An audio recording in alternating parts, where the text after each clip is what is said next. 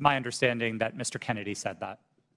Was the New York Post story regarding Hunter Biden's laptop marked unsafe regardless of uncertainty? It is true that Twitter marked links to that story as unsafe in a number of our systems, which resulted in restricting people's ability to tweet it. That was the decision that Twitter reversed 24 hours later. Well, it's clear from this panel that too few people had too much power. The New York Post Twitter account was suspended in an attempt by Democrats and big tech to go ahead and play God and interfere in a natural, free, and fair election and the free flow of information in this country. The censorship is unbounded. The New York Post has been a reliable source for decades, including their coverage of the nursing home scandals in New York during the pandemic. Now that you and many others are gone from the company, there is hope that this platform will once again be a place where voices can be heard and respected, and it can return to be a town hall for all points of view, no matter if you agree with them or not, sir, and that our elections will never again be controlled by big tech. I yield back. Gentleman yield? Will the gentleman yield to Jordan? Mr. Jordan. Okay, thank you. Mr. Roth, in Missouri v. Biden, your declaration to the FEC, you said, I also learned in these meetings with the government that a hack and leak operation would involve Hunter Biden. Mr. Chan has testified in his deposition in that same case. In my estimation, we never discussed Hunter Biden specifically with Twitter. Who told you about Hunter Biden in these meetings? Gentleman's time has expired, but please answer the question. My recollection is that a representative of another tech company may have mentioned it, but those meetings were several years ago. I truly don't recall. Okay. Chair recognizes Ms. Stansbury for 5 minutes. Thank you, Mr. Chairman. And I want to just start this afternoon by thanking our panelists who have been sitting here all afternoon and many of the members of the public who are with us. I see a lot of tired faces out there, and I want to thank you all for spending your day with us.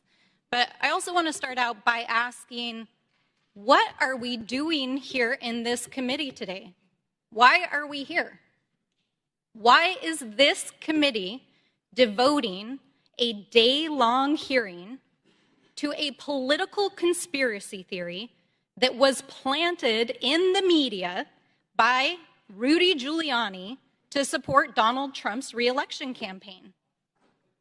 Of all the topics we could be focused on in this committee to support the American people, how people are going to put food on their table at the end of the day, how we're going to address the economy, how we're going to address critical issues that are on people's minds every day. We are devoting an entire day to this conspiracy theory involving Twitter.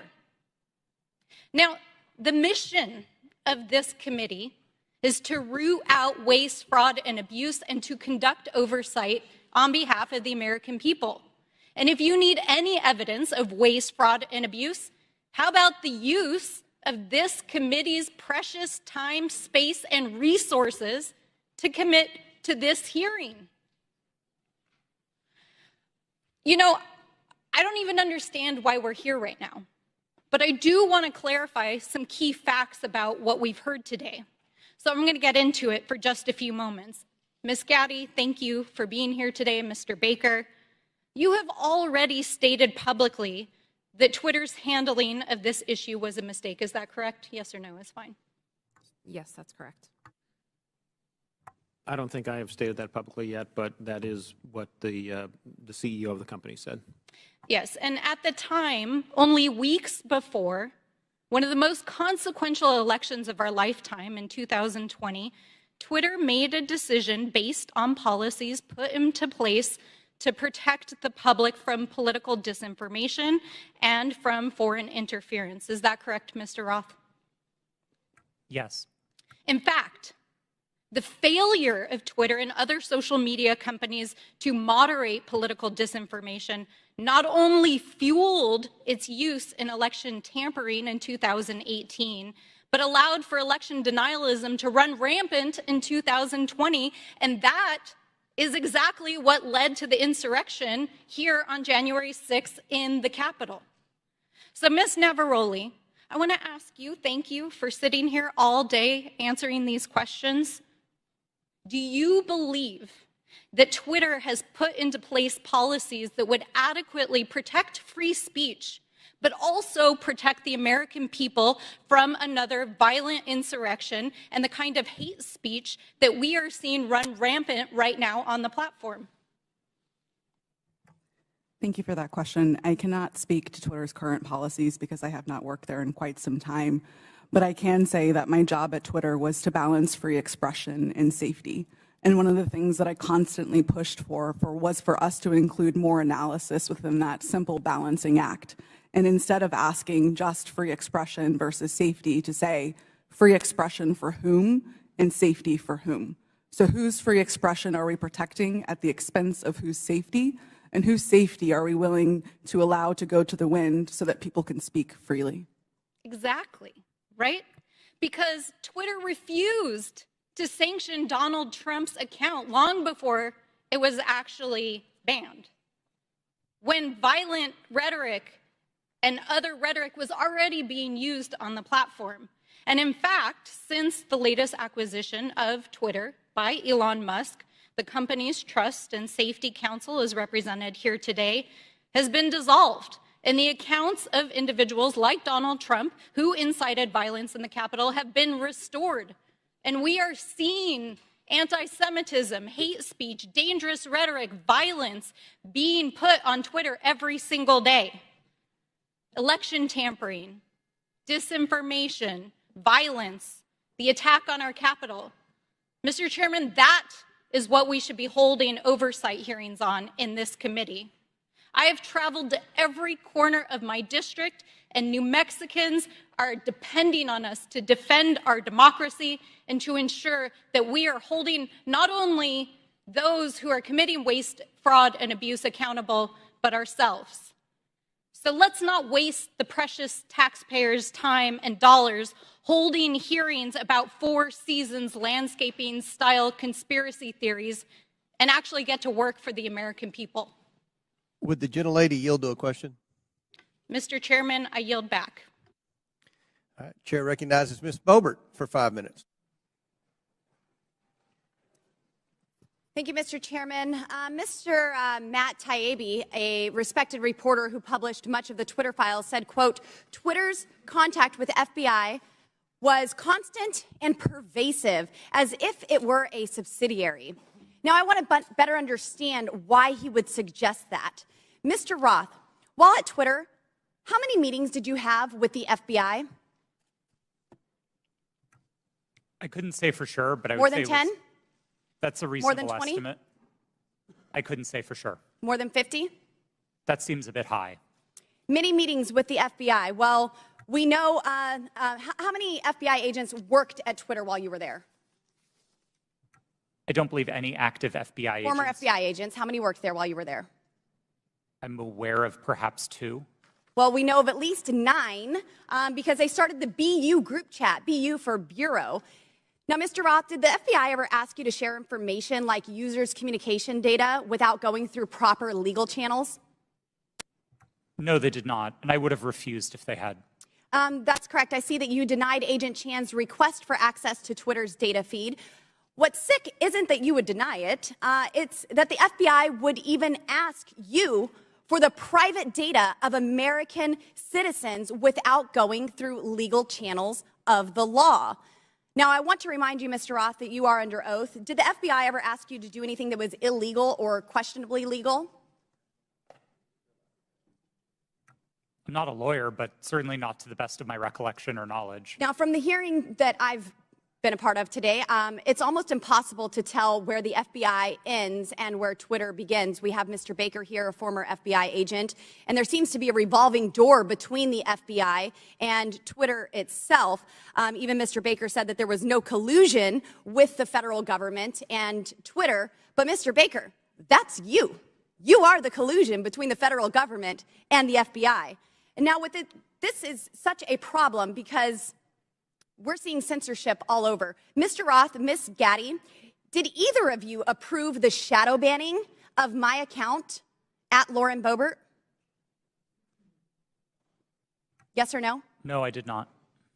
Not to the best of my recollection. Well, let me refresh your memory, because on March 12th, 2021, and Mr. Roth, I know you looked at it because Fascist Twitter 1.0 had a public interest exceptions policy, which means for members of Congress to be shadow banned, it had to go before you, Mr. Roth. So I'll ask again, did you shadow ban my account? Yes or no? Again, not to the best of my recollection. So the answer is, Mr. Roth, yes, you did. I found out last night from Twitter staff that you suppressed my account for this tweet. It's a freaking joke about Hillary Clinton being angry that she couldn't rig her election. It's a joke. But in response, being the sinister overlords that you all are, you placed a 90-day account filter so I could not be found. And now we see here that Twitter staff said the visibility filter on my account excluded me from top searches, prevented notifications for non-followers, and much more. This is considered an aggressive visibility filter. You silenced members of Congress from communicating with their constituents. You silenced me from communicating with the American people over a freaking joke. Now, who the hell do you think that you are? Election interference? Yeah, I would say that that was taking place because of you four sitting here. The Hunter Biden laptop story was suppressed. A sitting member of Congress was suppressed. A sitting president was banned from Twitter. You know, I bet that Putin is sitting in the Kremlin wishing he had as much election interference as you four here today. We've heard about threats to democracy. Well, what about shutting down a duly elected member of Congress? This is fundamental to our nation's governance, and you all attacked that very foundation. 230 protections? Well, those are for publishers, not for editors. And it's clear you were not acting as publishers, you were acting as editors. And Mr. Chairman, I think it's far past time that we remove 230 protections for big tech platforms who are abusing this protection. And let me just say, I'm not angry for myself. I'm not angry because I was silenced. I can reach out to Elon and to his staff, and I can see what's happened. And I can sit here today and hold you all in account. I am angry for the millions of Americans who were silenced because of your decisions, because of your actions, because of your collusion with the federal government. They can't reach out to Elon. They can't sit here today and hold you into account. We don't know where the FBI ends and Twitter begins. But I do want to thank Mr. Elon Chairman, Musk we're over for 17 firing seconds now. you four and saving free speech and even Twitter. Mr. Chairman, I yield. The lady yields. Went over 24 seconds. I'll give Ms. Porter 24 extra seconds. Well, I appreciate your indulgence, Chairman Comer, but I won't need it. So today's hearing gavelled in at 10 a.m. For nearly 6 hours. Power outage. We have been going back and forth about this supposed suppression of a single news story from a single outlet for a single day.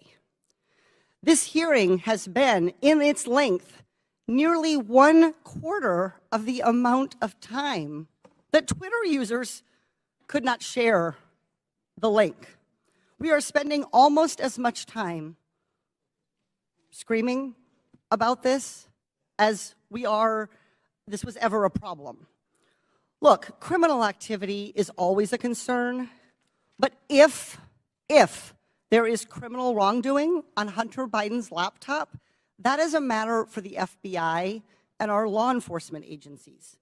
Today's hearing is merely an exercise in misinformation and disinformation, a free-for-all hellscape. That's what now CEO Elon Musk said Twitter would become if the platform became a place where anyone could say anything with no consequences. It is unbelievable to me that I am quoting Elon Musk, but that is how ridiculous this hearing has become. The Oversight Committee, like Twitter or any other social media company for that matter, cannot become a free-for-all hellscape where anything goes. With that, Mr. Chairman, I yield back. The lady yields back. Thank you. Mr. Chairman, Ms. Boebert. I ask unanimous consent to submit 2 documents into the record, both from Twitter. Without objection, so ordered. Thank you. Chair recognizes Ms. Luna for 5 minutes. Thank you, Chairman. Mr. Roth? Mr. Roth, have you communicated with government officials ever on a platform called Jira? Yes or no? Real quick answer. We're on the clock. Not Yes to or the no? best of my recollection. Not to no. your recollection? Great. If you did, in the event, communicate, who would have had access to this platform? That's the nature of my confusion. Okay. Jira Did you ever speak to government officials on Jira regarding taking down social media posts? Again, not to the best of my recollection. Can you explain to me why the federal government would ever have interest in communicating through Jira, mind you, a private cloud server, with social media companies without oversight to censor American voices? I want to let you know that this is a violation of the First Amendment, and the federal government is colluding with social media companies to censor Americans. Mr. Chairman, I ask for unanimous consent to submit these graphics into record. And Mr. Roth, I'm going to refresh your memory for you. This flowchart Without objection, behind so me. ordered. Thank you, Chair. This flowchart shows the following federal agencies, social media companies, Twitter, leftist nonprofits, and organizations communicating regarding their version of misinformation using Jira, a private cloud server. On this chart, I want to annotate that the Department of Homeland Security, which has the following branches: Cybersecurity and Infrastructure Security Agency, also known as CISA, Countering Foreign Intelligence Task Force, now known as the Misinfo, Disinfo, and Malinformation, MDM. This was again used against the American people. The Election Partnership Institute, or Election Integrity Partnership, EIP, which includes the following: Stanford Internet Observatory, University of Washington Center for Informed Public, Graphica, and Atlantic Council's Digital Forensic Research Lab, and potentially, according to what we found on the final report by EIP, the DNC. The Center for Internet Security, CIS, a nonprofit funded by DHS, the National Association of Secretaries of State, also known as NASS, and the National Association of State Election Directors, NASED, and in this case, because there are other social media companies involved, Twitter. What do all of these groups, though, have in common? And I'm going to, again, refresh your memory. They were all communicating on a private cloud server known as Jira. Now, the screenshot behind me, which is an example of one of thousands, shows on November 3rd, 2020, that you, Mr. Roth, a Twitter employee, were exchanging communications on Jira, a private cloud server, with CISA, NASS, NASED, and Alex Stamos, who now works at Stanford and is a former security officer at Facebook, to remove a posting. Do you now remember communicating on a private cloud server to remove a posting? Yes or no? I wouldn't agree with the characterization. I don't care if you agree. This is your stuff. Yes or no, did you communicate with a private entity, the government agency, on a private cloud server? Yes or no? The question was if I Yes or no? Yeah, I'm on time. Yes or no? Ma'am, I don't believe I can give you a yes or no. Well, I'm going to tell you right now that you did, and we have proof of it. This, ladies and gentlemen, is joint action between the federal government and a private company to censor and violate the First Amendment. This is also known, and I'm so glad that there's many attorneys on this panel, joint state actors. It's highly illegal. You are all engaged in this action, and I want you to know that you will be all held accountable. Ms. Gaddy, are you still on CISA's Cybersecurity Advisory Council? Yes or no? Yes, I am. Okay. For those who have said that this is a pointless hearing, and I just want to let you guys all know, we found that Twitter was indeed communicating with the federal government to censor Americans. I'd like to remind you that this was all in place before January 6th. So to say that these mechanisms weren't in place and to make it about January 6th, I want to let you know that you guys were actually in control of all of the content, and clearly we have proof of that. Now, if you don't think that this is important to your constituents and the American people from those saying that this was a pointless hearing, I suggest you find other jobs. Chairman, I yield my time. Mr. Chairman, point of order. Chair. Yeah, I just want to call to the attention of the chair and members Mr. Mafume, yes. that You're we're getting awfully close to witness intimidation, and I would ask the chair to intervene. I'm sorry, I didn't hear what you said, Mr. Mafume. I said I would caution all members that we were getting very close to witness intimidation, right on the verge of it, and I would ask that the chair and the ranking member agree how we will proceed from this point on. It was the threats that were just made. Ms. Ocasio-Cortez. Thank you, Mr. Chair. And in follow-up to that, I am curious about the committee's rule or the committee's disposition. Accusing witnesses of a crime, discussing arrest, discussing, making these allusions and threats. I want to clarify for the record, what is the committee's policy around threatening a witness?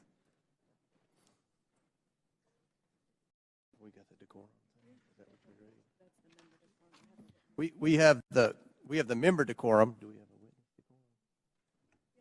decorum? And around the rules of decorum, can we agree that threatening a witness comes close to broaching general decorum? It does broach general decorum of the committee? With all due respect, Ms. Ocasio-Cortez, we don't agree that there was any witness threatening. In threatening, when we discuss arrest, when we discuss a potential arrest of a witness and alluding to a witness or suggestion of a witness committing a crime without evidence and without documents being supported to the record. Can you be more specific? When we talk about arresting a witness, or when we talk about a witness, insinuating that a witness is lying without documentation, I fear that this constitutes threatening a witness, and that will broach the rules of decorum of this committee. And I'd like to ask that we request witnesses be treated with respect. Thank you. Appreciate that, and I will remind everyone of the member decorum and witness decorum to treat everyone with respect. Thank you, Ms. Ocasio-Cortez. Do you have anything to add? No, thank you. I agree with you, Mr. Chairman. I have a separate point of order I just wanted to raise, which is it seems as if several members now seem to have access to some information from Twitter that people on our side don't have, and I would just hope that anybody who's communicated directly with Twitter or received any information relating to witnesses who has that, who plans to use it, distribute it to the committee in advance. That's okay. I think that most of the evidence is coming from. I think a lot of the quotes and emails are on the laptop. Well, I think that at least one member indicated the Twitter files that Elon Musk has. Well, one member had indicated that she had received information directly from Twitter. Okay. Chair recognizes Mr. Edwards. Thank you, Mr. Chair, and to our witnesses, thank you for being with us today. I know it has been a long one. Just so that we're clear and to stage my next line of questioning, in December 2019, we've established that the FBI subpoenaed Hunter Biden's laptop from a computer store owner. And then we've established that nearly a year later, in October 2020, the Hunter Biden laptop story is published by the New York Post. Within hours, Twitter and other social media companies began limiting the distribution of the Hunter Biden story. My question is for Mr. Roth. In September 2020, a few weeks before the New York Post published the first story on the Hunter Biden trading on his name, you participated in an exercise hosted by the Aspen Institute with other media outlets, social media companies, and national security reporters. Isn't that correct? Yes, I did. And Mr. Roth, that event was hosted specifically by the Aspen Digital Hack and Dump Working Group. Is that correct? I know it was hosted by the Aspen Institute. I couldn't say who specifically within that. Mr. Roth, this event was before the release of the Hunter Biden laptop story, correct? That's my recollection, yes. And during that event, a scenario that was discussed was a hypothetical October 2020 release of records related to Hunter Biden. Is that correct? Again, that's my recollection of the event, yes. And Mr. Roth, did you participate in the design of this hypothetical scenario? Not to the best of my recollection, no. Are you telling me that you never had any conversation with anyone regarding the contents of this scenario? No, sir, I didn't say that. I met with the Aspen Institute on a number of occasions. I wouldn't say that I was involved in the development of the scenario in a specific way, no. So you're telling me that I will find no witnesses that would testify they had conversation with you regarding the development of this scenario? I genuinely could not say what other witnesses might or might not say. Why was Hunter Biden chosen as the subject of this scenario just weeks before the October 14th, 2020 publication of the first Hunter Biden story?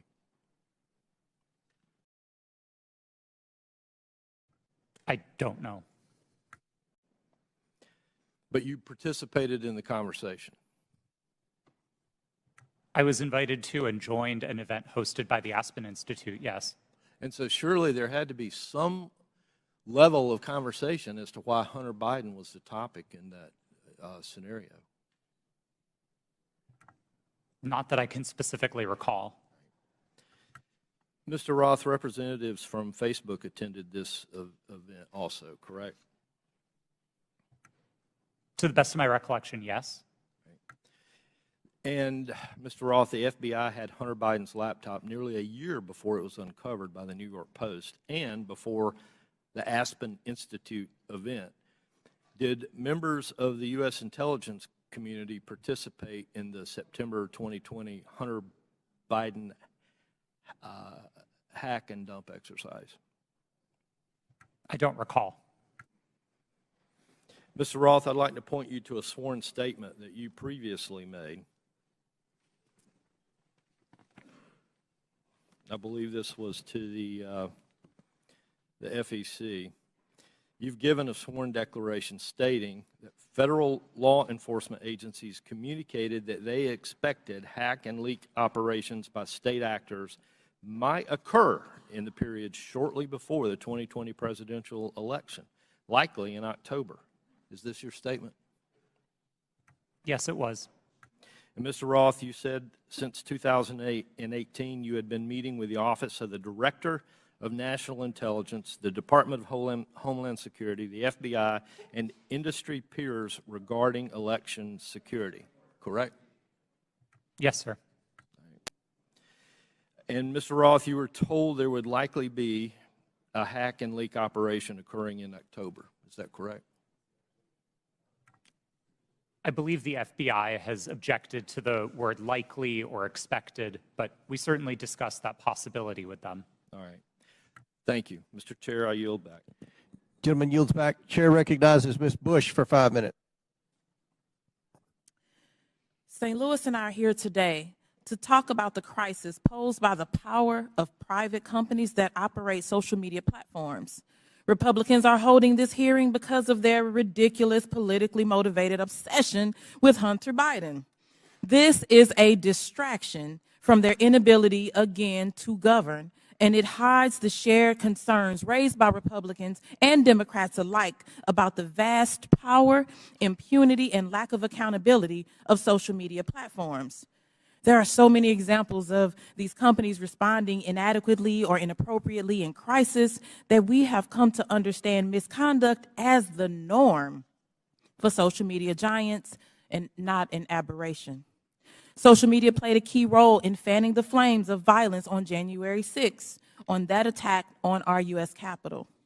The impact has spread all over the world.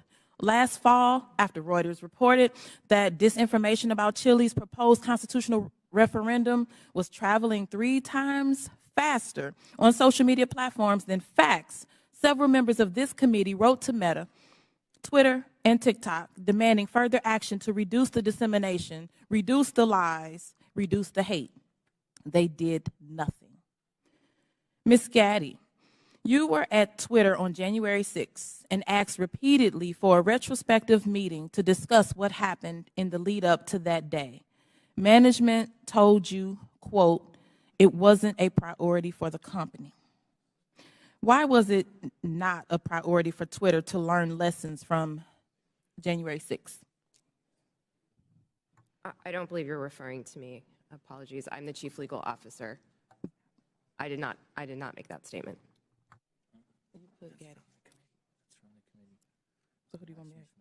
Okay, Ms. Navaroli. Would you mind repeating the question? Sure. On January 6th, you were at Twitter and asked repeatedly for a retrospective meeting to discuss what happened in the lead up to that day.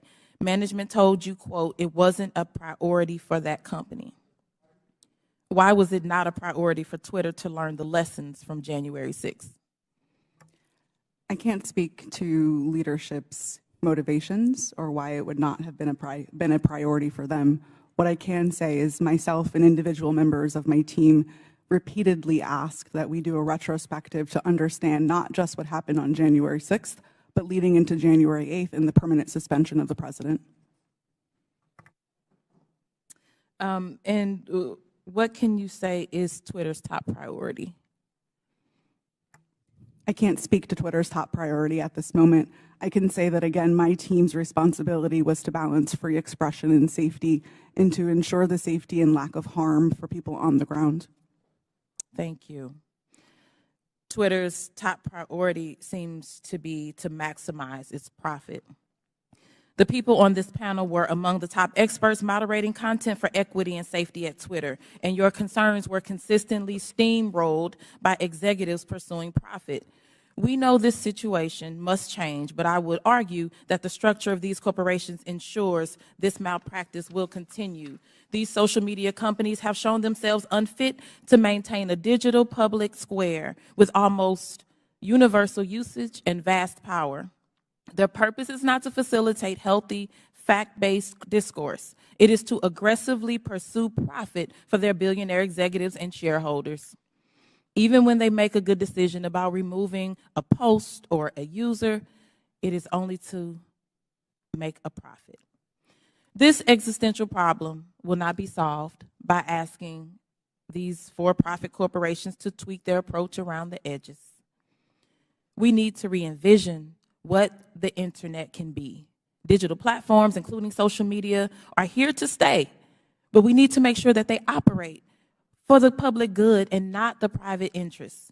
We need to invest in better alternatives to big tech, and we need to establish public ownership and control to ensure these platforms serve everyone fairly. Thank you, and I yield back. Chair recognizes Mr. Perry for 5 minutes. Thank the chairman. I thank the witnesses. It's been a long day. Mr. Roth, going back to your statement Mr. Edwards talked about, I want to just kind of revisit that a little bit, where it was communicated to you, at least per your statement, by the FBI that there was expected hack and dump or hack and leak operations, and that they would occur before the election, and that these, at the bottom here, the meetings that were rumored, in those meetings were rumored that the hack and leak operation would involve Hunter Biden. Subsequent to that, well, first of all, who told you that? Was that, did you get that? Can you tell us where you got that information, if you know? The subject of the possible hack and leak was raised by a number of representatives of the FBI. Was one of them Mr. Chan? Elvis Chan? Yes, Mr. Chan was a part of it. So are you familiar with the fact that in his testimony in November of 2022 that he says we did not see any similar competing intrusions to what happened in 2016? And of course, you had been talking to intelligence agencies and law enforcement agencies for some time, and they were referring to the 2016 hack and dump operation. Are you familiar that he said that subsequent to you saying this? They didn't have any evidence? I was not aware of Okay, Mr. that's Chan's fair. deposition. That's fair. No. Did they ever give you any evidence of the hack and dump operation that happened in 2016? And what I think I'm referring to is the allegation that the Clinton campaign, the DNC server was hacked, and that information was spread about through WikiLeaks or other information channels. Did they ever give you any evidence of that occurrence during these discussions? That information was made public by the intelligence community in the Mueller report and by the Senate Intelligence. Yeah, evidence.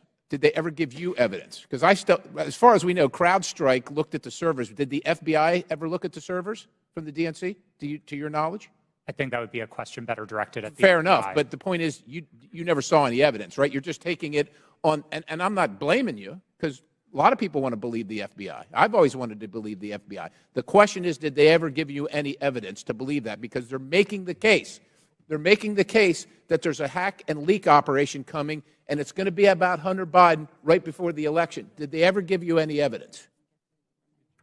It didn't come up. There was Okay, yeah, I didn't figure it did. And then you all set up a secret channel between Twitter and the FBI. Who did that from the FBI? Was that Roth? Or you're Roth. Was that Elvis? I'm sorry. Mr. Chan was a part of that work, yes. Yes, he was part of that. And so you set up, and you actually set up a war room as well, right? I believe the FBI operated a war Okay, room. fair enough. I didn't And you join it. participated in that? No, sir, I did not. You did not. Did Twitter participate in it? I believe Twitter may have sent a representative. Okay, fair enough. And then you did this table talk exercise about Hunter Biden and about a leak about Hunter Biden that would come out right before the election, essentially 10 days, and that happened in September, right before the election. And you participated in that, right? Yes, I did. Who facilitated that exercise? I know the Aspen Institute, but who facilitated the exercise proper? Was anybody from a government agency facilitating any part of that? Were they involved in the discussions during the exercise? No, I don't believe so, no. So they were just spectators? I wasn't aware that they were spectators either, but I don't recall exactly who was there. I know you don't recall who was there. Then who facilitated it? Do you recall that? My recollection is that the event was facilitated by Garrett Graff, who was a member of the Aspen Institute and Aspen Digital. All right. Do you find it odd now, after the fact, and I know you've already testified here, that you don't see, to Mr. Sessions, that you didn't see that you were misled or potentially duped? It sure seems highly coincidental. Would you agree? It at least seems highly coincidental. Knowing that the FBI had the laptop, that the FBI set up the war room and the channel and told you, per your statement, that this was going to happen, do you find it highly coincidental that it actually happened and it was Hunter Biden at all? I want to be clear that my statement to the FEC does not suggest that the FBI told me it would involve Hunter Biden. That's a popular reading of that declaration, but it was not my intent. I think there is a coincidence there, and I really can't speak as to how that came about. Yeah, it's really coincidental. One last question. Did the CIA or the other governmental agency ever ask Twitter to look at something that violated Twitter's policy? I don't recall specific outreach by the CIA specifically. Other government agency is what it was called in the Twitter files. Yes, Twitter regularly received reports from government requesting review under our rules. So the other government agency, that one, did they ever request information regarding violations of Twitter's policies? The CIA. Gentlemen, time's expired, but please answer the question. I thank the Chairman. Again, I don't recall specific contact from the CIA, no. Okay. Chair recognizes Mr. Burleson for 5 minutes. Thank you, Mr. Chairman. I've sat here listening. I'm glad to be last in rank. I get to listen to all the testimony. And what's become clear to me, there are a few things, and that is that the censorship efforts of the big tech, the intelligence community, and the media were all working in concert to affect the 2020 election. I find it unbelievably ironic, and I hope others do too, see the irony that people who were so concerned and hell-bent and worried about the interference of outside groups on the 2016 election became willing participants to interfere in the following presidential election. These three groups worked together, and it's clear, worked hand in hand to hide the truth from the American people. The fact that the FBI had the Hunter Biden laptop, heck, it was in their possession for a year before the election, is appalling. But that didn't stop them from spreading a lie and a bogus claim about it being Russian interference again, And you know, it's clear to me why they reached out to you, because they knew you would buy the lie. They knew that an organization with 99% of its employees donating to Democratic candidates and efforts would absolutely not look at any information with a jaundiced eye. You would take it as the gospel truth. And so they knew that, because it was clear from your tweets before that you have an opinion about the president, you have an opinion about the Republican Party. And so when all of that leading up to the October 14, 2020, when the New York Post published its story, everything was already in place.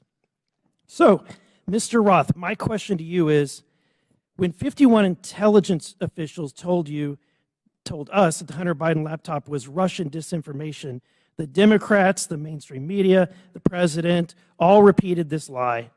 Now that you know what you know years later, do you still believe that the Hunter Biden laptop is not real? Or do you believe it's real? Sir, I never held that belief. Do you believe that the story is Russian disinformation? No, sir. I didn't then, and I don't now. Okay. I have a question for Mr. Baker. You started your role as Twitter's deputy general counsel in June of 2020, correct? Yes, sir. Who hired you for that role? Who specifically hired me? My boss was a person named Sean Edgett, who was the general counsel. Sean Edgett? Edgett. Edgett. E-G-E-T-T. And that's who you interviewed with? I interviewed with numerous people, but Sean was my boss. Anyone that comes to mind outside of Sean? Ms. Gotti I interviewed with. You're saying other people that I interviewed with at Twitter? But ultimately, the hiring agent was Sean Edgett. I'm not sure exactly who made the decision, to be frank with you, but Sean was my boss. Okay. My next question is, when you were fired from Twitter in December of 2022, after the release of the first installment of the Twitter files, did you destroy any internal communications related to that first batch of the Twitter files? As I said in my testimony, I didn't destroy any documents, period. What reason were you fired? You'll have to ask Mr. Musk about that. That was not given. You were not given any information. He made a public statement about it in a tweet, but I think you would have to ask him for the precise reason. Okay, thank you. Back to Mr. Roth. Is it true that Twitter whitelisted accounts for the Department of Defense to spread propaganda about its efforts in the Middle East? Did they give you a list of accounts that were fake accounts and asked you to whitelist those accounts? That request was made of Twitter. To be clear, when I found out about that activity, I was appalled by it. I undid the action, and my team exposed activity originating from the Department of Defense's campaign publicly. We've shared that data with the world, and research about it has been published. Was that only in efforts against foreign entities, or were there any efforts against citizens of the United States? I think the nature of public social media activity means that anybody might have seen it, but my understanding was the activity was predominantly focused outside of the United States. Okay, thank you. And Mr. Chairman, I want to just say thank you for this hearing. I would hope that we would be asking for documents or in communications, whether it's on personal devices or private devices, between these individuals and government officials. So noted. Very good. Thank you. Chair recognizes Ms. McClain for 5 minutes. Thank you, Mr. Chairman, and thank you all for being here today. It is a long day. I'm going to try and make this quick and easy. Mr. Roth, part of your job at Twitter dealt with assessing dis and misinformation, correct? Yes. Here today. It is a long day. I'm going to try and make this quick and easy. Mr. Roth, part of your job at Twitter dealt with assessing dis and misinformation, correct? Yes. Wonderful. How did you determine what disinformation and misinformation was? What's your criteria for making that decision? Twitter had established policies covering each of those areas, and I'll take them in turn. We used the term we actually generally didn't use the term disinformation, but we focused on platform manipulation. So behaviors like running inauthentic accounts out of a Russian troll farm, we would address as the behaviors that they are and we would look for technical signs of that type of manipulation, and we would remove those accounts. So technical, it was all technical? On that side of things, yes. Okay. When it comes to misinformation, which broadly is a question of the content of tweets, Twitter would establish written policies. Which was? I'm sorry? Which was? Which policies did Twitter maintain? Yeah. I mean, I think what the problem with America is we have one set of rules for this team and another set of rules for this team. So we're trying to look at what is the equal playing field. I'm under the assumption that when we use disinformation and we use criteria, the criteria is the same for both sides. So I'm trying to figure out what is the criteria that you had in place to determine which information was misinformation, and did you apply that equally, equitably, inclusively, so to speak, to all sides? So what is the criteria? Thank you for the question. We used a three-part test across all of our misinformation policies. Okay. The first is whether the tweet advances a claim of fact stated definitively. Not an opinion, not a viewpoint, but a claim of fact stated definitively. Okay. The second part of that test is whether the claim of fact is provably false. Not iffy, not maybe, not gray area, definitely, provably by multiple expert sources, false. And then finally, and this is a really important part, we looked for evidence that those claims of fact could cause harm. So if a tweet met all three parts of that test, that it's a claim of fact, that it's provably false, and that it's dangerous, Twitter might intervene under its policies. No part of that test is viewpoint-based. And in your opinion, was that applied to all tweets? No. Thank you. Mr. Roth, you're familiar with the reports that the Biden administration was considering establishing a disinformation governance board under the Department of Homeland Security. I am aware of public reporting about that, yes. Thank you. And that board was never established, correct? That's my understanding. That is correct. It seems to me that the federal government had far more powerful disinformation governance board in its relationship with Twitter. Again, Mr. Roth, question, how often were you meeting with people from the federal government while you were at Twitter? Weekly, daily, monthly? I would estimate somewhere between weekly and monthly. Okay. And were you aware that Mr. Baker was also taking these meetings with the federal government as well? I was not aware of Mr. Baker's calendar, no. So you had no idea that he was meeting, there was no you just worked in silos? I mean, Mr. Baker and I were in some of the same meetings together, but no, I did not know the ins and outs of what he was doing. Okay. What did you understand Mr. Baker's role to be at Twitter besides offering general legal advice?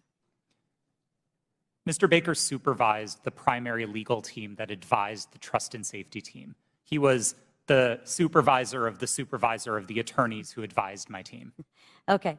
And how about Ms. Gaddy's role at Twitter besides offering general legal advice? For the final, I believe, year and a half of my tenure at Twitter, Ms. Gaddy was my direct supervisor. Oh, okay. What was her role? Just to supervise you, to make sure you followed those three claims? Ms. Gaddy supervised what my team's goals and objectives were. She made sure I was doing my job. She made sure that if there was conflict in the workplace, she guided me on how to address that. She did the job of a manager. Okay. And she oversaw you and the trust to make sure that your three claims of fact, provable, false, and would cause harm, she oversaw that? Yes, Ms. Gaddy ultimately oversaw Twitter's policies and enforcement decisions. Thank you. Mr. Roth, in Ms. Navaroli's testimony, she states that her expertise is in media, technology, law, and policy. How often per week did you meet with Ms. Navaroli to discuss these areas while you were both at Twitter? We did not. You did not. Okay. Thank you so much. Gentlelady's time has expired. Chair Thank you. Chair recognizes Mr. LaTurner for 5 minutes. Thank you, Mr. Chairman. Based on everything I've seen regarding this issue, it is clear to me that government officials colluded with Twitter employees to censor the New York Post's legitimate reporting of the Hunter Biden laptop story. Democrats on this committee have so far characterized this hearing as unnecessary and a waste of time. I'd invite any of my colleagues across the aisle to talk to folks in Kansas, because I can promise you they do not feel that way. In fact, my constituents are very concerned, and rightfully so, that a social media company collaborated with a government entity and a political party to suppress certain social media accounts and filter news ahead of an election cycle. Americans deserve answers on this outright attack on our First Amendment rights, and I look forward to gaining clarity from our witnesses. Mr. Baker, your testimony focuses heavily on the fact that Twitter acted lawfully in its reaction to the Hunter Biden laptop story. But this isn't a criminal trial. It's a congressional hearing. I'm here because my constituents are genuinely concerned that they will be kicked off these platforms for any statement that managers at those companies disagree with. They feel that social media companies like Twitter are forcing them to play a game that they don't know the rules to. I want to know your opinion on if you think it is appropriate for people in positions of power to determine what information gets shared. If not, what criteria is acceptable for making those determinations? Excuse me, sir. That's a very broad question on people in power. I'm not sure I can answer that effectively and address your. Could you try? Well, I mean, the Congress is in power. Congress is restricted by the Constitution of the United States. Congress passes laws. Those laws impact how, for example, private sector actors exercise their power or spend their money, that type of thing. Government agencies have to act in accordance with the Constitution, the laws you pass, internal regulations, executive orders. There's a whole panoply of ways that that people in power, writ large, are held accountable and have to comply with rules and regulations and laws and the Constitution. Mr. Chairman, I would like to yield the rest of my time to Mr. Jordan. Mr. Jordan. I thank the gentleman. Mr. Roth, I want to go back to your statement in your declaration to the FEC. I learned that a hack and leak operation would involve Hunter Biden. Who did you learn that from? My recollection is it was mentioned by another technology company in one of our joint meetings, but I don't recall specifically whom. You don't know the person's name? I don't even recall what company they worked at. No, this was a long time ago. And you're confident that it was from a tech company, not from someone from the government? To the best of my recollection, yes. Did anyone from the government in these periodic meetings you have, did they ever tell you that a hack and leak operation involving Hunter Biden was coming? No, Did Hunter Biden's name come up at all in these meetings? Yes, his name was raised in those meetings, but not by the government, to the best of my recollection. Okay. Mr. Baker, I want to go back to the question we had a few hours ago. But I want to frame it in a way I think you can answer. Did you ever tell the FBI that they had no legitimate interest in enforcement of Twitter's policies?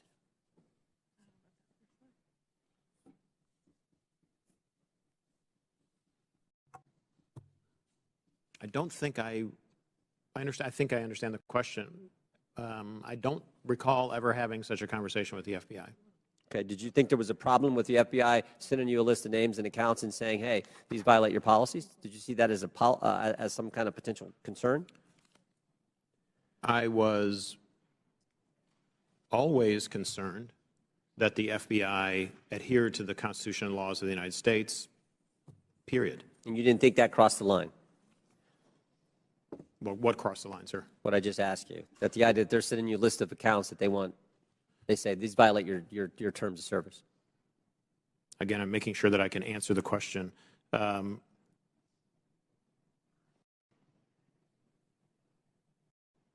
Had I thought that they were doing something unlawful, I would have taken appropriate steps to address it. Okay, Mr. Roth, why were you reluctant, based on what I read in the Twitter files, why were you reluctant to work with the GEC? It was my understanding that the GEC, or the Global Engagement Center of the State Department, had previously engaged in at least what some would consider offensive influence operations. Not that they were offensive as in bad, but offensive as in they targeted entities outside of the United States. And on that basis, I felt that it would be inappropriate for Twitter to engage with a part of the State Department that was engaged in active statecraft. We were dedicated to rooting out malign foreign interference, no matter who it came from. And if we found that the American government was engaged in malign foreign interference, we'd be addressing that as well. Yep. Gentlemen's time's expired. In closing, I want to again thank our panelists for being here. I know it's been a long day. We apologize for the electricity going out. That's never happened in my 6 years in Congress. But before we close, the ranking member and I are going to have very brief closing statements. I yield to the ranking member. Well, thank you kindly, Mr. Chairman. Thank you to the witnesses for your endurance and patience today. I hope you don't feel as bad about the day as you seem to look right now, but it's going to be over soon. I want to start with a simple point that I hope will be sympathetic to you, and I began the long day with this. It's even more important now that we have members who are actually threatening witnesses with arrest and prosecution for clearly imaginary offenses, or at least offenses that might make sense in their minds, but I don't quite know what they would be. But Twitter is a private First Amendment protected media entity, and you make your own decisions like Fox News makes its decisions. And I might get kicked off of Fox News, or they might not cover me, or Wall Street Journal, or MSNBC. I've got no constitutional right to go there. So I think there's just a fundamental legal fallacy and logical fallacy that pervades most of the questioning today. And my friend, the chairman, and my friend, Mr. Jordan, certainly know that under our First Amendment, there's a state action requirement. There is no state action here. Now, there's an attempt to perhaps jerry-rig some state action by claiming, well, it was really the FBI that committed whatever offense was there. But what do we have in terms of what we found today? Well, today's witnesses, each and every one, testified that no U.S. government official directed any of them to censor, remove, or take down the New York Post story. That was their mistake. 2, today's witnesses all testified that the Biden campaign did not direct Twitter to take action against the New York Post story. And 3, the whole hearing was predicated on the idea that the FBI directed Twitter to take down the New York Post story to protect Biden, but once again, not a single witness testified that the FBI even communicated with Twitter about the New York Post story. So to me, this has been a wild cyber goose chase all day. It has turned up absolutely nothing. But there was one serious point made by our witness, Ms. Navaroli, who said that the violence and the chaos that was wreaked upon this institution, not far from where we sit today, on January 6th, the attempt to topple a presidential election and install someone who had not been elected as president, was facilitated by Twitter and other social media entities. And at Twitter, at least, the brass there specifically rejected the pleas of employees to take seriously all of the signs and clues of coming violence in the insurrectionary action that took place. That's a serious problem that we're going to have to deal with at some point at a serious hearing, Mr. Chairman. I yield back to you. Gentleman yields back. I will conclude by reminding my friend, the ranking member, that you've gone through quite the transition at the beginning of the hearing. You, as well as many of your colleagues, said this was a conspiracy theory. After listening to the witnesses, now you say it's a simple mistake they made in suppressing the laptop story. Twitter is a private company, but they enjoy special liability protection, Section 230. They also, according to the Twitter files, receive millions of dollars from the FBI, which is tax dollars, I would assume. And that makes it a concern of the Oversight Committee. The reason that we've had this hearing is because the laptop has been mislabeled by many in the mainstream media as being Russian disinformation, and that started with Twitter, as well as being tampered with, and you had several people, including Mr. Goldman, that implied that it had been tampered with, even though CBS News and other credible media outlets. You mean mainstream media outlets? CBS? Yeah. You don't think CBS is credible? No, I thought you were just calling them mainstream media. No. Okay. CBS News. CBS News has done a forensic audit that shows that the hard drive is legitimate and it was not tampered with. So these are misconceptions that are out there, and they started because of the suppression of the laptop story. The reason the laptop's important is because there's evidence on there that should concern every American about potential corruption, as well as evidence that would suggest that there's a possibility that this administration could be compromised because of the millions and millions of dollars that they've received from our adversaries around the world. We believe that's worth investigating. We believe national security is important.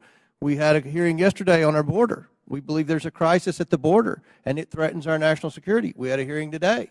We believe that we need to make sure that this administration is not compromised because of the millions of dollars that they've received from our adversaries around the world.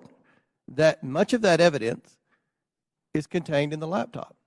So I think this was a very successful hearing. I appreciate the witnesses' time. I know it was a very long day, and again, we've never had the electricity go out before. But again, we appreciate your sincere testimony. And with that, and without objection, all members will have 5 legislative days. Mr. Chair, I apologize to interrupt. It's come to my attention that I have to seek your unanimous request in order to submit some additional documents. Without objection, so ordered. Thank you. Apologies. With that and without objection, all members will have 5 legislative days within which to submit materials and to submit additional written questions for the witnesses, which will be forwarded to the witnesses for their response. If there's no further business, without objection, the committee stands adjourned.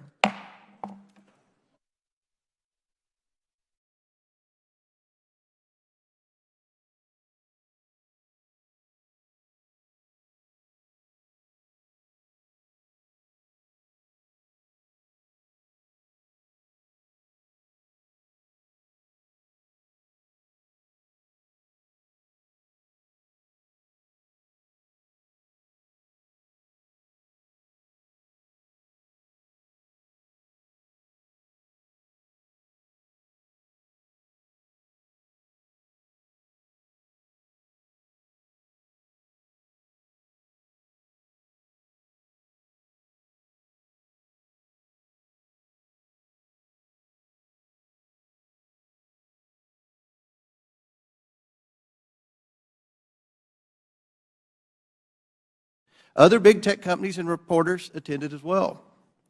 This exercise prepared them for their future collusion to suppress and delegitimize information contained in Hunter Biden's laptop about the Biden's family business schemes.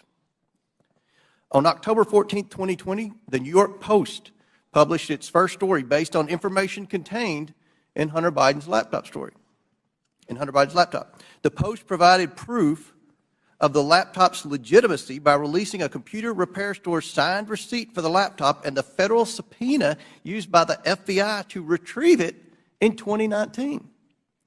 The article revealed that a top executive at Burisma, who was paying Hunter Biden $50,000 a month, had spent time with then Vice President Biden in Washington, D.C. Throughout his presidential campaign, Joe Biden assured the American people that he had never spoken to his son about his overseas business dealing. However, the details exposed in the Post article indicate that Joe Biden lied to the American people. Immediately following the story's publication, America witnessed a coordinated campaign by social media companies, mainstream news, and the intelligence community to suppress and delegitimize the existence of Hunter Biden's laptop and its contents. That morning,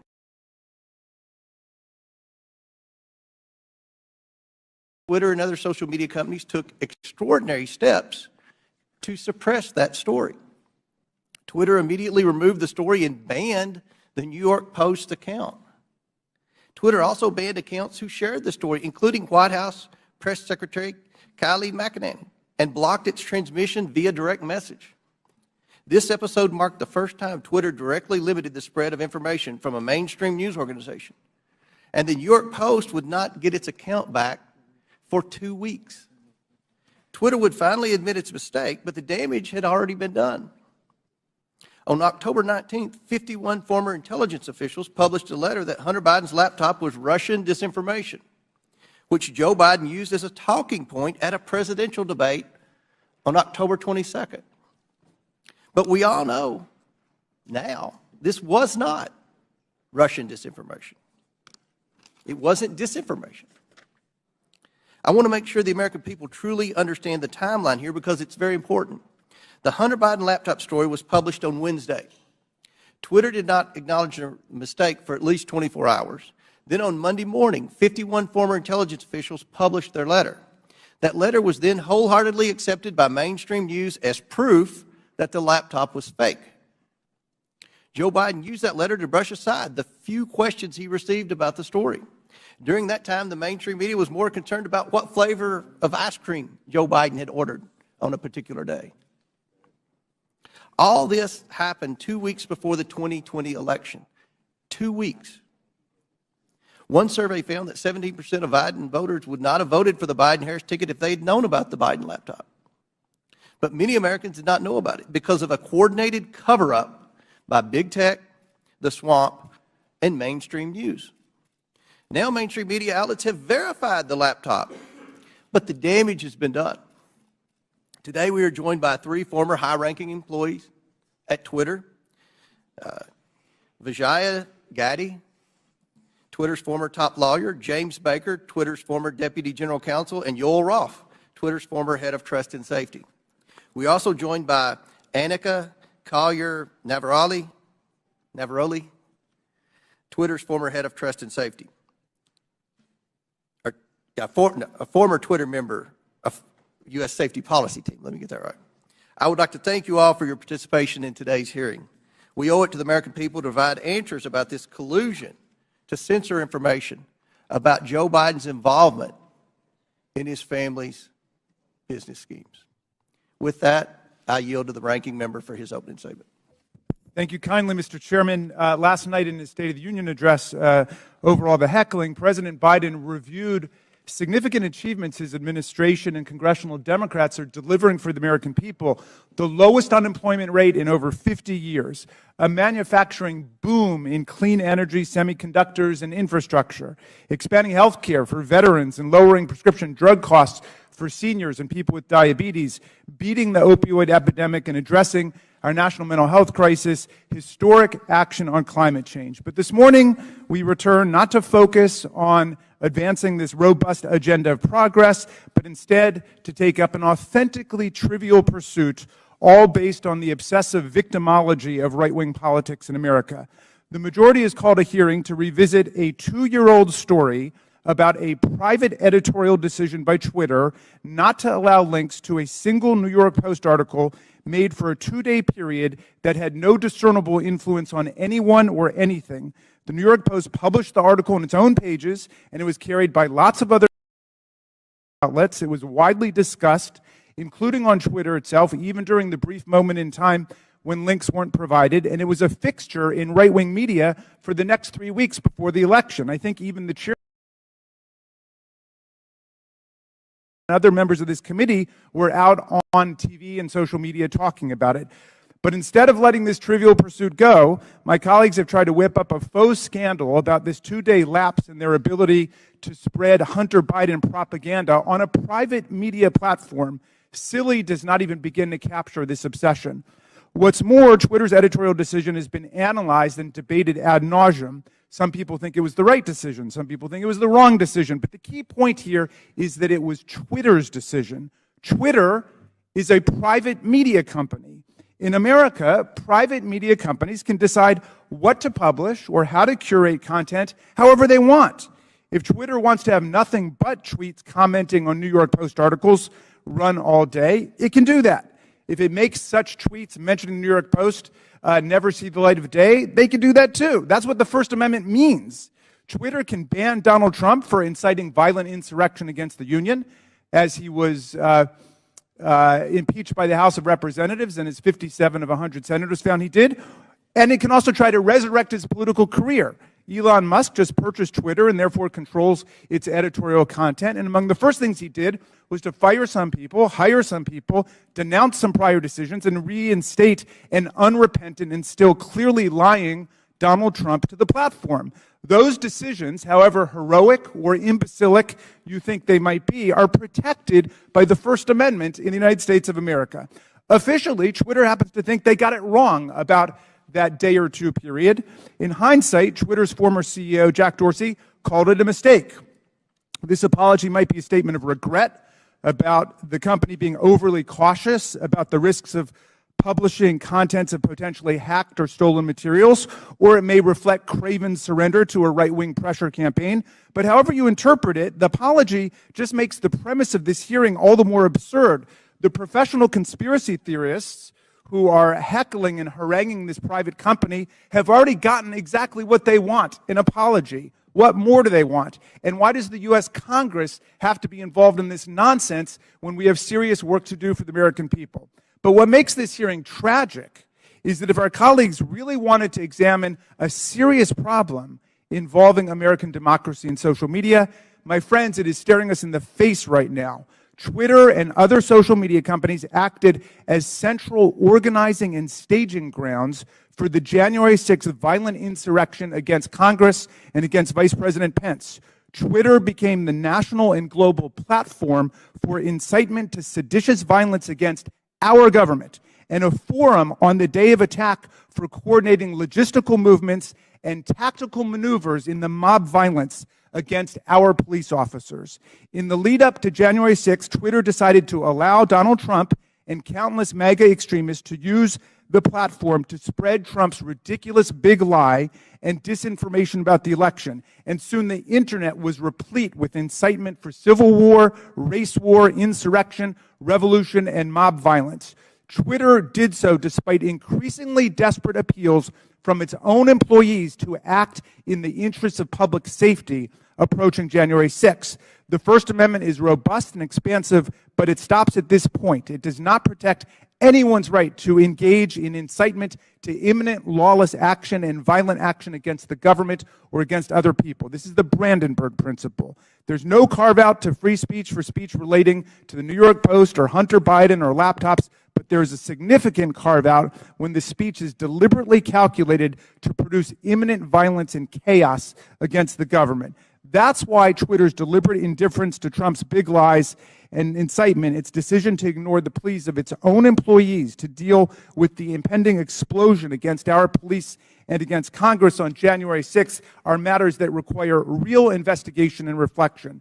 Rather than conspiring to suppress right-wing MAGA speech, as my colleagues astonishingly claim, Twitter and other media companies knowingly facilitated Trump's spread of disinformation, or what his own sycophantic Attorney General William Barr would come to call bullshit, and gave voice to his followers' glorification of violence and calls for civil war. Today, we will hear from Anika Collier-Navaroli, a former Twitter employee turned corporate whistleblower and patriotic hero who raised the alarm inside Twitter and about numerous accelerating warning signs that she saw leading up to the violent and catastrophic attack on the Capitol on January 6, 2021. Ms. Navaroli is here today to publicly testify about how senior officials at Twitter resisted her efforts to put policies in place or to enforce existing policies to promote public safety and to defend our national security. Twitter management, however, did not want to cross Donald Trump.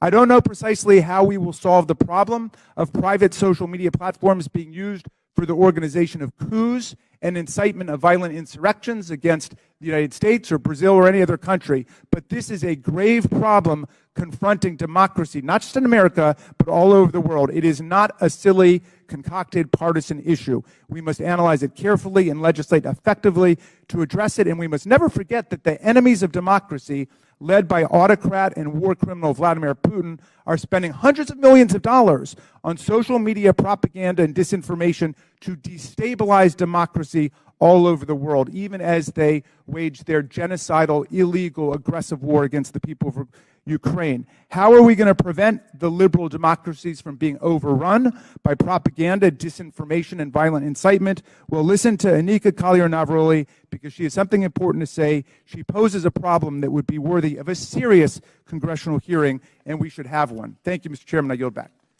Gentleman yields back. I want to thank again the witnesses for appearing here today.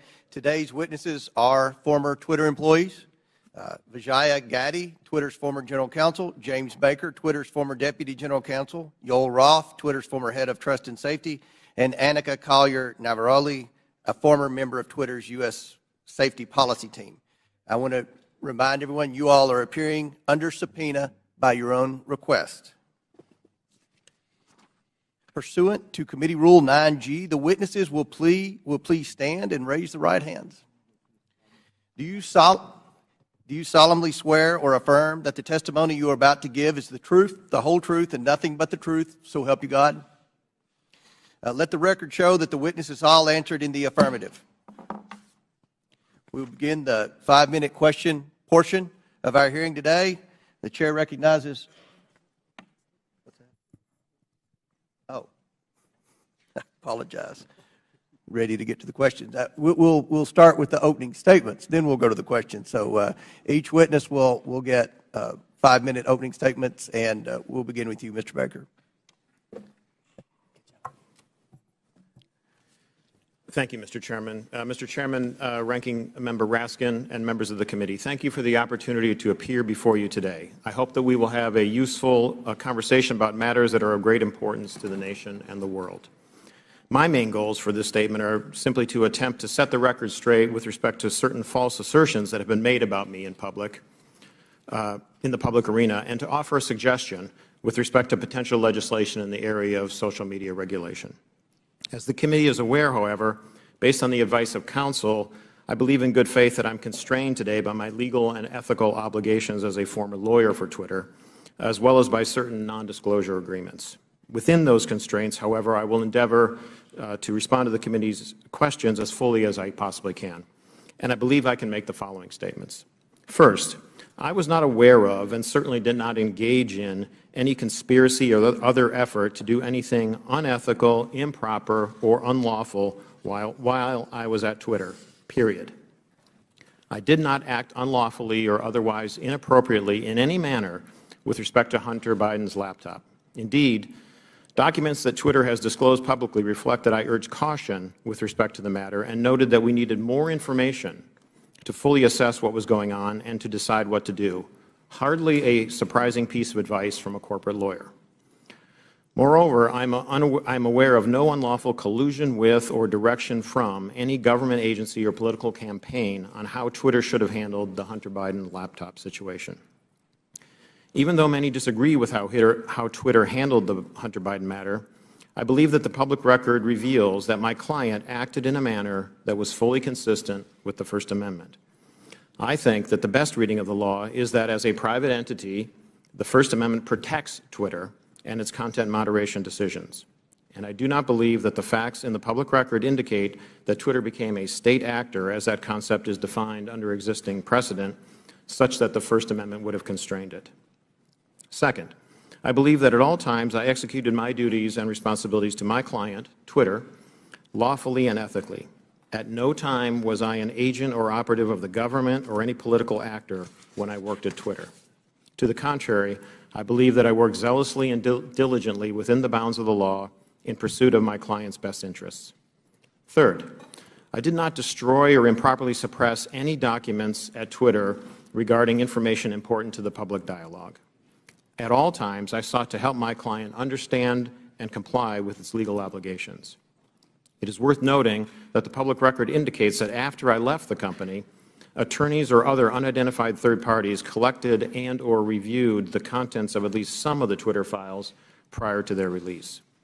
Fourth, Twitter disclosed publicly emails between me and Yoel Roth regarding one of Donald Trump's tweets about COVID.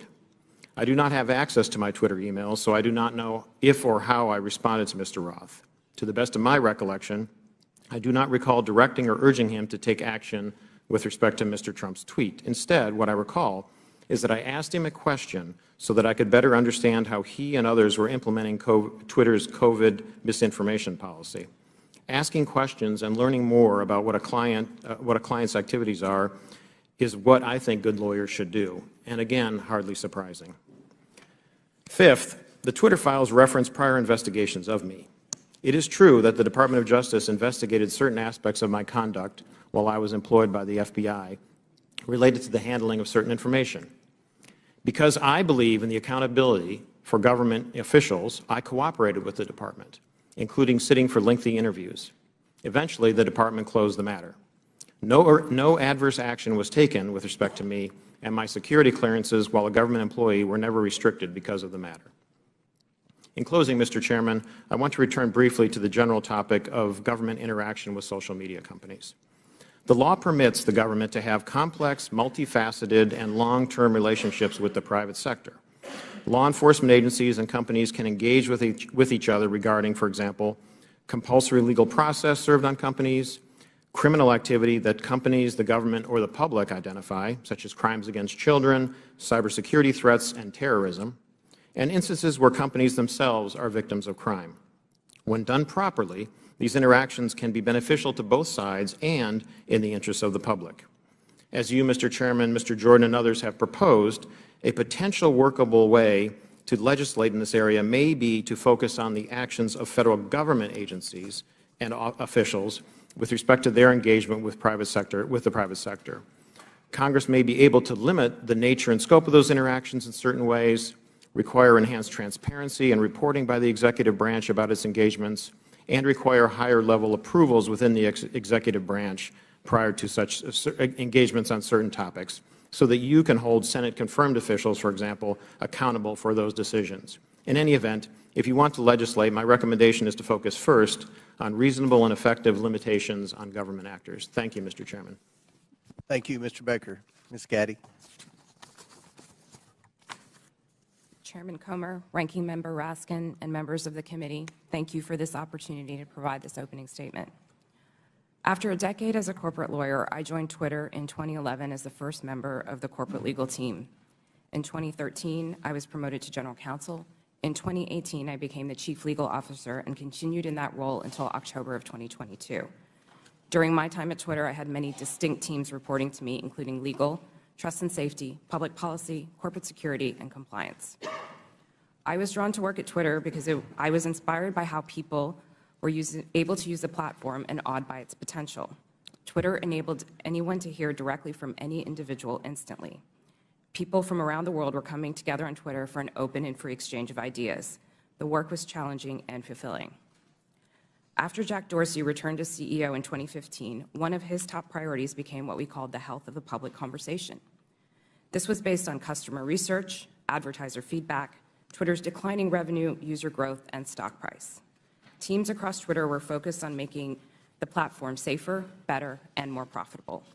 As an executive of the company, I also was responsible for helping to achieve the corporate goals set by Mr. Dorsey, and I was accountable to him, the board of directors, and ultimately Twitter's public stockholders. As we prioritized the health of the public conversation, we did not lose sight of what Twitter was for most people, a place to talk about their favorite things. Topics that animated the platform range from K-pop to the World Cup to video games and movies. We needed to ensure that differences of opinion would not cross the line, for example, into sending death threats to soccer players who missed important goals, distributing non-consensual intimate photos, or cyberbullying so vicious that it could compromise a teenager's mental health. Twitter's platform rules covered a wide range of conduct and changed over time based on new behaviors and harms on the platform and feedback from customers, regulators, governments, advertisers, researchers, and others. This feedback led to a principles-based approach, which we applied to an array of difficult yet equally complicated situations around the world. These rules were also benchmarked against industry standards. We all knew how difficult it would be to design, much less apply, one set of global rules for hundreds of millions of accounts that shared billions of tweets a week. While I was at Twitter, the company never lost sight of its deep commitment to promoting and defending free expression around the world. For example, to protect human rights defenders, we fought for the right of people to use pseudonyms on the platform.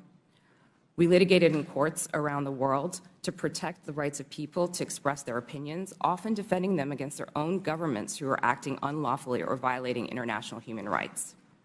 And we took extra precautions to ensure we scrutinized or challenged and never just acquiesced to government legal demands. Defending free expression and maintaining the health of the platform required difficult judgment calls. Most applications of Twitter's rules were fact-intensive, subject to internal debate, and needed to be made very quickly. We recognized that after applying our rules, we might learn that some of them did not work as we imagined and that we would need to update them. We always remained open to new information from our customers and critics regarding our policies and enforcement. At times, we also reversed course. For example, on October 14, 2020, the New York Post tweeted articles about Hunter Biden's laptop with embedded images that looked like they may have been obtained through hacking.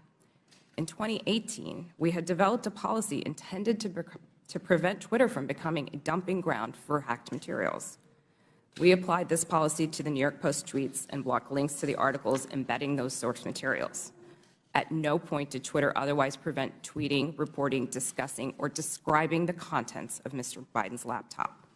People could and did talk about the contents of the laptop on Twitter or anywhere else, including other much larger platforms, but they were prevented from sharing the primary documents on Twitter. Still, over the course of that day, it became clear that Twitter had not fully appreciated the impact of that policy on free press and others. As Mr. Dorsey testified before Congress on multiple occasions, Twitter changed its policy within 24 hours and admitted its initial action was wrong. This policy revision immediately allowed people to tweet the original articles with the embedded source materials. Relying on its long-standing practice not to retroactively apply new policies, Twitter informed the New York Post that it could immediately begin tweeting when it deleted the original tweets, which would have freed them to retweet the same content again. The New York Post chose not to delete its original tweets, so Twitter made an exception after 2 weeks to retroactively apply the new policy to the Post's tweets. In hindsight, Twitter should have reinstated the Post account immediately. There is no easy way to run a global communications platform that satisfies business and revenue goals, individual customer expectations, local laws, and cultural norms, and get it right every time. Still, while I was at Twitter, we worked hard every day to make Twitter a healthy platform and ultimately a healthy business. Thank you for your attention. I look forward to your questions. Thank you very much. Mr. Roth. Thank you, Chairman Comer, Ranking Member Raskin, and members of the committee for the opportunity to speak with you here today. In nearly 8 years at Twitter, I worked in and led a division called Trust and Safety. Trust and Safety's core duty is content moderation, removing tweets that violate Twitter's terms of service and suspending users who repeatedly break the rules. This work is sometimes dismissed merely as censorship, but it represents a key way that Twitter and other companies live up to their responsibility to keep the users of their products safe. Much of this work is uncontroversial. For example, taking down accounts that engage in child sexual exploitation or promote terrorism. The gray area of this work, though, is when trust and safety teams have to make decisions about so-called lawful but awful material, content that may be legal in many jurisdictions, but isn't something most people would want to experience. Think of things like posting someone else's home address without their permission, or bullying somebody for a disability or for how they look. A free speech absolutist might say, yes, that kind of content is unpleasant, but it's not against the law. What right do you have to remove it? The answer is the need to make Twitter an appealing product for millions of people. Consistently, in its own research, Twitter found that users were unhappy with the company's approach to content moderation, and that this dissatisfaction drove people away from the service. This has consequences for what we mean by free speech on social media. Again and again, we saw the speech of a small number of abusive users drive away countless others. Unrestricted free speech, paradoxically, results in less speech, not more. And it was our job in Trust and Safety to try to strike an appropriate balance. But the importance of this work goes far beyond Twitter's business prospects and into the realm of national security. In 2017, I led the team at Twitter that uncovered significant interference in an American election by agents of the Russian government. Their mission was to stoke culture war issues on social media to try to further divide Americans. My team and I exposed hundreds of thousands of these accounts from Russia, but also from Iran, China, and beyond. It's a concern with these foreign interference campaigns that informed Twitter's approach to the Hunter Biden laptop story. In 2020, Twitter noticed activity related to the laptop that, at first glance, bore a lot of similarities to the 2016 Russian hack and leak operation targeting the DNC. And we had to decide what to do. And in that moment, with limited information, Twitter made a mistake. Under the distribution of hacked material policy, the company decided to prevent links to the New York Post stories about the laptop from being shared across the service. I've been clear that in my judgment at the time, Twitter should not have taken action to block the New York Post's reporting. And just 24 hours after doing so, the company acknowledged its error. But the decisions here aren't straightforward, and hindsight is 2020. It isn't obvious what the right response is to a suspected but not confirmed cyber attack by another government on a presidential election. I believe Twitter erred in this case because we wanted to avoid repeating the mistakes of 2016. And so the basic job of trust and safety is to try to strike this balance between the harms of restricting too much speech and the dangers of doing too little. I'll be the first to admit that we didn't always get it right. Even rare mistakes add up when you're carrying out content moderation at the scale of hundreds of millions of unique posts per day. While I was head of trust and safety at Twitter, I strove to do this work with impartiality and with a commitment to the fair enforcement of Twitter's written rules. But whether it's me or Elon Musk or someone else in the future, someone will have to make choices about the governance of online spaces. Those decisions should not be made behind closed doors or based on personal whims. I hope that we can work together to find ways to bring greater trust and transparency to social media, and I look forward to answering the committee's questions about any of these topics to the best of my ability. Thank you. Ms. Navaroli. Good morning, Chairman Comer, Ranking Member Raskin, and members of the committee. Thank you so much for the opportunity to speak with you all today. I'm here because there is an urgent need for us to understand the impact that social media companies are having on our democracy. I will be very clear. I was not involved in the decision around Hunter Biden's laptop, but I was involved in decisions that were made leading up to, during, and after the January 6th attack on the Capitol. If we are going to talk about social media in the government, we need to talk about Twitter's failure to act before January 6th. I am here to tell you that doing nothing is not an option. If we continue to do nothing, violence is going to happen again. My background is as a trained lawyer and journalist, and my expertise over the past decade has been in the areas of media, technology, law, and policy, with a particular focus on social media and free expression. I joined Twitter in 2019, and by 2020, I was the most senior expert on Twitter's US safety policy team. My team's mission was to protect free speech and public safety by writing and enforcing content moderation policies around the world. These policies included things like abuse, harassment, hate speech, violence, and privacy. So if no other algorithm or no other human could decide if a tweet violated my team's policies, the safety team policy acted as the final moderators. If a high-profile individual like any member of this committee or President Trump tweeted something controversial, it was sent to my team's desk. Every day, we had to decide whether a particular piece of content equated to yelling fire in a crowded theater. My work at Twitter and subsequently at Twitch put me in the middle of key events in history. What I've learned from them is that social media played and continues to play a role in these events. And 2 years after January 6th, we still need to better understand the role that Twitter played in order to prevent it from happening again. So what do we need to understand? First, Twitter's leadership bent and broke their own rules in order to protect some of the most dangerous speech on the platform. I'm going to talk a little bit about what happened in the months leading up to January 6th. During this time, my team worked to try to minimize the threat of violence that we saw coming. After President Trump instructed the Proud Boys to stand back and stand by in a debate, we considered the danger that that statement would have if it was tweeted. So we crafted what we called a coded incitement to violence policy to address dog whistles like this. Instead of approving it, management bent over backwards to find ways to not approve it. On January 5th, when the policy was still not approved, I led a meeting where one of my colleagues asked management whether someone was going to have to get shot before we were allowed to take down tweets. Another colleague looked up live tweets and read them to management to try to convince them of the seriousness of the issue. Still, no action was taken. On the morning of January 6th, I sent Twitter lawyers a message warning them that our team was hamstrung by leadership. 2 days later, when it looked like it was going to happen all over again, I asked management whether they wanted more blood on their hands. Only then did they act. The second problem is that there is way too much power concentrated in the hands of too few.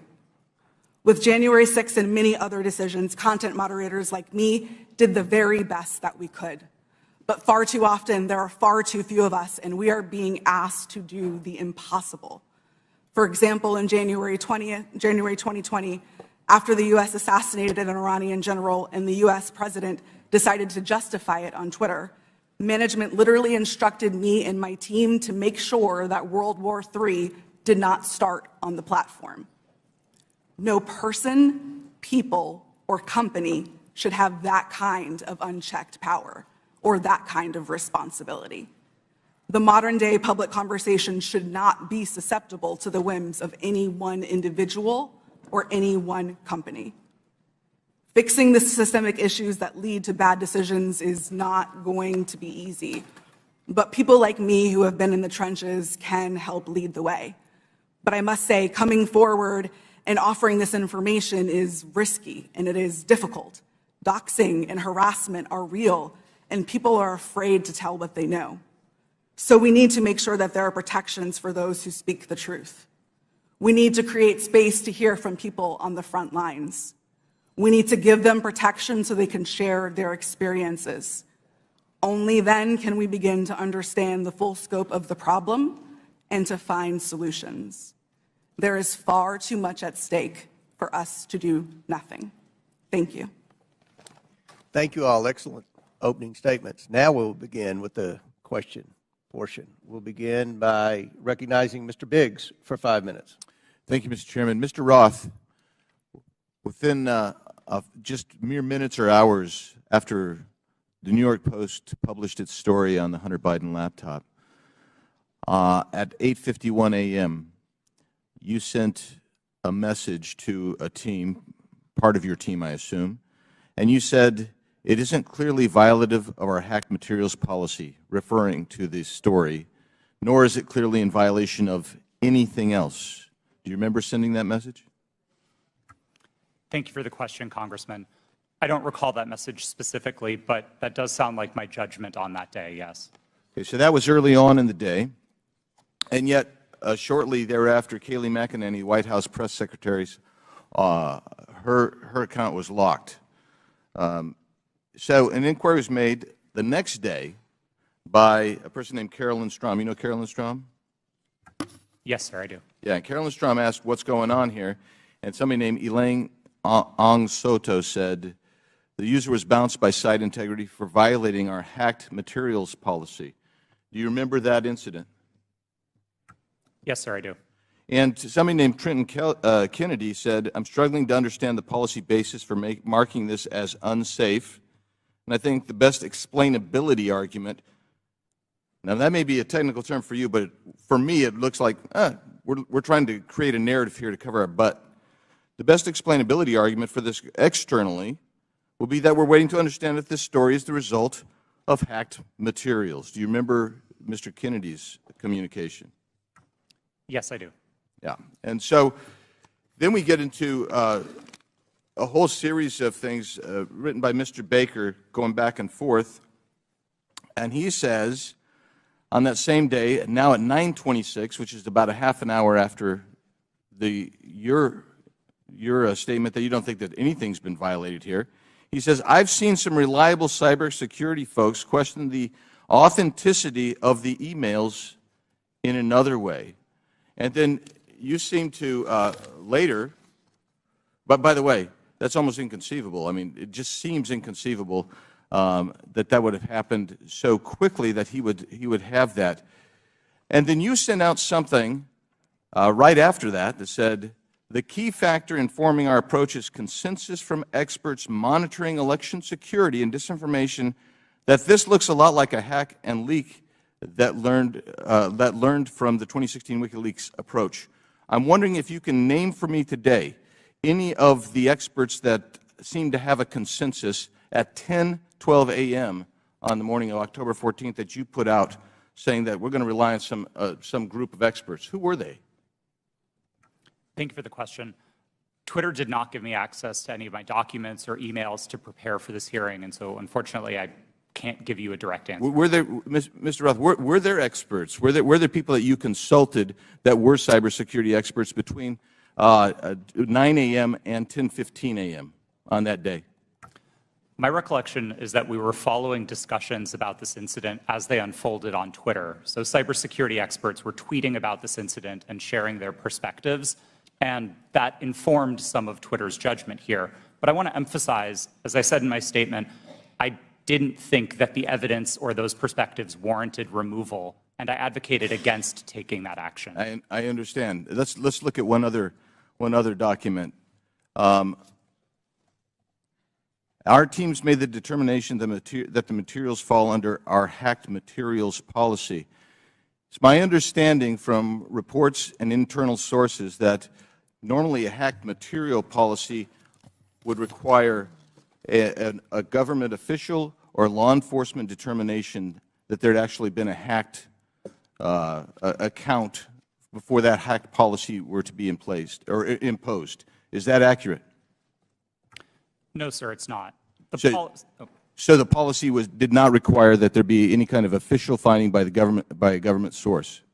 No, there were a number of different types of evidence that we considered under the policy. Certainly government attribution would be a powerful one, but we also looked. So you weren't looking, that wasn't determinative is what we're saying?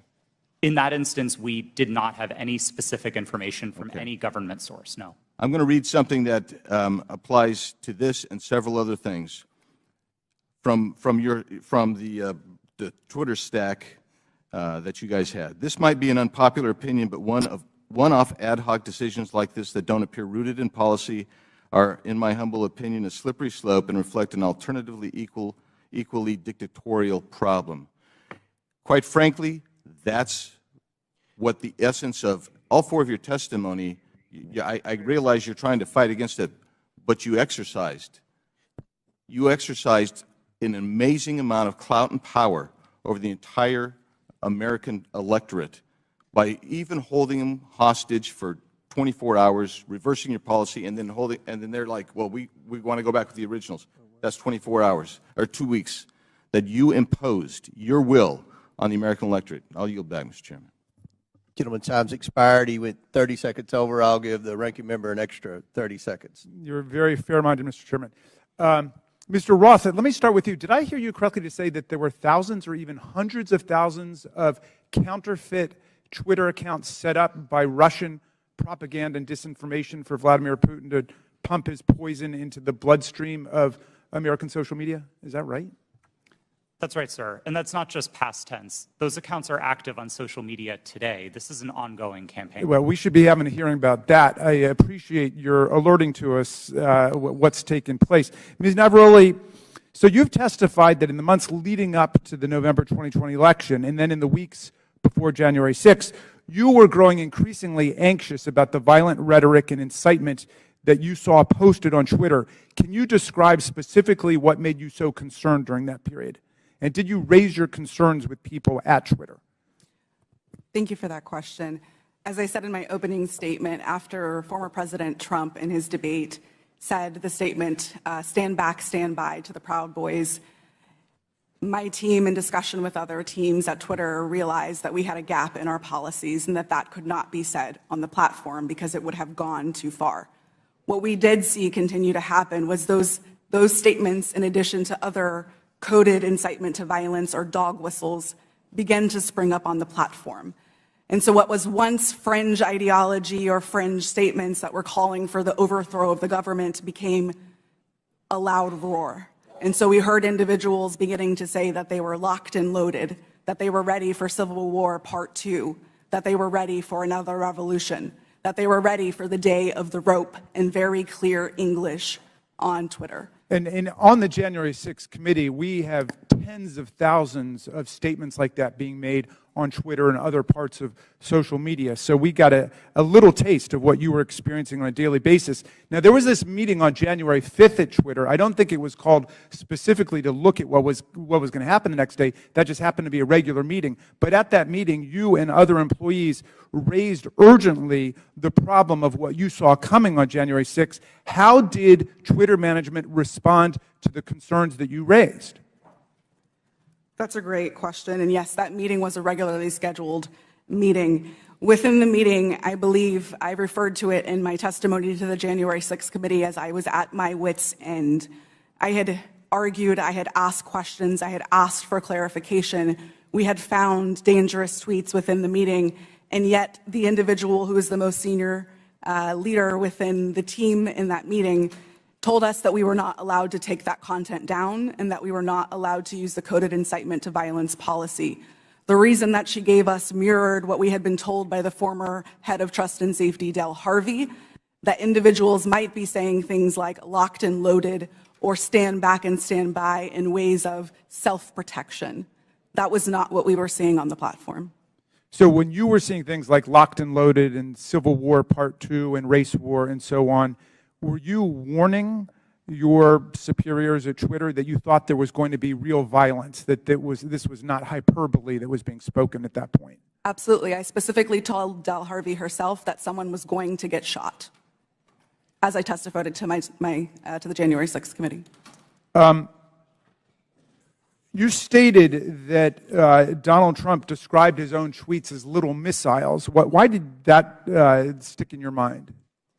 Yes, the quote that you're referring to, I don't remember exactly what news article that it was in, but it was a news article that I had read in which the former president said that he liked to send out his tweets like little missiles.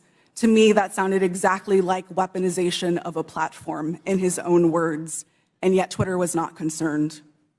All right. Well, again, this bears a complete hearing on its own. This is a real issue, unlike something that happened a couple of years ago for 24 hours that has already disappeared in the sands of time. But this is facing us today. As you say, those right-wing violent forces are still out there, and the social media can still be used as a channel for incitement to violent action against state legislatures, school boards, the Capitol of the United States, Congress, and so on. How do we prevent this from happening in the future, and do you think that Twitter is dealing with this problem effectively now? As I said in my opening statement, we have to do something. There is too much at stake for us to continue to do nothing. And this question of how do we prevent it is a big one. Unfortunately, I do not believe that we are at a place that we can come to solutions because we do not know how these companies work. We must continue to hear from individuals like myself. We must have a seat at the table to be able to share our experiences, because our experiences and the ways that we have succeeded, the ways that we have failed, hold the key to our futures and the key to our democracies. All right. Thank you, Mr. Chairman. I would just say I was skeptical about revisiting the whole New York Post thing, where there have already been congressional hearings and they've already apologized for their little lapse. But this is a serious issue, and so I'm glad we at least have the opportunity to begin to talk about it in public. And I yield back to you. Thank you. Gentleman yields back. I'll recognize myself now for questioning. The Biden family investigation begins with the story of how big tech, the media, former intelligence agents, and the Bidens themselves suppressed the story of Hunter Biden's laptop weeks before the 2020 election. Today, we're hearing from Twitter executives who buried the New York Post laptop story, claiming it violated the platform's hacked materials policy. In reality, the Twitter executives were hostile towards conservatives and biased towards anyone who opposed their points of view. For example, Mr. Roth, did you write this tweet? I regret the language that I used in some of my former tweets, but yes, I did post that. And I'll read the tweet so it's in the record. Yes, that person in the pink hat is clearly a bigger threat to your brand of feminism than actual Nazis in the White House. Mr. Roth, do you think all conservatives are Nazis? Certainly not, sir. What about the hundreds of people who worked in the Trump administration? Certainly not. Did Ms. Gaddy or any other lawyer at Twitter ever tell you to take down that tweet? No, Twitter did not have a practice of restricting employees sharing their personal viewpoints on the service. Okay. Turning back to the laptop, Ms. Gaddy, are you aware that Hunter Biden's lawyers, as recently as last week, wrote the Department of Justice about Hunter Biden's laptop? I've seen some articles about that. Yes, they did. And it appears that Hunter Biden's attorney is admitting that the laptop and emails on it are authentic. So, Ms. Gaddy, on October 14, 2020, did Hunter Biden report to Twitter that he was the victim of a hack? No, I don't believe he did. Ms. Gaddy, when the New York Post initially broke the story about the laptop, did you call Hunter Biden's lawyer to ask if it was authentic? No, I did not. Isn't it correct that the Biden campaign had contact with Twitter in the run-up to the 2020 election? Not to my knowledge. and you're telling this committee that you didn't ask any Biden representative if the laptop was real or for Hunter Biden's attorney's phone number to confirm its authenticity? We did not speak to anybody related to that. Mr. Baker, are you aware that the FBI had Hunter Biden's laptop since December of 2019? I'm sorry, am I aware of that now? Well, were you aware then? Then, no. I don't believe, sir, that to the best of my recollection, I don't think I knew But that. you're aware now? I've heard that now, yes. Mr. Baker, did you call any of your contacts at the FBI to ask whether or not they knew if the material had been hacked? I don't recall contacting them about that on that day. Mr. Roth, Ms. Gaddy, and Mr. Baker, it appears to me that you failed at your jobs. You were entrusted with the highest level of power at Twitter, but when you were faced with the New York Post story, instead of allowing people to judge the information for themselves, you rushed to find a reason why the American people shouldn't see it. In a matter of hours, you were deciding on the truth of a story that spans years and dozens of complex international transactions. You did this because you were terrified of Joe Biden not winning the election in 2020. That's what it appeared. I can assure you this committee will succeed in holding the Bidens accountable. So much of the evidence of wrongdoing from this family is located in that hard drive that you all led the American people to believe was Russian disinformation, when in fact it was not. Now, I agree with Mr. Baker's opening statement. The concern for me is the level of involvement the FBI had with not just Twitter, but all of our social media platform companies. And I think it kind of goes in the opposite direction of where my friend, the ranking member, was trying to take this in his opening statement. This is something this committee should be concerned about. The government doesn't have any role in suppressing speech. And that's something the media should be very concerned about. What if there's a conservative president that somehow cleans out our FBI and they put in conservatives to suppress liberal speech? That's something that should never happen. So I look forward to more questions, and at this time I yield to the gentleman from I thank Ohio. the chair for yielding. Mr. Baker, you said you didn't talk with the FBI that day. Did you talk to the FBI about the Hunter Biden laptop story prior to then or after that day? I'm trying to make sure I can answer this question consistent with the restrictions that I talked about in my opening Simple statement. question. Did you Yeah. talk to the FBI about the Hunter Biden story? I do.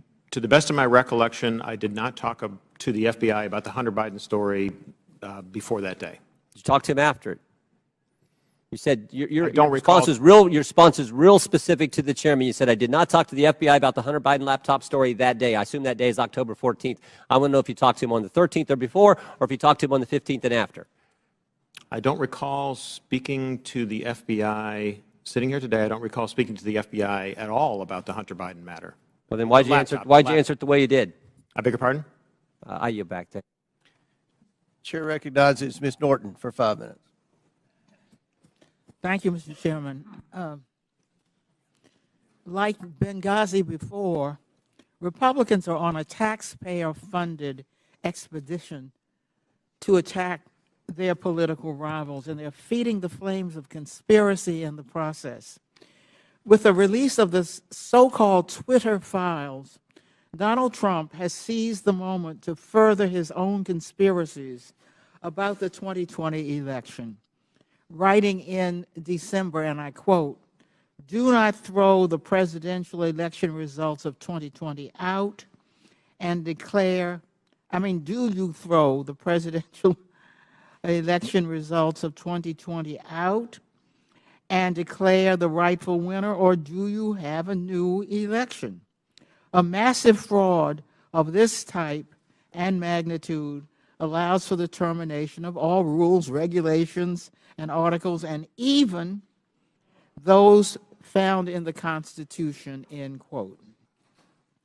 Now, it bears repeating that this is the same man who incited an insurrection on January 6th, and just last week reposted a message on Truth Social that suggested his supporters will, quote, and I'm quoting him now, physically fight for him this time, and added, "They got my 6 and we are loaded, and I mean loaded." This is a question for Ms. Navaroli. What did the phrase locked and loaded mean to you while you were at Twitter prior to January 6th? Yes, thank you for that question. The way that I read locked and loaded to be interpreted by the tweets that I saw coming on Twitter prior to January 6th was that individuals were loaded, were armed, and that they were ready to commit violence. Are you concerned that the use of this language will continue to incite and legitimize political violence leading to the next election? Absolutely. We are sitting exactly 1 month in which the exact same playbook was played in Brazil when we saw almost deja vu happening again. As I said in my opening statement, unless we do something, this will continue to happen again. Thank you, Ms. Navaroli. Mr. Roth, you are no stranger to conspiracies and their real-world consequences. If you don't mind, can you please describe for the committee how the release of the so-called Twitter files has affected your personal safety? Thank you for the question, Congresswoman. The Twitter files, I would note first and foremost, didn't just affect me, but affected much more junior employees at Twitter. Employees as far away as Manila in the Philippines were doxxed, had their families threatened, and experienced harm equal to or greater than what I've experienced. But concurrent with the Twitter files, Elon Musk also made the decision to share a defamatory allegation that I support or condone pedophilia.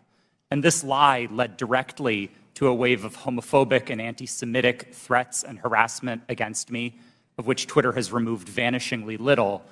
And following the Daily Mail's decision to publish where I live, ultimately I had to leave my home and sell it. Those are the consequences for this type of online harassment and speech. Well, I must say, those are very real consequences. By legitimizing unsubstantiated conspiracy theories about the deep state, big tech, and government censorship for political gain, committee Republicans are holding a match to a powder keg. We all saw the consequences of this kind of rhetoric on January 6th, and we continue to see it play out as political violence and hate crimes grip communities around the country. And I yield back, Mr. Chairman. That lady yields back. Chair recognizes Ms. Mace for 5 minutes. Thank you, Mr. Chairman. The Twitter files were not just about Hunter Biden's laptop. Twitter files make it apparent Twitter worked overtime to suppress accurate COVID information.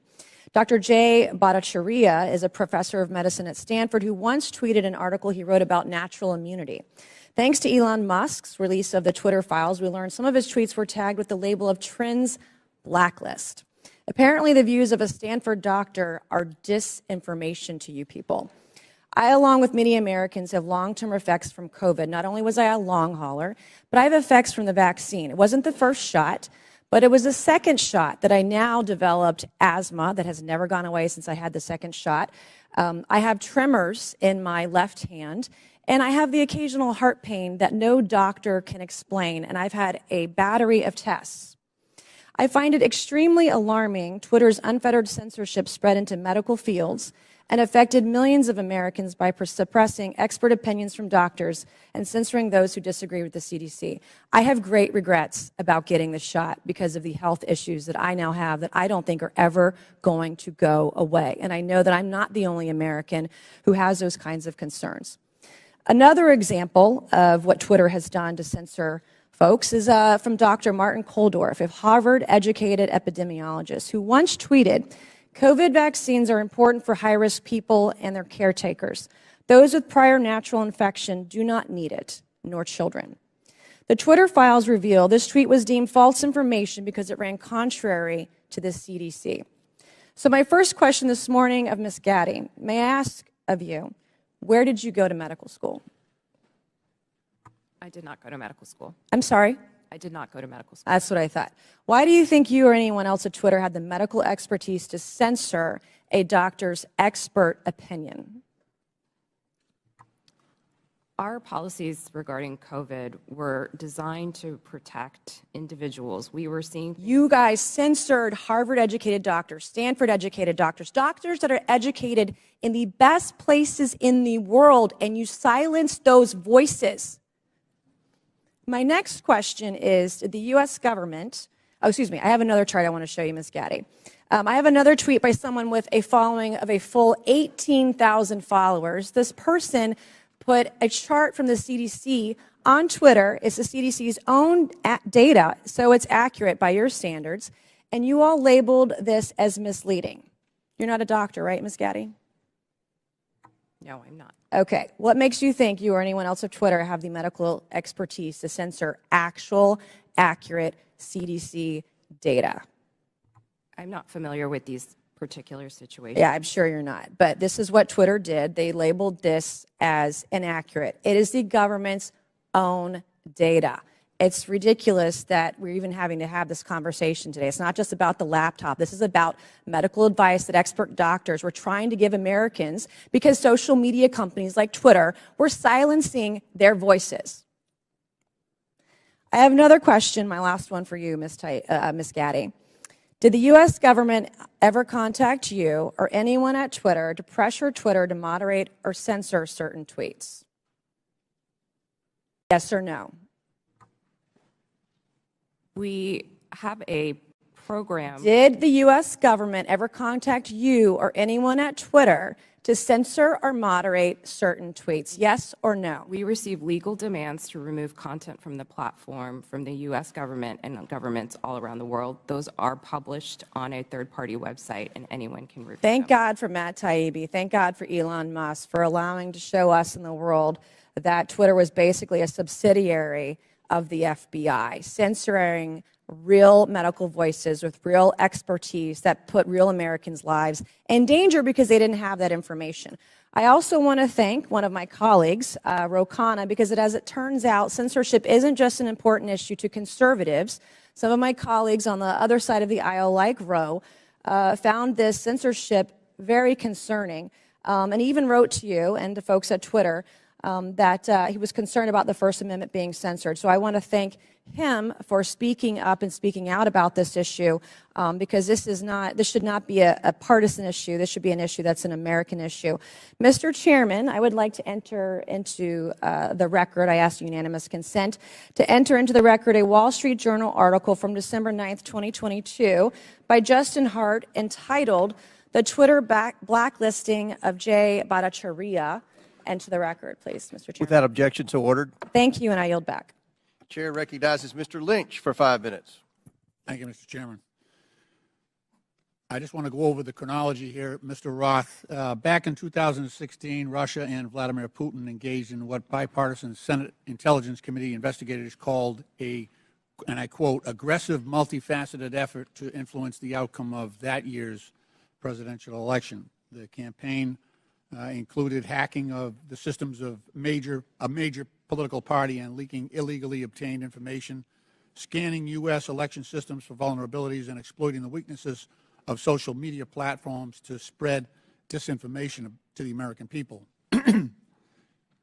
Again, in a 2017 declassified report, the U.S. intelligence community assessed that Russia's 2016 election operations signaled a, quote, new normal in Russian influence efforts, and that the Kremlin would, quote, apply lessons learned going forward against the U.S. and its allies. Mr. Roth, in a December interview with journalist Kara Swisher, you state that this declassified assessment was, quote, and I'm quoting you, a watershed moment in the history of content moderation and the Internet, close quote.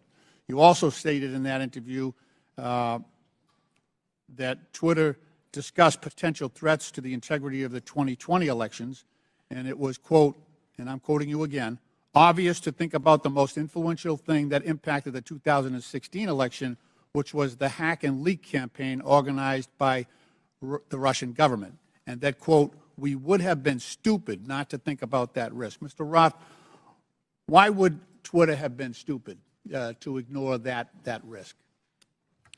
Thank you for the question, Congressman. I think Twitter and the entire social media industry were, frankly, caught with their pants down in 2016 and missed an opportunity to do the critical work of protecting election security. This isn't my judgment. This is the judgment of academics and researchers who have spent years studying Russian active measures.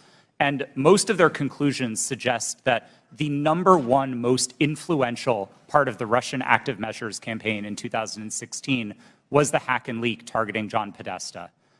It would have been foolish not to consider the possibility that they would run that play again. Right. And so let me ask, was that top of mind for Twitter? You're trying to measure the credibility of incoming intelligence. Was that top of mind in regard to your decision, the company's decision to temporarily limit the distribution of the October 14th New York Post story that was delivered by Mayor Giuliani? Yes, that was one of the animating concerns for us.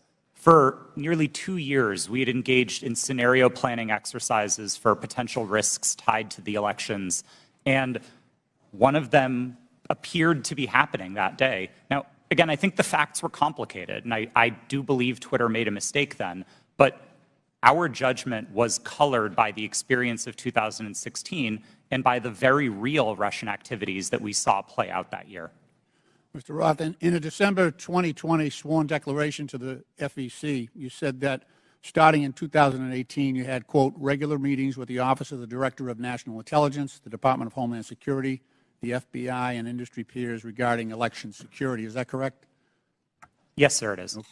You stated that during these meetings, quote, federal law enforcement agencies communicated that they expected hack and leak operations by state actors that might occur in the period shortly before the 2020 presidential election, likely in October, and that there were, quote, rumors that a hack and leak operation would involve Hunter Biden, close quote. Is that your recollection today? It is, but I want to clarify that sentence slightly. I think it actually should have been 2 separate sentences. It is true that in meetings between industry and law enforcement discussed the possibility of a hack and leak campaign in the lead up to the election. And in one of those meetings, it was discussed, I believe by another company, that there was a possibility that that hack and leak could relate to Hunter Biden and Burisma. I don't believe that perspective was shared by law enforcement. They didn't endorse it. They didn't provide that information in that meeting. Okay. Just to fast forward here, and in fact, in March 2021, 4 months after the election, the U.S. intelligence community assessed that Russian President Putin authorized a range of government organizations conducted influence operations aimed at denigrating President Biden's candidacy and the Democratic Party, supporting former President Trump, and undermining public confidence in the electoral process and exacerbating socio-political divisions in the U.S. that obviously reared their head on January 6th. Mr. Chairman, my time has expired, and I yield back. Gentleman yields back. Chair recognizes Mr. Jordan for 5 minutes. Thank you, Mr. Chairman. Mr. Roth, did the government tell you that the Biden laptop story was fake? No, sir, they did not. Did they tell you it was hacked? No, sir, they did not. On October 14, 2020, Twitter blocks the New York Post story on the Hunter Biden, the New York Post story on Hunter Biden, and suspends their account. The night before, FBI Special Agent Elvis Chan sends you an email. The email says this: heads up, I will be sending a teleporter link for you to download 10 documents. It's not spam. Please confirm receipt when you get it. 2 minutes later, 6:24 p.m., you respond back, received and downloaded, thanks. What were those 10 documents? Twitter didn't give me access to my laptop, but Special Agent Chan has said publicly, and the FBI has confirmed, that those documents did not relate to Hunter Biden, and that's my recollection of them. What did they relate to? My interactions with Agent Chan and with the FBI almost entirely focused on what the FBI called malign foreign interference, things like Russian troll farms and Iranian involvement in the elections, not on any type of domestic Any of the activity. information on there classified? No, sir, I do not hold a security clearance, and so I would not have received any classified information. Who does hold a security clearance? I'll just go to the second email here. I'm just curious about this. What I propose is that 30 days out from the election, this is another email to you from Mr. Chan. 30 days, we get temporary clearances. You pick who they are. Who were the people at Twitter who had a security clearance?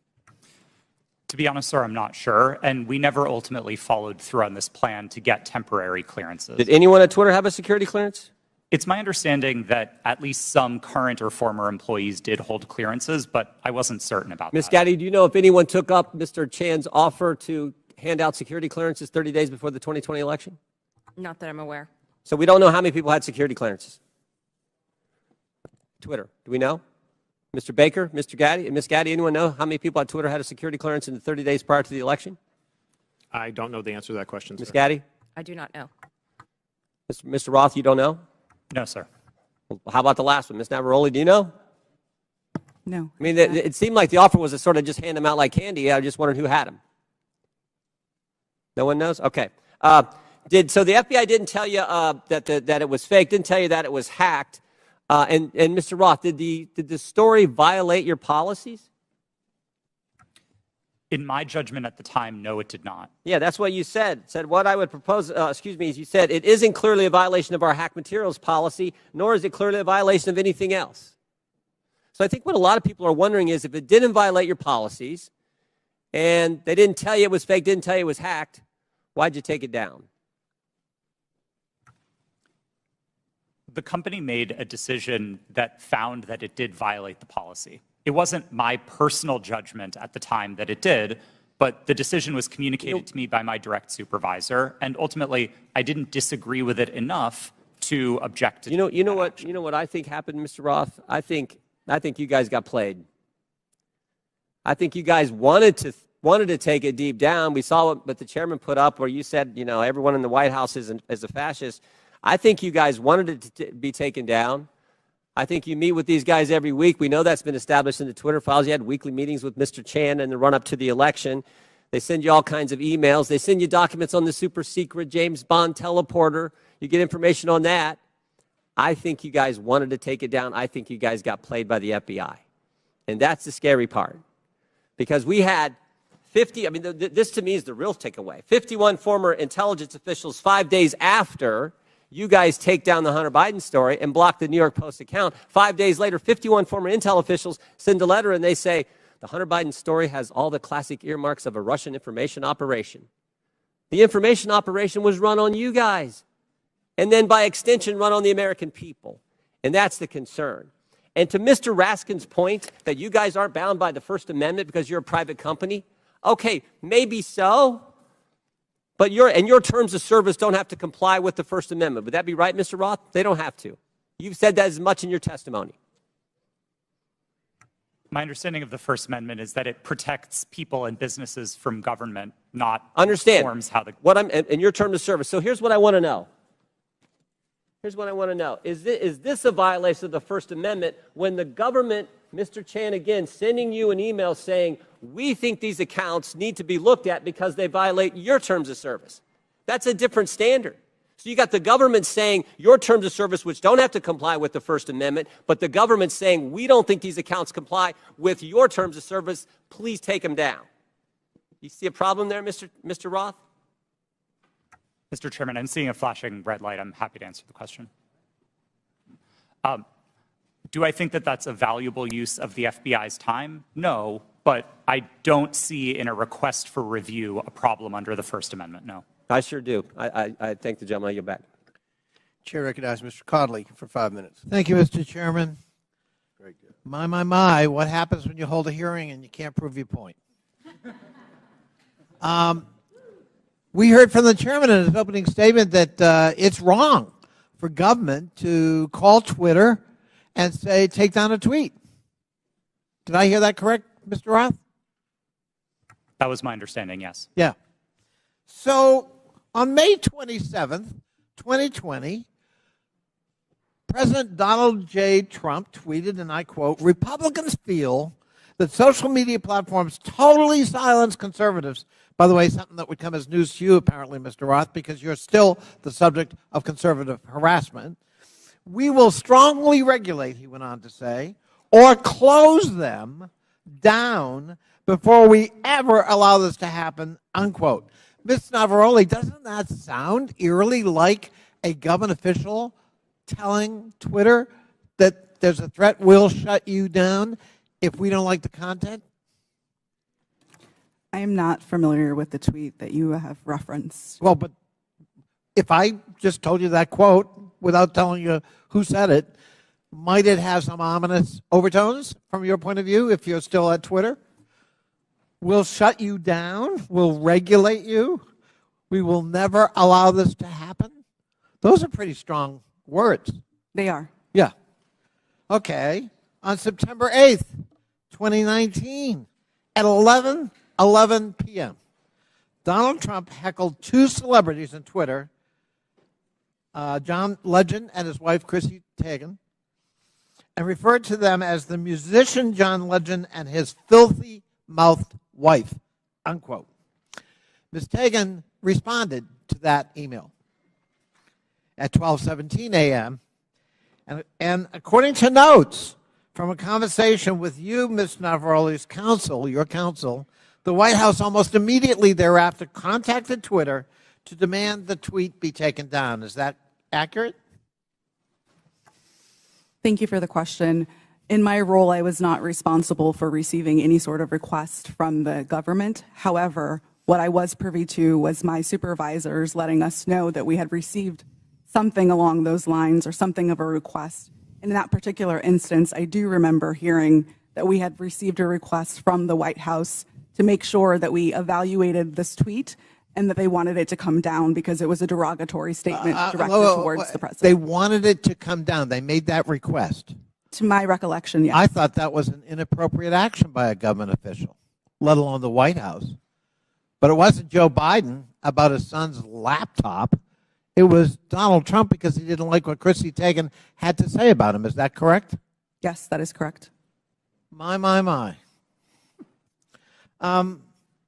You ever think it's appropriate for the President of the United States to direct or otherwise influence a social media company to take down its content? I think it's a very slippery slope. Mr. Roth, Ms. Gaddy, Mr. Baker, any evidence that Joe Biden's ever done that? Certainly none that I'm aware of, no. I don't recall anything like that. I'm sorry, that President Biden did what, sir? Has Joe Biden ever called Twitter, to your knowledge, or his White House at his behest to take down content or urge you to take down content? I don't know the answer to that question, sir. Well, I'm going to have to conclude at least from 3 of the 4, you don't know. There's no evidence he's ever done that, but there's plenty of evidence Donald J. Trump tried to do that. And if we're going to have a hearing about the misuse of social media and the intrusion of government in the content on social media, we've got an environment-rich target, but it's not Joe Biden. It's Donald J. Trump, and of course, we don't want to talk about that. We don't want to talk about Russian bots and Russian fabrications using fake accounts on Twitter to a political purpose, and it's not to help elect Democrats. And we don't want to talk about 4 years of Donald Trump manipulating the truth and trying to manipulate social media and threaten it, or directly to try to shape it by taking down content because it was critical of him personally. And that's what we ought to be talking about as we move forward, not the subject of today's hearing. I yield back. Gentleman yields back. Chair recognizes Mr. Donalds for 5 minutes. Thank you, Mr. Chairman. Real quick, Mr. Roth, you've stated already that what happened with the New York Post story was similar to the hack and leak scenarios from 2016. You also said that you actually were opposed to deleting the New York Post story. Who advocated for the removal of the New York Post story? The company's decision to treat it as a violation. Mr. Roth, who at the company actually went over your recommendation? Because you're pretty high up. Who overrode you? The decision was communicated to me by my direct supervisor. Who is that person? Her name was Del Harvey. She was Okay. the vice president of trust and safety at the time. All right, thank you so much. Ms. Gaddy, real quick, you said to the chairman earlier, and I want to paraphrase what I heard earlier, is that Twitter had no contact with anybody from the Biden team. Is that correct to your knowledge? Not to my knowledge. Put that up for me. Okay, over my right shoulder, we have an email. Reference, this is Saturday, October 24th, 5:39 p.m., referencing 5 different tweets. This is with a Twitter email chain. Under the line, it's more to review from the Biden team. Does anybody have a comment on how much interaction was happening with the Biden team at Twitter with respect to tweets that they wanted Twitter to review? Ms. Gaddy, Mr. Roth? I'm not familiar with this email. So you're not familiar with this email, Mr. Roth? Are you familiar with this email? Only from what's been reported in the Twitter files. Did you ever have contact with anybody from the Biden team? No, sir, I did not. We explicitly separated the teams that would interact with campaigns from teams like mine that were responsible for content moderation. How big was the organization in Twitter that was actually working with campaigns? I couldn't say for sure. Did you ever have any contact with the DNC? Directly? No, I did not. Did anybody at Twitter have any contact with anybody at the DNC? I think it's likely that somebody at Twitter did, yes. In these emails, it's listed these are tweets that had to be flagged from the Biden team. That's what's in the files. You have no idea how many people actually engaged with the Twitter team or how frequently that engagement happened. No, and again, that was by design. We kept those functions separate from content moderation so that we could impartially assess reports like this. Do you know how many tweets were actually flagged and taken down at the behest of the Biden team? I wouldn't agree with the characterization of it as being at the behest of them. These tweets were reported, and Twitter independently evaluated them under its rules. But the email is very clear. More to review from Biden team. The response 3 hours later at the bottom, hold this up real quick so we can see. The request at the bottom, it says, handled these. What does handled these mean? My understanding is that these tweets contained non-consensual nude photos of Hunter Biden, and they were removed by the company under. Hold on, real quick, Mr. Roth. How could you know so much about the content of these tweets? I mean, as far as I'm concerned, these are just web addresses. I don't know what's in these tweets. You have these things committed to memory that you know the content, but you don't know who you talk to at the Biden team? Sir, I didn't meet with the Biden team, but there was extensive public reporting about these tweets specifically that uncovered what they were. You know the contents of the tweets. It was obviously at Twitter, but you have no idea how often people who worked in your organization had with the Biden team during the end of the 2020 presidential elections. I would emphasize that the people who interfaced with the campaigns were not part of my team or organization. I would know what the interactions were if they were on my team. It was a different part of the organization, not mine. Let me ask you a separate question, and I'll ask it of you too, Mr. Baker. Have you guys been able to quantify the amount of in-kind contributions associated with taking down the New York Post story? Because the New York Post story was down for 2 weeks, give or take.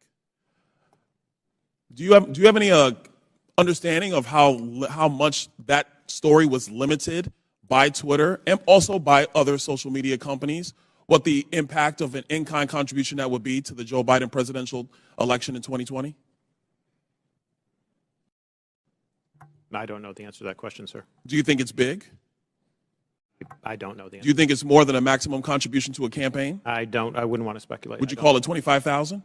I don't know the answer to that question. 100,000? Sir, I don't know the answer to the question. $1 million? I don't know the answer to the question. Do you think Twitter will be in violation of federal election laws with the size of an in-kind contribution to take down a story, which is true, by the way, because you guys thought you knew something with limited information? I'm not going to speculate on that sitting here today, sir. I try to propound a legal analysis of election laws. I'll yield back. Gentleman yields back. Chair recognizes Ms. Ocasio-Cortez. If she's here. It's your turn. You want to go? Okay. We won't start the clock till you get there. Appreciate also your generosity. I just want to start off right here at the top here. This isn't even my line of questioning, but I'd like to submit to the record a Washington Post article now warning about Hunter Biden laptop disinformation, the guy who leaked it. Here's the deal. Before I even get into my questions, I think that the story here with the Washington Post reporting is that what they're saying right here, when the New York Post first reported in October 2020 that it had obtained contents of a laptop computer allegedly owned by Joe Biden's son Hunter, there was an immediate roadblock faced by other news outlets that hoped to corroborate reporting, as many did. The newspaper wasn't sharing what it obtained. New York Post had this alleged information and was trying to publish it without any corroboration, without any backup information. They were trying to publish it to Twitter. Twitter did not let them, and now they were upset. I believe that political operatives who sought to inject explosive disinformation with the Washington Post couldn't get away with it. And now they're livid. And they want the ability to do it again. They want the ability to inject this again. So they've dragged a social media platform here in Congress. They're weaponizing the use of this committee so that they can do it again. A whole hearing about a 24-hour hiccup in a right-wing political operation. That is why we are here right now.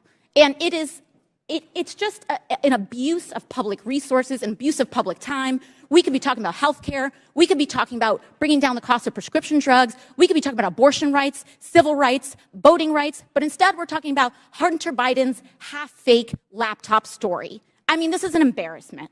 But I'll go into it. Ms. Navarrete, let's talk about something real.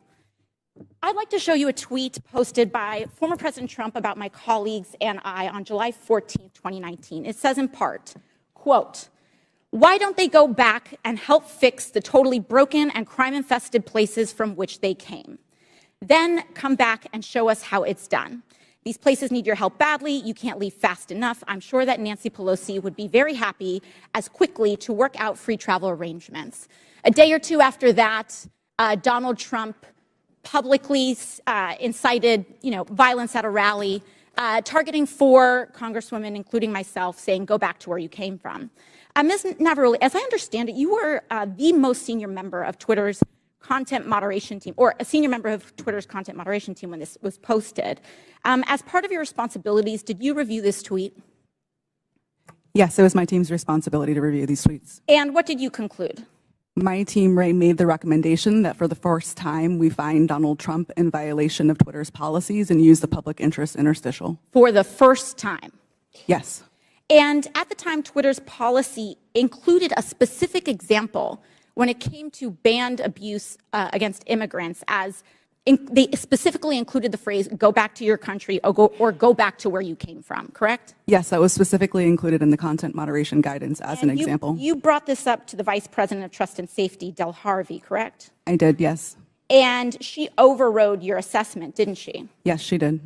And something interesting happened after she overrode your assessment. A day or two later, Twitter seemed to have changed their policies, didn't they?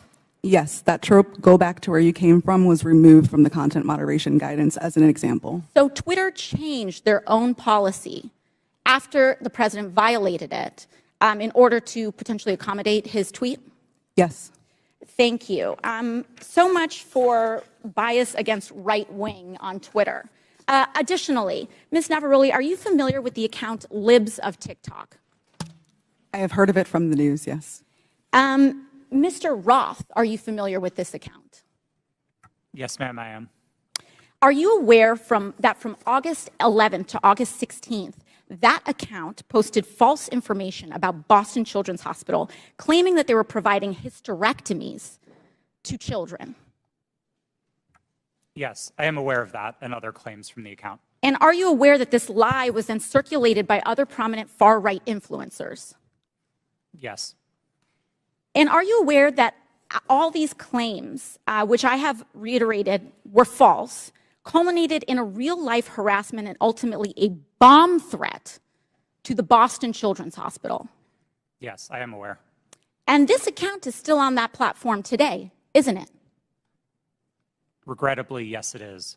Despite inspiring a bomb threat due to the right-wing incitement of violence against trans Americans in this country, because they cannot let go of this obsession with fixating violence and inciting violence against trans and LGBT people, in addition to immigrants, in addition to women of color.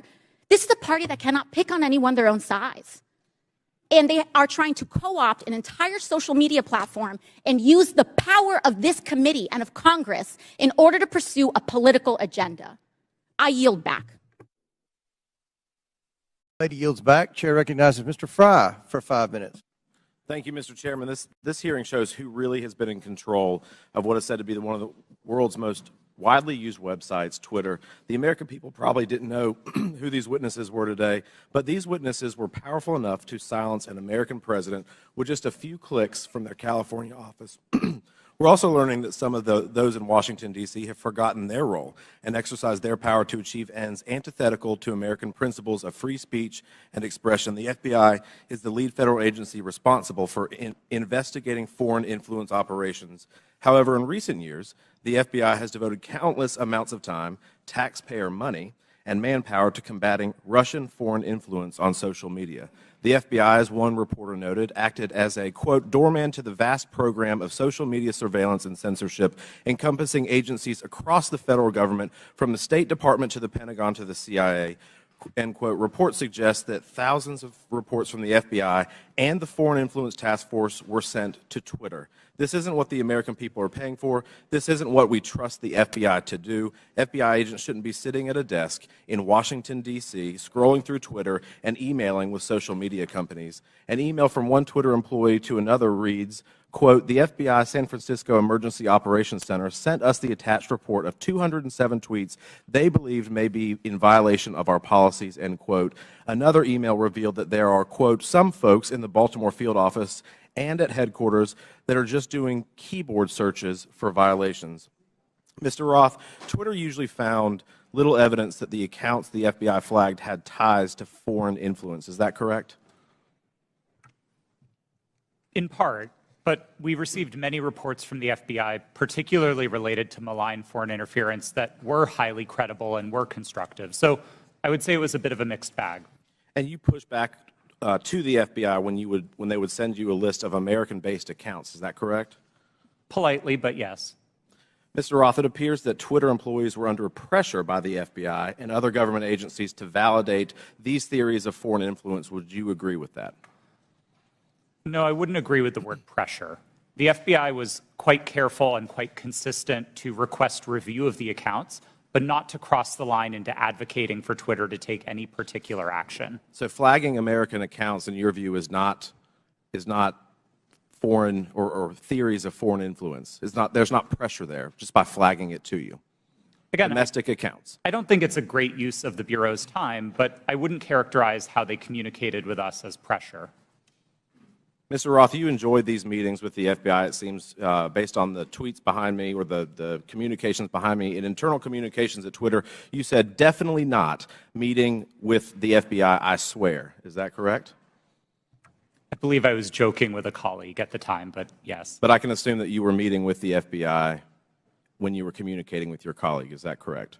Yes, one of my job responsibilities was meeting with law enforcement about election security. And just so I'm clear, the person you're communicating with here says, very boring business meeting that is definitely not about Trump. I assume that's also sarcasm. Yes, that's my assumption. And we can assume that Twitter was having these meetings with the FBI about President Trump, correct? No, sir. The meetings that I was a part of with the FBI were almost entirely and exclusively focused on malign foreign interference, so accounts being operated outside of the United States by other governments, not on the accounts of Americans. So what is the basis of this communication then where you talk about not meeting with Trump or not meeting about Trump?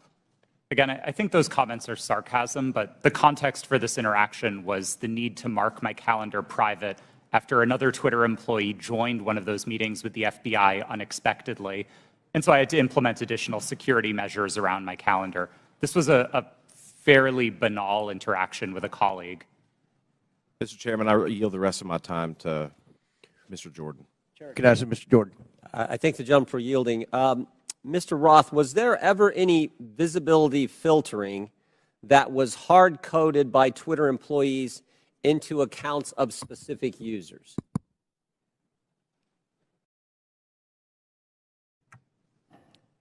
Twitter employees were responsible for building the systems that performed visibility filtering, and then that filtering would have been applied either automatically. I'm asking a very specific question. I'm asking, was the code written in a way that for certain accounts, those accounts, unique in and of themselves, would be visibility filtering, to use your term, so that they wouldn't have as much reach or as much influence?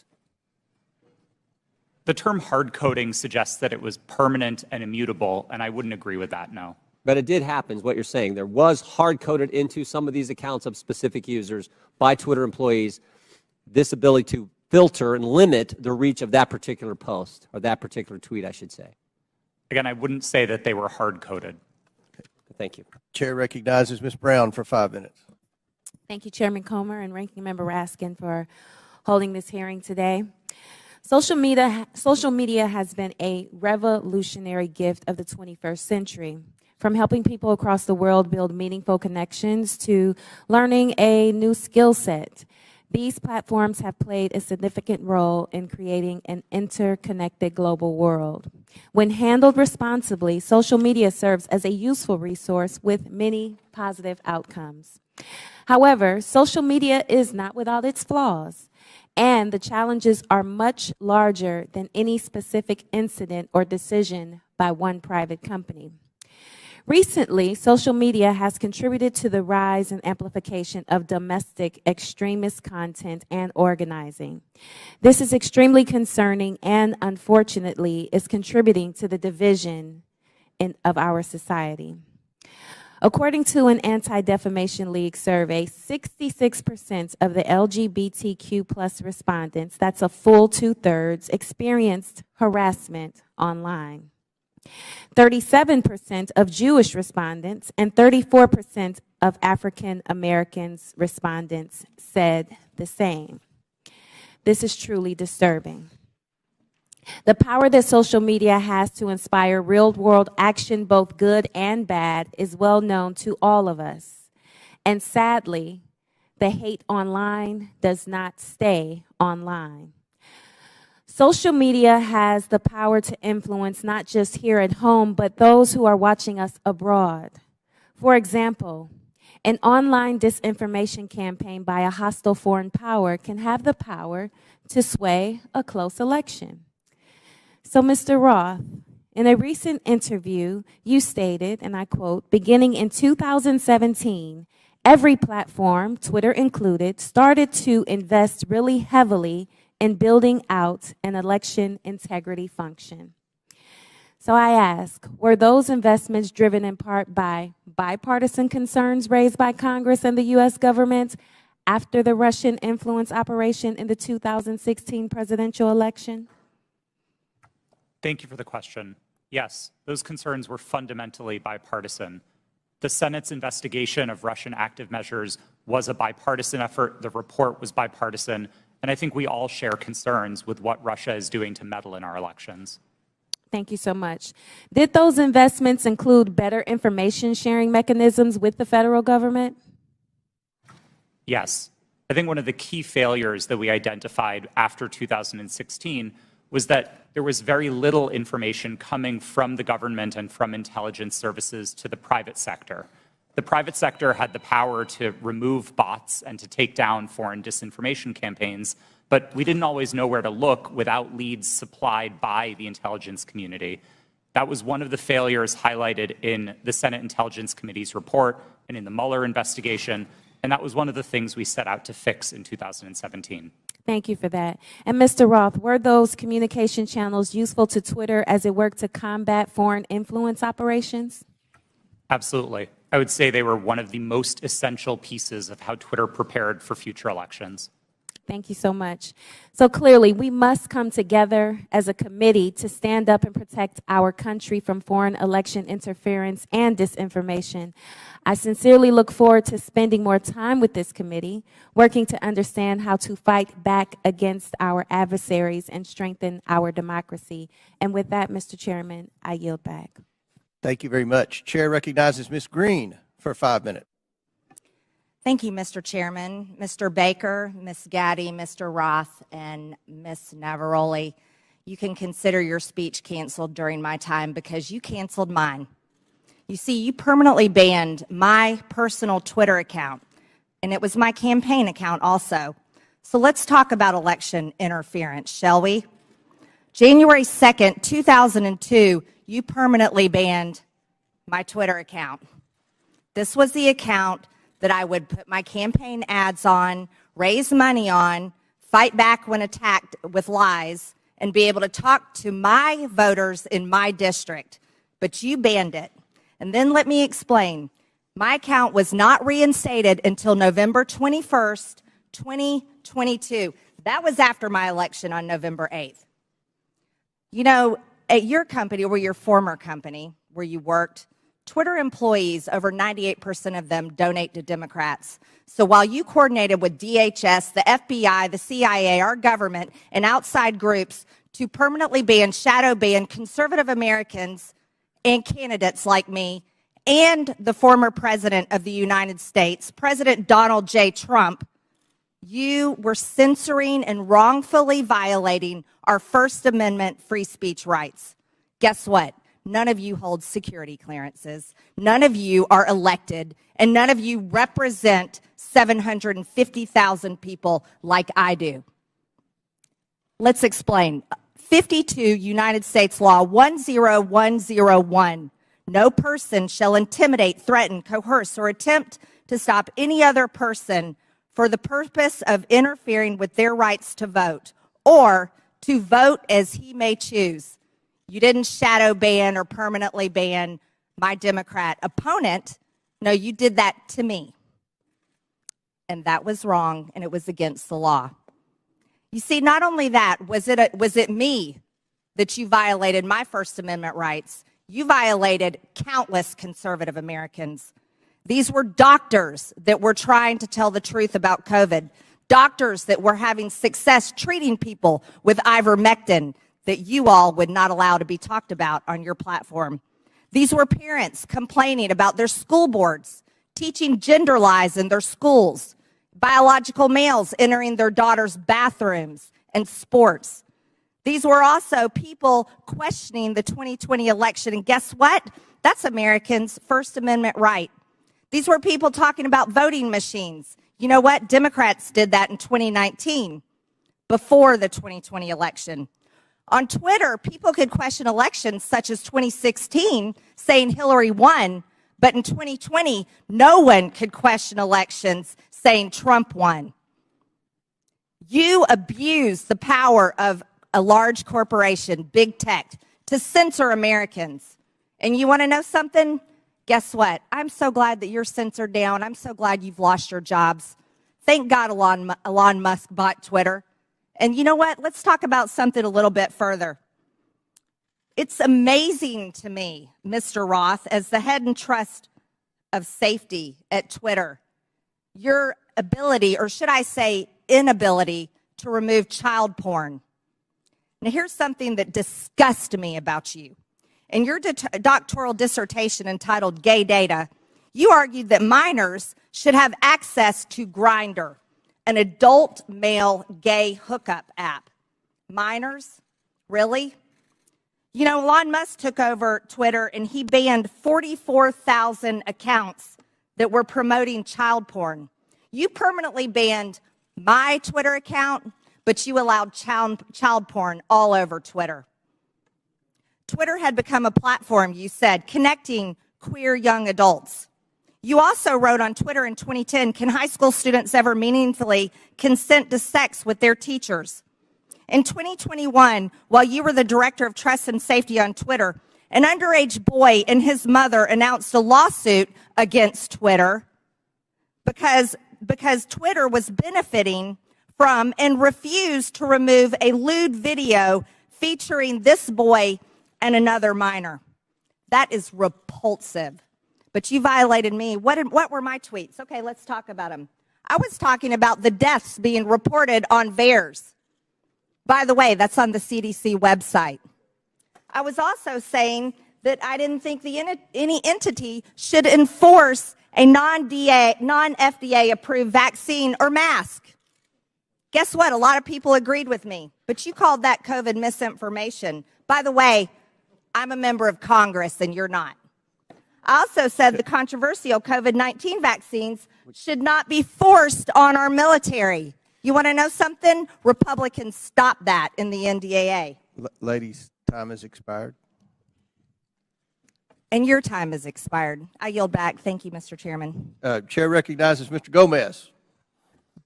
Thank you, Mr. Chairman. Mr. Roth, please explain to us why Ms. Marjorie Taylor Greene, or the representative from Georgia, was removed from Twitter. Thank you for the question, Congressman. My recollection is that her personal account was banned from Twitter after repeated written notices due to repeated violations of the Twitter rules. Can you add a little specificity to the violation of the Twitter rules? Yes. Again, I didn't have access to my Twitter email, documents, anything that would have let me prepare to answer that in more detail, but my recollection is that the Congresswoman repeatedly violated Twitter's policies about sharing misinformation about COVID-19. She received multiple written warnings about that conduct. She received multiple timeouts related to that conduct. And then ultimately, consistent with the written and published policy, those repeated violations resulted in her account being permanently suspended. Mr. Chairman, so in essence, I'd like to take a point of personal privilege. It's still my time. We'll stop. Still my clock. It's still my time. Mr. Chairman. Point of order by Mr. Raskins. Yeah, I don't believe that members of this committee have the right to interrupt someone's testimony because their Point name of was personal mentioned. privilege. And- You were mentioning my name, Mr. Raskin. Yeah, no, I understand, but that's not the rule, Ms. Green. I don't think a member. That is the rule in Congress. Well, then I'd like we a- can I'd- take a point I'd like of the personal parliamentarian to privilege. rule on whether any member of this committee has the right to interrupt a witness's testimony because they mentioned the name of a member of Congress. You mentioned my name, Mr. Raskin. Yeah, I'm not testifying. Chair recognizes Ms. Green. Thank you, Mr. For your Chairman. point of privilege, very briefly. Thank you. For Mr. Roth, who made you in charge of what is true and what's not true? Does she get to reopen her question? No, we'll go back to Mr. Gomez, and Mr. Gomez, please remember the decorum of the committee. The clock. We'll restart the clock now. You didn't lose any time. Chair recognizes Mr. Gomez. Thank you so much. The gentlelady from Georgia was suspended from Twitter for knowingly and consistently spreading conspiracy theories about COVID-19 vaccine, right? Which is shameful, especially in a pandemic where a million people have lost their lives. With that, I yield my rest of my time to the gentleman from New York, Mr. Goldman. Thank you, Mr. Gomez. Let's talk about the so-called Twitter files, which my Republican colleagues seem to think are God's gift to journalism. In one about the Hunter Biden laptop, the author says that every single fact in the New York Post story was accurate. And Chairman Comer, I notice you blew up the cover of that New York Post story, which I appreciate you doing that because I'd like to dig into this article. The very first paragraph says Hunter Biden introduced his father to a top executive at a Ukrainian energy firm less than a year before the elder Biden pressured government officials in Ukraine into firing a prosecutor who was investigating the company. That is false. 100% false. Is the gentleman sure about that? Yes, in fact, I am sure about that. And as the lead counsel in the first impeachment investigation, we proved that he was actually fired because he was not prosecuting corruption, not that he was fired because he was prosecuting corruption. Corruption of the president's son's company. I'm sorry, would the gentleman yield corruption of the president's son's company? I'd like to reclaim my time. Gentleman's recognized. The fact that Joe Biden fired, consistent with U.S. policy and every single European country, the prosecutor general in Ukraine because he did not prosecute corruption, including at companies like Burisma, has been proven over and over and over. And if you want to know who actually prosecuted Burisma, Chairman Comer, you should talk to the British authorities, because they were the ones who were prosecuting Burisma, and they couldn't get any cooperation from the Ukrainian prosecutor general. So that's why he was fired. So right off the top, the very first paragraph of this so-called bombshell story is completely false. Now, what is the allegation that we are hearing from our Republican colleagues about the connection to Joe Biden and Burisma? It is an email from a Burisma employee thanking Hunter Biden for organizing a meeting with the Vice President Biden. We know nothing about the substance of that meeting. We know nothing about how long they met. It was not on Vice President Biden's schedule. And in fact, I would ask my Republican colleagues, do you meet with foreign businessmen? Do you meet with foreign diplomats? If we were to say to you every single time you met with somebody that you discussed something that you're voting on, how would you react? It's preposterous. And Chairman Comer, you have said in your opening statement that Joe Biden lied to the American people. That is a bold, bold accusation. And so far, we've seen no actual evidence of any lies or any support for Joe Biden being involved in anything having to do with Ukraine other than promoting U.S. foreign policy. And I hope that you are not abusing the power as chairman of this committee, and that you are not wasting taxpayer dollars on a fishing expedition into a civilian child of a president for political purposes. I yield back. The gentleman yield to a quick question. You don't have to. It's your choice. You yield. Yeah, please. So I would love to discuss this. Are you admitting that Joe Biden did get the prosecutor in Ukraine fired? I think it's very clear that Vice President Biden, along with all of our allies in Europe, pressured Ukraine to fire a corrupt prosecutor general who was not charging corruption cases that would have included potentially Burisma. Corruption with his son's company? Yes. In fact, if what he wanted was the prosecutor general to prosecute corruption, and the allegations that you are making and that the Russians are making, because this is all part of Russian propaganda, is that Burisma was corrupt and Joe Biden was trying to stop an investigation into Burisma. That is categorically false, and there is no evidence of it.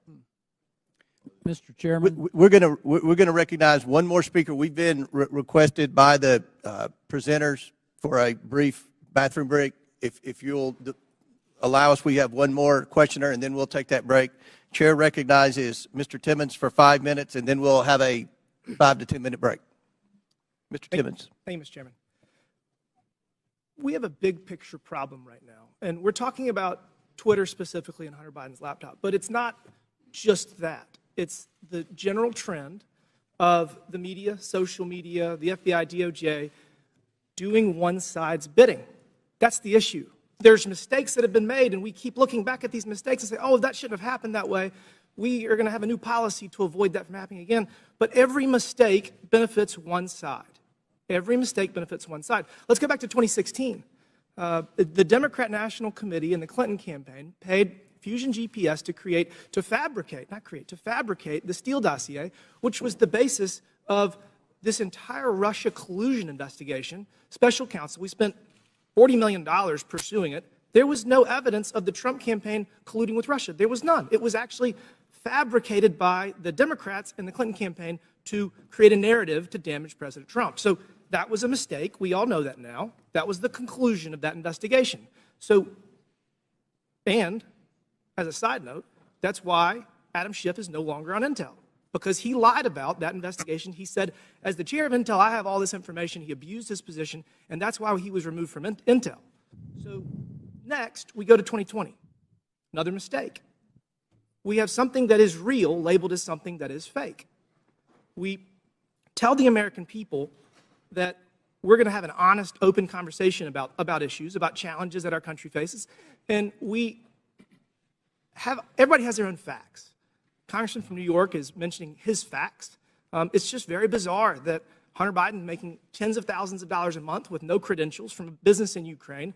Whether they're being investigated, who knows? I mean, these are all speculation, and it's something the American people can't really digest because we don't know the answers to it. And when we're told the answers by our government, by big corporations, by big tech, and they're repeatedly wrong, it creates a trust issue. It creates a trust issue. So the American people do not trust what they're being told. They do not trust what they're being told. We're going to dig into the Hunter Biden laptop briefly. Jack Dorsey has said that he did not make that decision. Ms. Gaddy, did you make the decision to censor the Hunter Biden laptop story? Yes, I was involved in that decision. Who was the final arbiter? Because Mr. Roth has said he disagreed with that decision. Who was the final person that said, we're going to do this? I ultimately approved that decision. Okay, thank you. Mr. Roth, you have said previously that you do not believe that the New York Post story violated any policy. You've said that multiple times today. How many times, other than this one, did something get banned or flagged that you disagreed with? Is this the only one?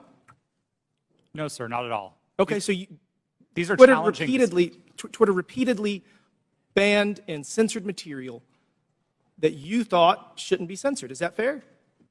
These are challenging judgment calls, and I think reasonable minds can differ about whether a given piece of content. Okay, but on this does one you or did doesn't. disagree. I just want to say the American people need to have valid information to process decisions. I would argue that denying the American people the substance of Hunter Biden's laptop story was Hunter Biden's laptop was wrong. You got photos and text messages of Hunter Biden committing multiple felonies, which was never actually criminal. There were no criminal charges. Must be nice. Hunter Biden and James Biden were negotiating deals with Chinese Communist Party agents, one of whom Hunter Biden classified as the spy chief of China. We have evidence at least one of Hunter's deals with Chinese Communist Party linked entities. Joe Biden was given a 10% equity stake in the joint venture. You have evidence that the Bidens were trying to sell America's natural resources to the Chinese, and this is my personal favorite.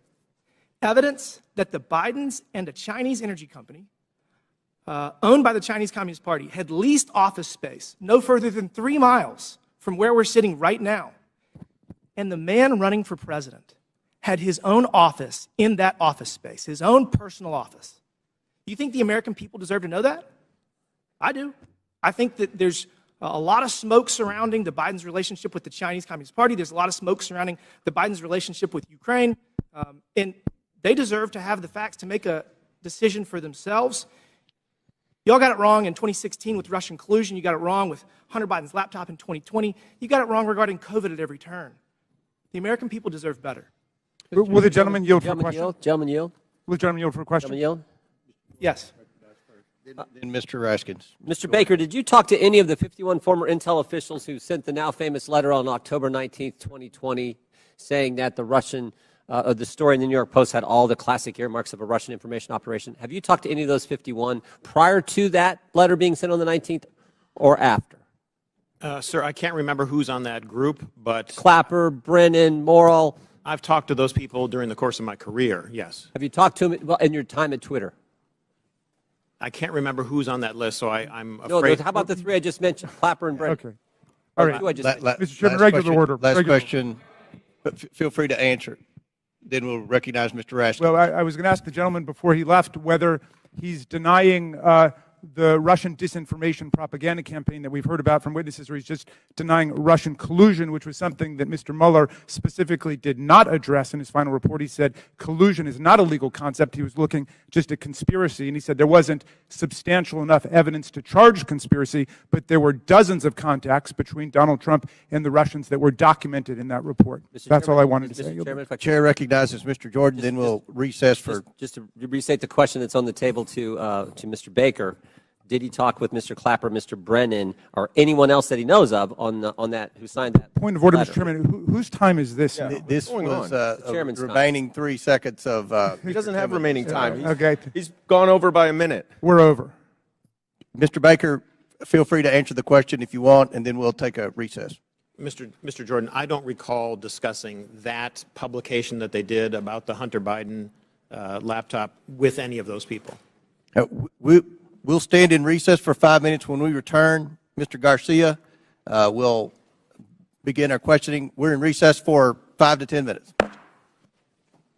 Now we'll resume questioning, and Chair recognizes Mr. Garcia for 5 minutes. Thank you, Mr. Chairman.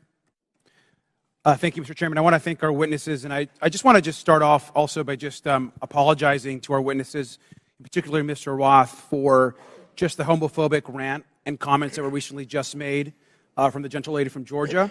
That was really shameful.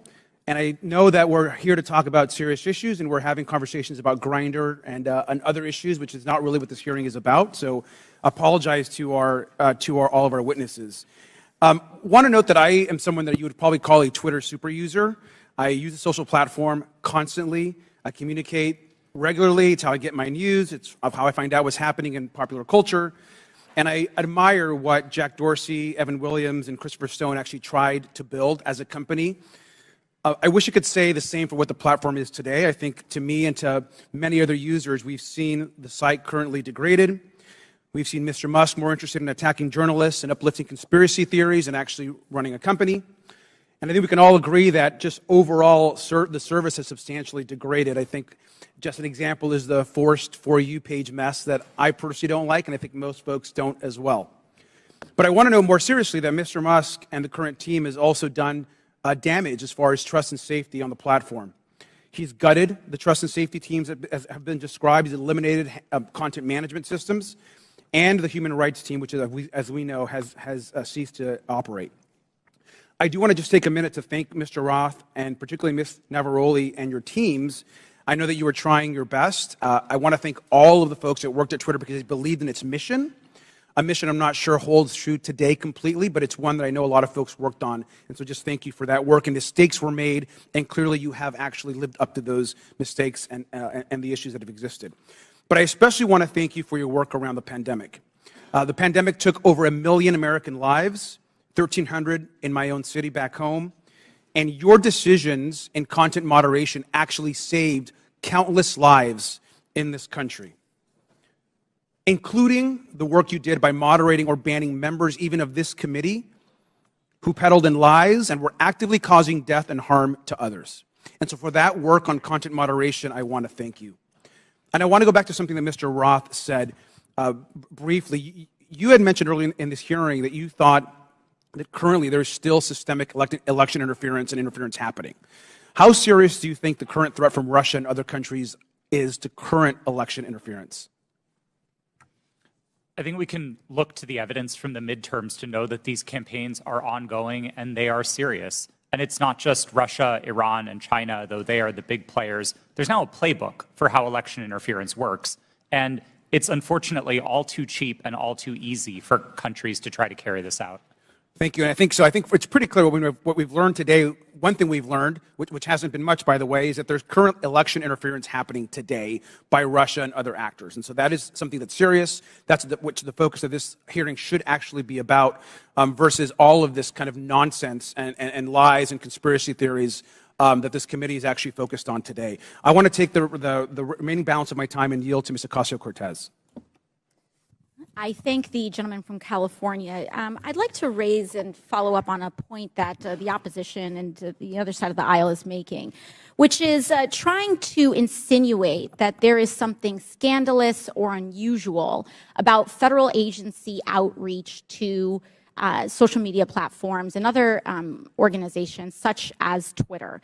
The insinuation here is that in the FBI and other agencies reaching out to Twitter, that there's something nefarious about this, that this was some sort of partisan weaponization or attempt to intimidate. But we actually have quite a documented history of representatives from the Trump administration hailing the progress that the government had made in working with companies like Twitter to counter foreign influence operations and other areas of concern.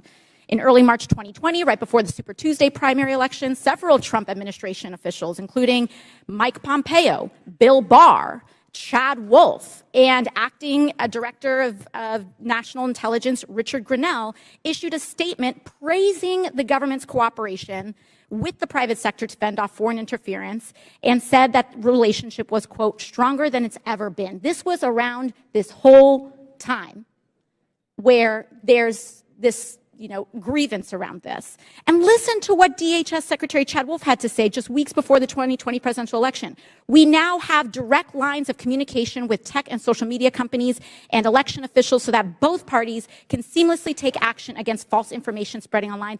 I would argue that this information from the Trump administration would say that they would support your decision in temporarily suspending this disinformation that seemed to be coming out from the New York Post. So with that, I yield back to the chair. Gentlelady yields back. Chair recognizes Mr. Burchett for 5 minutes. Thank you, thank you, Mr. Chairman. Ms. Gaddy, Charlie Kirk and Dan Bongino are conservative commentators. Is that a fair characteristic? Just yes or no would be fine. I believe so, but I'm not familiar with them. Okay. The posters behind me show the side of Twitter that is not available to users. Is that correct? This appears to be a view of some of our agent tooling, but I do not have access to that, so I'm not very familiar with that. Okay. Well, Ms. Gaddy, the labels identify status that have been assigned to these accounts. Is that correct? I don't know. Ma'am, these are your internal things. You're telling me you don't receive these, you don't know what they mean? Representative, I did not have access to these tools, and so I don't know. They look familiar to me. As an executive, you did not have access to inside information at Twitter. Okay. Ms. Gaddy, Mr. Bongino's account, there's a few words under the verified and active. Can you read the first two labels under verified and active? They're the yellow ones. Notification spikes, search blacklist. All right, thank you. Ms. Bongino, ma'am, Mr. Bongino has more than 3.5 million Twitter followers. Is that correct, would you say? I'm sorry, I don't know the answer to that question. Okay, well, that is correct. Let's look at Mr. Kirk's account. Ms. Gaddy, can I get you to read the yellow labels on Mr. Kirk's account? Can you see those? I'm sorry, I can't see them from right here. All right. Do you know that Mr. Kirk has almost 2 million followers? I was not aware of that. Okay. Let me ask you, what is a search blacklist? I do not know specifically what that is, but I could make a guess if that would be helpful. Why don't you make a guess for me, please? We do, when I was at Twitter, there was an ability to prevent something from appearing in one of the tabs of search results. Okay, thank you. What does do not amplify mean? To the best of my recollection, when I was at Twitter, it would mean that we would not recommend or amplify that content in the parts of Twitter where Twitter was making recommendations. Thank you, ma'am. In 2018, you said that Twitter does not shadow ban. Twitter did, however, engage in what is called visibility filtering. One Twitter employee described visibility filtering as a way for us to suppress what people see to different levels. Do you agree with that characterization? I'm sorry, can you please repeat the question? I said Twitter, okay, they engaged in what is called visibility filtering. One Twitter employee described visibility filtering as a way for us to suppress what people see to different levels. Do you agree with that characterization? I agree that visibility filtering does give an ability to change. Okay. Shadow banning, ma'am, is understood that the practice is limiting the visibility of a user's post without their knowledge. How is visibility filtering any different? Representative, I believe there are different definitions of shadow banning. Okay. But you said that Twitter in 2018 does not shadow ban. Was that a truthful statement, ma'am? Was that a lie? At that time, I had specifically defined shadow banning to mean something different than visibility filtering. You also said that Twitter does not shadow ban based on political viewpoints or ideology. Do you stand by those comments? While I was at Twitter, to the best of my knowledge, we did not do that. Okay. Mr. Roth, on January 22nd, 2017, you tweeted that there were actual Nazis living in the White House. Do you still stand by that comment? Yes or no? Sir, I regret the language I used. No, I do not. Okay. Mr. Roth, earlier in your testimony, you said you regretted tweeting that, quote, actual Nazis are living in the White House. However, Iran's Ayatollah sent anti-Semitic tweets, one stating, quote, Israel is a malignant, cancerous tumor that has to be removed and eradicated. Yes or no, did Twitter ever ban the Ayatollah or remove this hateful anti-Semitic tweet? Yes or no? To the best of my knowledge, Twitter did not remove that tweet. The answer is no. Mr. Chairman, it's clear that conservative voices are being silenced on social media in the mainstream. I appreciate this hearing. I might also suggest we look into holding one on DirecTV, Newsmax, and OAN. I give the rest of my time to Mr. Jordan. I thank the gentleman for yielding and for his good questions. So the user knows when their account's been suspended or blocked, but they don't know when they have some of these gold terms that were under Mr. Bongino and Mr. Kirk. Is that right, Mr. Roth? As of the time that I worked at Twitter, yes, that's correct. So they don't know if they're on the search blacklist. They don't know if they're on the do not amplify. They don't know that. That's correct. Twitter did not disclose that. So you did that to these two accounts. What I want to know did you know, Mr. Roth, if that was at the prompting of anyone from the government? Gentleman's time's expired, but please answer the question. No, sir, I'm not aware of any requests or orders or demands or anything from the government requesting that visibility filtering be applied to those accounts or any others. Chair recognizes Mr. Frost for 5 minutes. Thank you, Mr. Chairman. Look, I mean, I've been sitting here for over 2 hours, and I'm still not really seeing the point of this hearing. Is it to solve the problems of the American people, what people are struggling with? No. We get it. My Republican colleagues wish that the Hunter Biden story would have helped them win the 2020 election, and that didn't happen. And so they're angry about it, and that's the point of this hearing. You know, it was actually the foundation of the chairman's opening statement. It's why he brought up that poll on the 2020 election. That's what this is all about. And so I want to say to my colleagues, don't worry. There's still many platforms you can spread disinformation on, Parler, Truth Social, that have questionable editorial policies but aren't here today. There was no collusion, as the witnesses have said, under oath. There was no pressuring from the United States government, as we heard under oath. We're wasting our time here bullying former Twitter employees. So that way, it's calling the ref. So that way, in the future, when they want disinformation to be put on the internet, social platforms will be scared to call them out down the road. It's called calling the ref. But let's talk about the root of this hearing. My Republican colleagues would have folks believe that Democrats are preparing for some sort of major culture war. And there's a difference between a culture war and how culture naturally changes, culture change. Some on this committee are very resistant to culture change. I mean, just yesterday we heard a member equate immigration negatively to changing our culture, black and brown folks coming to our country. The reality is that culture changes, it adopts, it welcomes more people, it becomes more understanding, and it also decides to reassess what's acceptable behavior and rhetoric. It could be different now than it was in, say, the 1950s. In this supposed culture war, they often conflate the right to free speech with the non-existent right to not be criticized or held accountable for what you say on the internet or even in real life. And just because it's legal to say something and the government won't throw you in jail for it, doesn't mean the rest of the world, and sometimes even your own family, have to associate themselves with you or your comments. Mr. Roth, you helped set up content moderation policy at Twitter. What type of user tweets were more likely to get limited? Did it have to do with racism, sexism, homophobia, violence, or were y'all looking for people who were supporting Donald Trump, President Trump, and limiting those?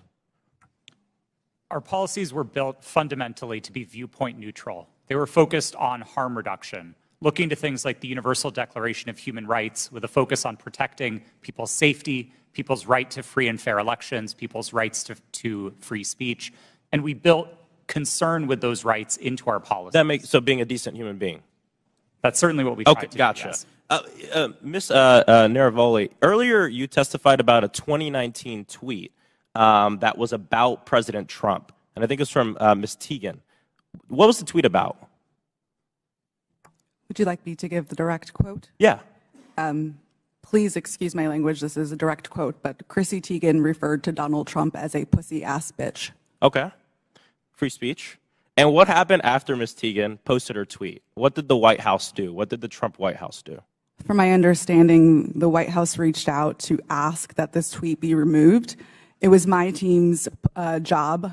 This fell underneath the policy for abusive behaviors, and we evaluated underneath our insults policy. At that time, up to 3 insults were allowed, and so it was our job to determine how many insults were included within that phrase. So the Trump White House reached out, not an agency, but the White House reached out and requested that you remove the tweet. From my understanding, yes. Okay. Mr. Roth, you mentioned a serious problem of foreign interference in our elections. Did you see that mass interference work more in support of right-wing candidates like President Trump in 2016 or President Biden in 2020? Thank you for the question. It's an important one, and I don't think there's a clear or easy answer to this. We saw Russian operatives playing both sides and often playing them against each other. One of the most enraging interactions that my team saw were accounts operated out of the same Russian troll farm arguing with each other. And they were manufacturing drama both on Democratic sides and on the Republican So it's still a huge issue.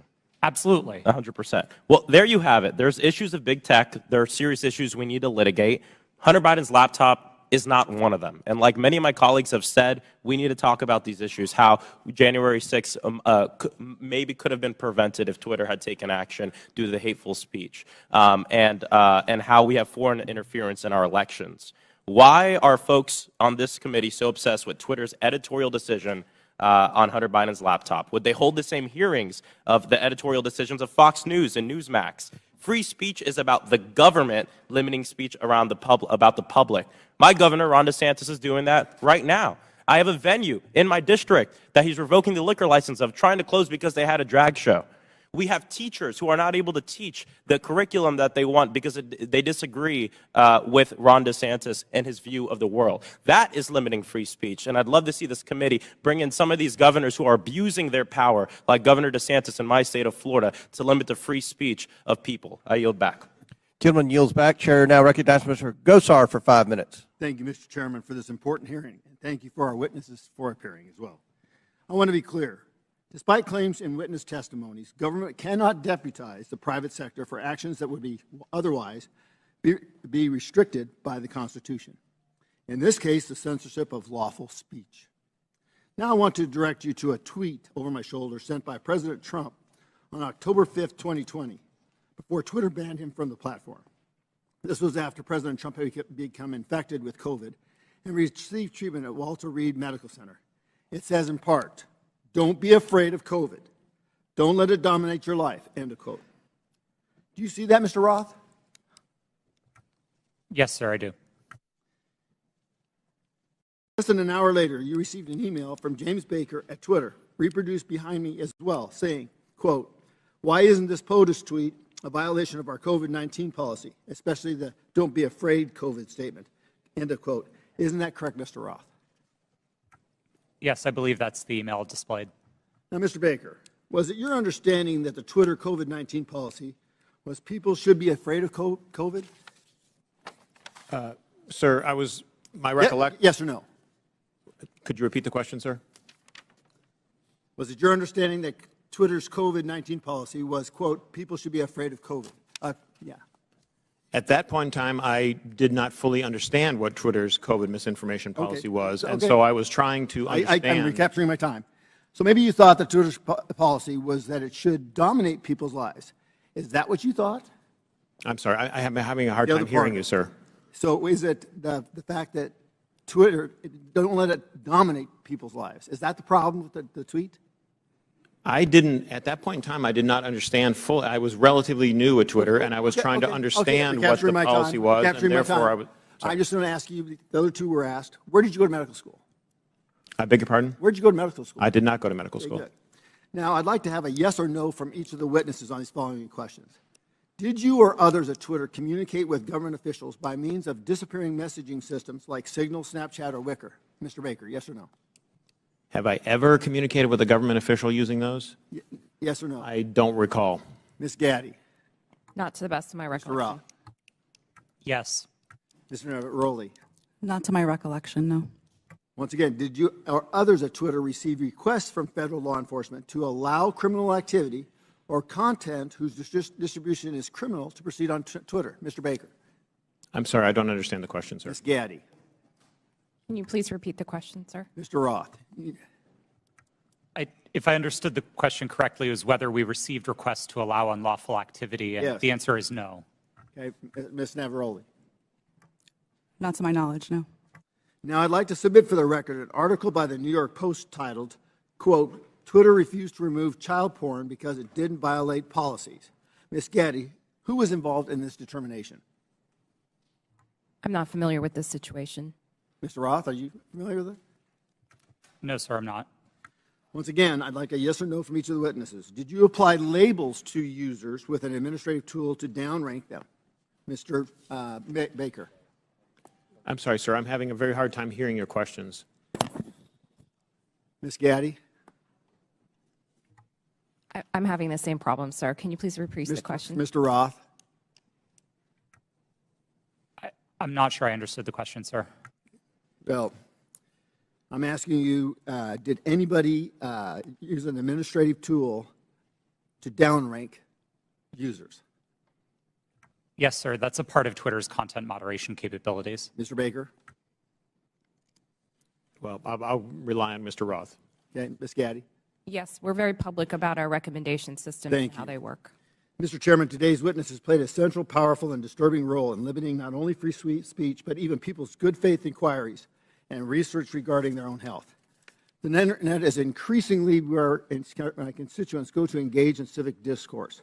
Our liberties as Americans will be diminished if we do not recognize our speech is increasingly virtual and right now subject to hostility and threatened through bans and deplatforming. The suggestions by witnesses that all of the removal of, quote, lawful but awful speech, quote, was done in favor of users is bunk. You could just as easily provide content filter options to allow lawful speech, letting users decide what lawful materials they do or don't want to engage with. But you didn't. You censored and manipulated millions of people. Do not allow people like this sitting in front of us today to be the arbiters of truth. I urge my colleagues to support my Section 230 reform, Stop the Censorship Act, which empowers users with the editorial contract. Our private businesses, you always have a contract with your customers. Allow them to pick. I yield back my time. Gentleman yields back. Chair recognizes Ms. Baylett. Thank you, Mr. Chairman. And I want to say, as a former history teacher, I care a lot about the facts and the details, so let's dive in. On December 4th, then Ranking Member Comer appeared on Fox News and alleged that what Elon Musk's Twitter files showed was, quote, evidence that the Biden campaign colluded with big tech to suppress a story that we now know is 100% true, unquote. That is simply not true. It is not true based on what we knew then. It is not true based on what we know now. Mr. Roth, in a declaration to the FEC in December 2020, you stated, quote, I did not receive any communications from or have had any communications with representatives of Biden for President, the Democratic National Committee, or any of their agents regarding the New York Post articles before Twitter implemented the enforcement actions on October 14th, 2020, unquote. Mr. Roth, do you stand by that statement? Yes, absolutely. It's also worth noting that your colleague, I believe, Lauren Culbertson, told the FEC the same thing. Ms. Gaddy, did anyone from the Biden campaign or the Democratic National Committee direct Twitter to remove or take action against the New York Post story? No. Mr. Baker, same question to you, please. Not to my knowledge, no. So, the evidence is clear. Neither the Biden campaign nor the DNC had anything to do with Twitter's decision-making about the New York Post story. My Republican colleagues are using what are otherwise innocuous emails to suggest that there was somehow collusion between Twitter and the Biden campaign. For example, in one email, and this is the same one mentioned in Mr. Donald's questioning earlier, in one email selectively used by Elon Musk, one Twitter executive sends another a series of hyperlinks on October 24th, 2020, with the comment, quote, more to review from the Biden team. For the record, this is tweet number 8 in the first installment of the so-called Twitter files. So, Ms. Gaddy, are you familiar with this email? No, I'm not. Okay. So, just to be clear, this email has nothing to do with the New York Post story. It is dated October 24th, 2020, after Twitter had both made and reversed its decisions about the New York Post story. Mr. Baker, do I have that right? Based on, I think, the exhibit that was shown earlier, that sounds correct, yes. So, Ms. Gaddy, can you clarify for the record, if you're able to, what's happening here? Can you please be more specific about With this email? I don't believe I was a recipient of that email or reviewed it during my time at Twitter, so I'm sorry I don't have familiarity with that situation. That's okay. Mr. Baker? To the best of my understanding, these were tweets that the campaign had concerns about. I don't know the details of those, and they were referred to Twitter as, I'm not sure exactly why, but I can't get inside their heads, but they were referred to Twitter, and Twitter reviewed them, and someone, again, going off the exhibit from earlier, said they were handled. I don't know what that means in terms of whether they took any action or didn't take any action, but at least they addressed the matter. So I believe that's what I construe from that email. Appreciate that. So from my understanding of everything that we've heard today, it's really not uncommon for outside entities, including, as we've heard, Mr. Trump's campaign, to request that Twitter remove content that violates the company's terms of service. Is that correct, Ms. Gaddy? That is very common globally. Thank you. So to the best of your ability to answer, Ms. Gaddy, were any decisions approved or acted upon based on the political party making the request? No, our teams were trained to enforce our rules consistently and fairly without regard to any sort of political ideology. Thank you. So I believe that what's happening here is my Republican colleagues know that the premise of this whole hearing is misleading. There is no evidence that the Biden campaign had anything to do with the Hunter Biden New York Post story. And the evidence we do have simply shows that the Biden campaign did what the Trump campaign and millions of Twitter users do routinely: flag content and ask Twitter to conduct its own review to determine whether it violates Twitter's own rules and policies. I yield back. Lady Yield, Chair recognizes Mr. Palmer for 5 minutes. Thank you, Mr. Chairman. I'd like to submit a June 22 study conducted by Princeton University called Powered by Twitter, the Taliban's Takeover of Afghanistan. Without objection, so ordered. This study covers the time frame of April to September of 2021, which is 4 to 5 month period between President Biden's official announcement of America's intentions to withdraw and the chaotic end of the American troop presence in Afghanistan. The study found that the Taliban weaponized Twitter and that Twitter's moderation policies failed.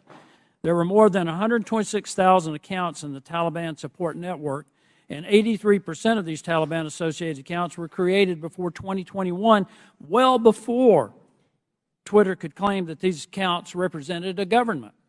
These accounts shared graphic images and videos depicting dead and decomposing bodies and rampantly spread disinformation about the facts on the ground in direct violation of Twitter's public policies. Taliban tweets were shared millions of times in the summer of 2020. The study also found that 3/4 of Taliban content was produced by only 20 accounts, which is suggestively straightforward. By the way, the U.S. government classifies the Taliban as an insurgent group, in case some of my colleagues don't understand what real insurgencies are. Mr. Roth, why wasn't Twitter more effective at curtailing the clear-cut content violations by Taliban Twitter accounts? Thank you for the question, sir. At the time that you referenced, I wasn't responsible for Twitter's work on counterterrorism. Do you have any idea why Twitter would allow clear-cut violations by an insurgent group? And by the way, they carried out multiple suicide attacks during the time frame they were sending out these tweets, killing dozens and injuring hundreds. It's my understanding that Twitter's policies at the time distinguished between some of the more violent portions of the Taliban and some of the more political portions of it. I'm not rendering judgment on it. That stuff's still up on Twitter, and I just wonder how many content moderators were assigned, if any, to check on these accounts. Additionally, it appears that Twitter was profiting from Taliban's presence on the platform in the lead-up to the overthrow of the Afghan government. Twitter placed ads from U.S. companies, including Amazon, Disney, McDonald's, and on the Twitter accounts of the Taliban news organization and their spokespersons and their senior leaders. Ms. Gaddy, Did Twitter make money off placed ads on Taliban Twitter accounts on August 26, 2021, when 13 U.S. men and women died in a suicide bombing? I have no knowledge of this matter. You don't have any knowledge about whether or not these ads were up? I do not. According to Twitter, the decision to ban President Trump was after a close review of his tweets and the context around them, specifically how they are being received and interpreted on and off Twitter. On June 3rd, 2018, the Iranian Ayatollah Khomeini. Now, did Twitter do that?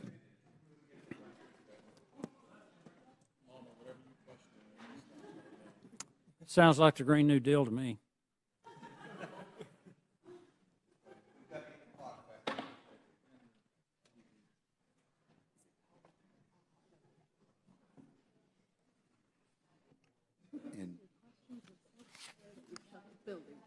It's your fault, Coach.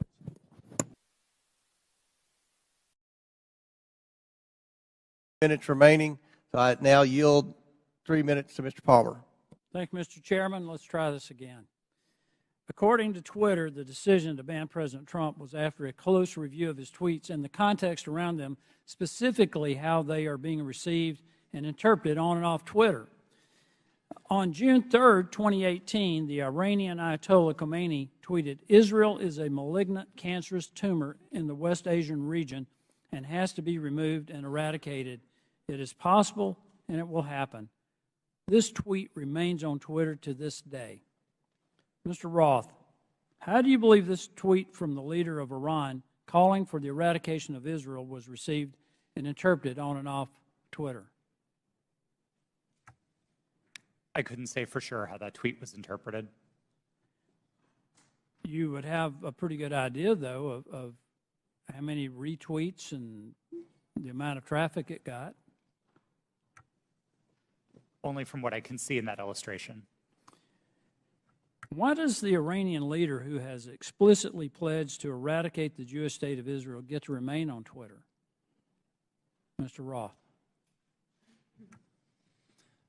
Like all of Twitter's users, the Ayatollah is subject to the same set of rules. And while I can't speak for Twitter's decisions today, I can say that Twitter took a number of enforcement actions against the Ayatollah's account, the same way that we would against That's anybody still up. You understand how hypocritical this is, right? You banned a sitting U.S. president and a sitting member of Congress, Marjorie Taylor Greene, while a man who has pledged death to America and can openly call for the death of millions of Jewish people and yet not be removed from Twitter. Do you understand how that looks? How hypocritical that is? I'm asking Mr. Baker, Ms. Gaddy, Mr. Roth, Ms. Navarro. That's amazing. But it shows the hypocrisy at Twitter. I want to pivot here, Mr. Chairman. Mr. Goldman made a very troubling statement claiming that as Vice President Joe Biden fired the Attorney General of Ukraine, since he had knowledge of this prior to becoming a member of Congress, Mr. Goldman should provide to the committee documentation about this action. We should know who authorized Vice President Biden to take this action against the Ukrainian Attorney General. We need to know, was there an investigation to justify the firing of the Ukrainian Attorney General, and if yes, who conducted it? He needs to provide all details involving this action, including Vice President Biden's threat to withhold $1 billion of U.S. funding if the Ukrainian AG was not fired, and who authorized Vice President Biden to make that threat. I would request that the committee look into this, and I yield back. Gentleman yields back. Chair now recognizes Ms. Lee for 5 minutes. Thank you, Mr. Chair. This has been an incredibly electric hearing. It'd be funny if it weren't real life. I understand my colleagues on the other side of the aisle want to be victims so very badly. But Ms. Navaroli, if I understand you correctly, public criticism and allegations of anti-conservative bias are actually making Twitter and other social media companies less willing to enforce their own policies against political conservatives, correct? Yes, that was my understanding based on research that was done at Twitter. meaning the same Republicans insisting on making themselves a victim is working? Could you repeat the question? The same Republicans, folks on this panel, who are insisting on making themselves victims in this conversation about Twitter censorship and other accusations they've made, is this working because of the conservative bias and the implications of it? Or the allegations of conservative bias? In other words, are the allegations of conservative bias making it harder for those in Twitter or those who are working there to enforce these policies against folks who incite hate speech or make it? Thank you for rephrasing that question, and thank you for asking it. Yes, these allegations are very much having an impact on the leadership within every social media company, as they hope to not receive allegations of being biased or in any way being politically leaning. Thank you. I'm not the only lawyer in the room. So you all know that while the Constitution does provide us the right to free speech, there are, of course, limitations. As Ms. Navaroli pointed out, we cannot yell fire in a crowded theater. Compromising freedom of speech may seem dangerous until we weigh that compromise against the men and women massacred in Buffalo, for instance, or the many other places where radicalized violent extremists found their motivation to kill on social media. This isn't about oppression. It's about public safety. This isn't about censorship. It's about protecting our democracy from misinformation. Ms. Navaroli, it was your job to decide whether someone was yelling fire in the theater. Could you describe the coded incitement to violence policy Twitter did not implement? Yes, thank you for that question. The coded incitement to violence policy was an incredibly nuanced policy that was created in order to fill the gaps that were existing in the already existing policies around violence. The policies around violence were explicit. So these were calls that said, I'm going to, I want to, I plan to, I wish to. Those sorts of incitements would have come down. Things like stand back, stand by. Things like I am locked and loaded and ready for a civil war were dog whistles that were not covered underneath the policy. Thank you. Could it have saved lives if it were implemented on January 5th, 2021, or possibly in November of 2020? I can't speculate as to what might have happened, and I do wish we would have acted. Thank you. Ms. Gaddy, the very same words that were plastered across Twitter were shouted at the January 6th insurrection. What threats do Americans face now that Elon Musk has removed all guardrails and welcomed back Donald Trump to the platform? Thank you for the question. I'm actually not really familiar with what the content moderation policies of Twitter are today. Okay, thank you. Social media platforms like Twitter must own up to their responsibility in spreading violence and chaos. I'd argue so too do members of this panel and institution. Thank you. I yield the balance of my time to Mr. Raskin. Thank you very much. Mr. Roth, I want to go back to the whole question of your finding hundreds of thousands of fake accounts set up by Vladimir Putin and the Russian Internet Research Agency, I think they called it, which was the propaganda arm in 2016, and I suppose to this day. Some have been suggesting on the other side of the aisle that it's illegitimate for the FBI or any representative of the federal government, presumably even Donald Trump, who did a lot of this, to contact private media entities in order to apprise them of anything, whether it might be the penetration of organized crime or child pornography or foreign malign influence. And I'm just wondering if you would give us a sense of how much work is actually being done, and I was going to check with you and Mr. Baker about that. How much work does Twitter and other social media entities do that relies on the FBI and other national security agencies? Thank you for the question. There is a considerable amount of work to address foreign disinformation at Twitter and also at other companies. And this work was reliant in part on intelligence shared with companies by law enforcement and by the intelligence community. I would regard that work as essential. At Twitter, we had dozens of people working just on these questions of election interference. Those teams no longer exist under Mr. Musk. And Mr. Baker, if you could. Thank you, sir. Just generally, I mean, it's a matter of public record that the FBI has worked with the public, including private entities, for decades Indeed, they've had for some number of years now an office of, I think it's called Office of Public Sector Engagement. This is part of what they do in order to fulfill their responsibilities and to do their jobs to protect the country. Thank you. Back. Chair recognizes Mr. Armstrong for 5 minutes. Thank you, Mr. Roth. I'm going to continue down that line of questioning. So when you testified, you were just talking about working very hard to keep foreign troll farms from using Twitter and to engage in malign foreign interference. This sounds like a fairly robust undertaking. You said between 2016 and 2020, you had different teams stood up to do this. Constant vigilance?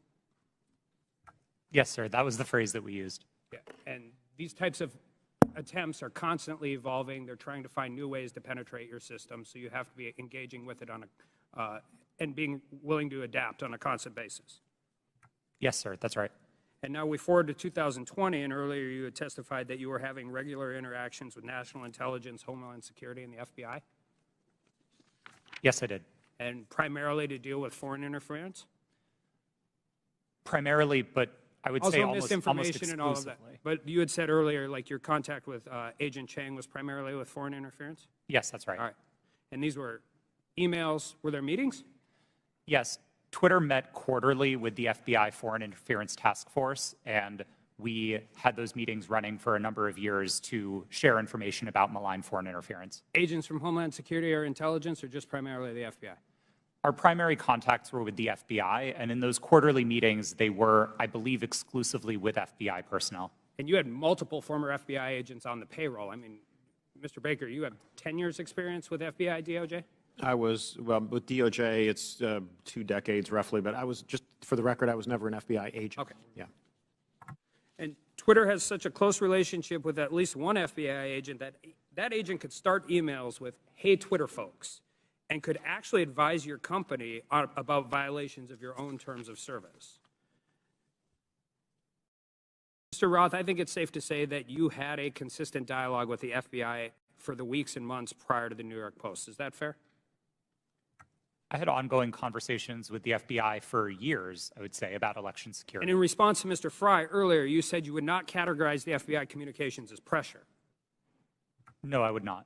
However, Twitter's director of policy wrote to you in 2020 that Twitter has seen a sustained effort by the intelligence community to push Twitter and that Twitter should keep a solid front against these efforts. He specifically cited Elvis Chan, an FBI agent in San Francisco. Now, on August 11th, 2020, Agent Chan sent you 3 documents in prep for a meeting and said the documents pertain to APT-28, a hacking unit connected with Russian military intelligence. Agent Chan arranged for having security clearance for Mr. Baker and facilitated encrypted networks for the FBI to share information with Twitter employees. And on October 14th of 2020, you stated that this feels a lot like somewhat of a subtle leak operation.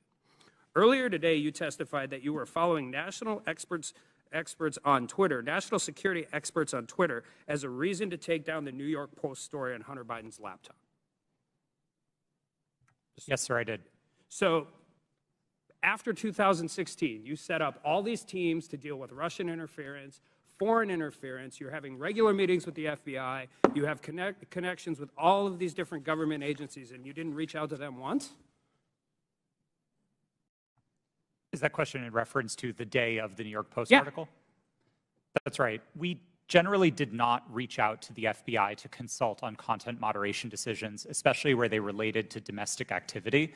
It's not that we wouldn't have liked that information. We certainly would have. It's that I don't believe it would have been appropriate for us to consult with the FBI. In December of 2020, you did a declaration to the Federal Election Commission that the intelligence community expected a leak and a hack operation involving Hunter Biden. Recently, Mark Zuckerberg confirmed that the FBI warned Meta that there was a high effort of Russian propaganda, including language specific enough to fit the Hunter laptop Biden security story.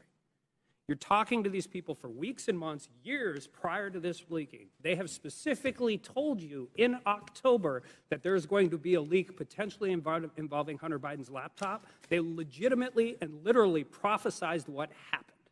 And you didn't contact any of them? No, sir, I did not. Did they reach out to you? On and around that day, to the best of my recollection, no, they did not. So after the story was taken down and you guys did it and you personally disagreed with it, Ms. Gaddy, you said you did. Did you contact them and say, hey, is this what you were talking about?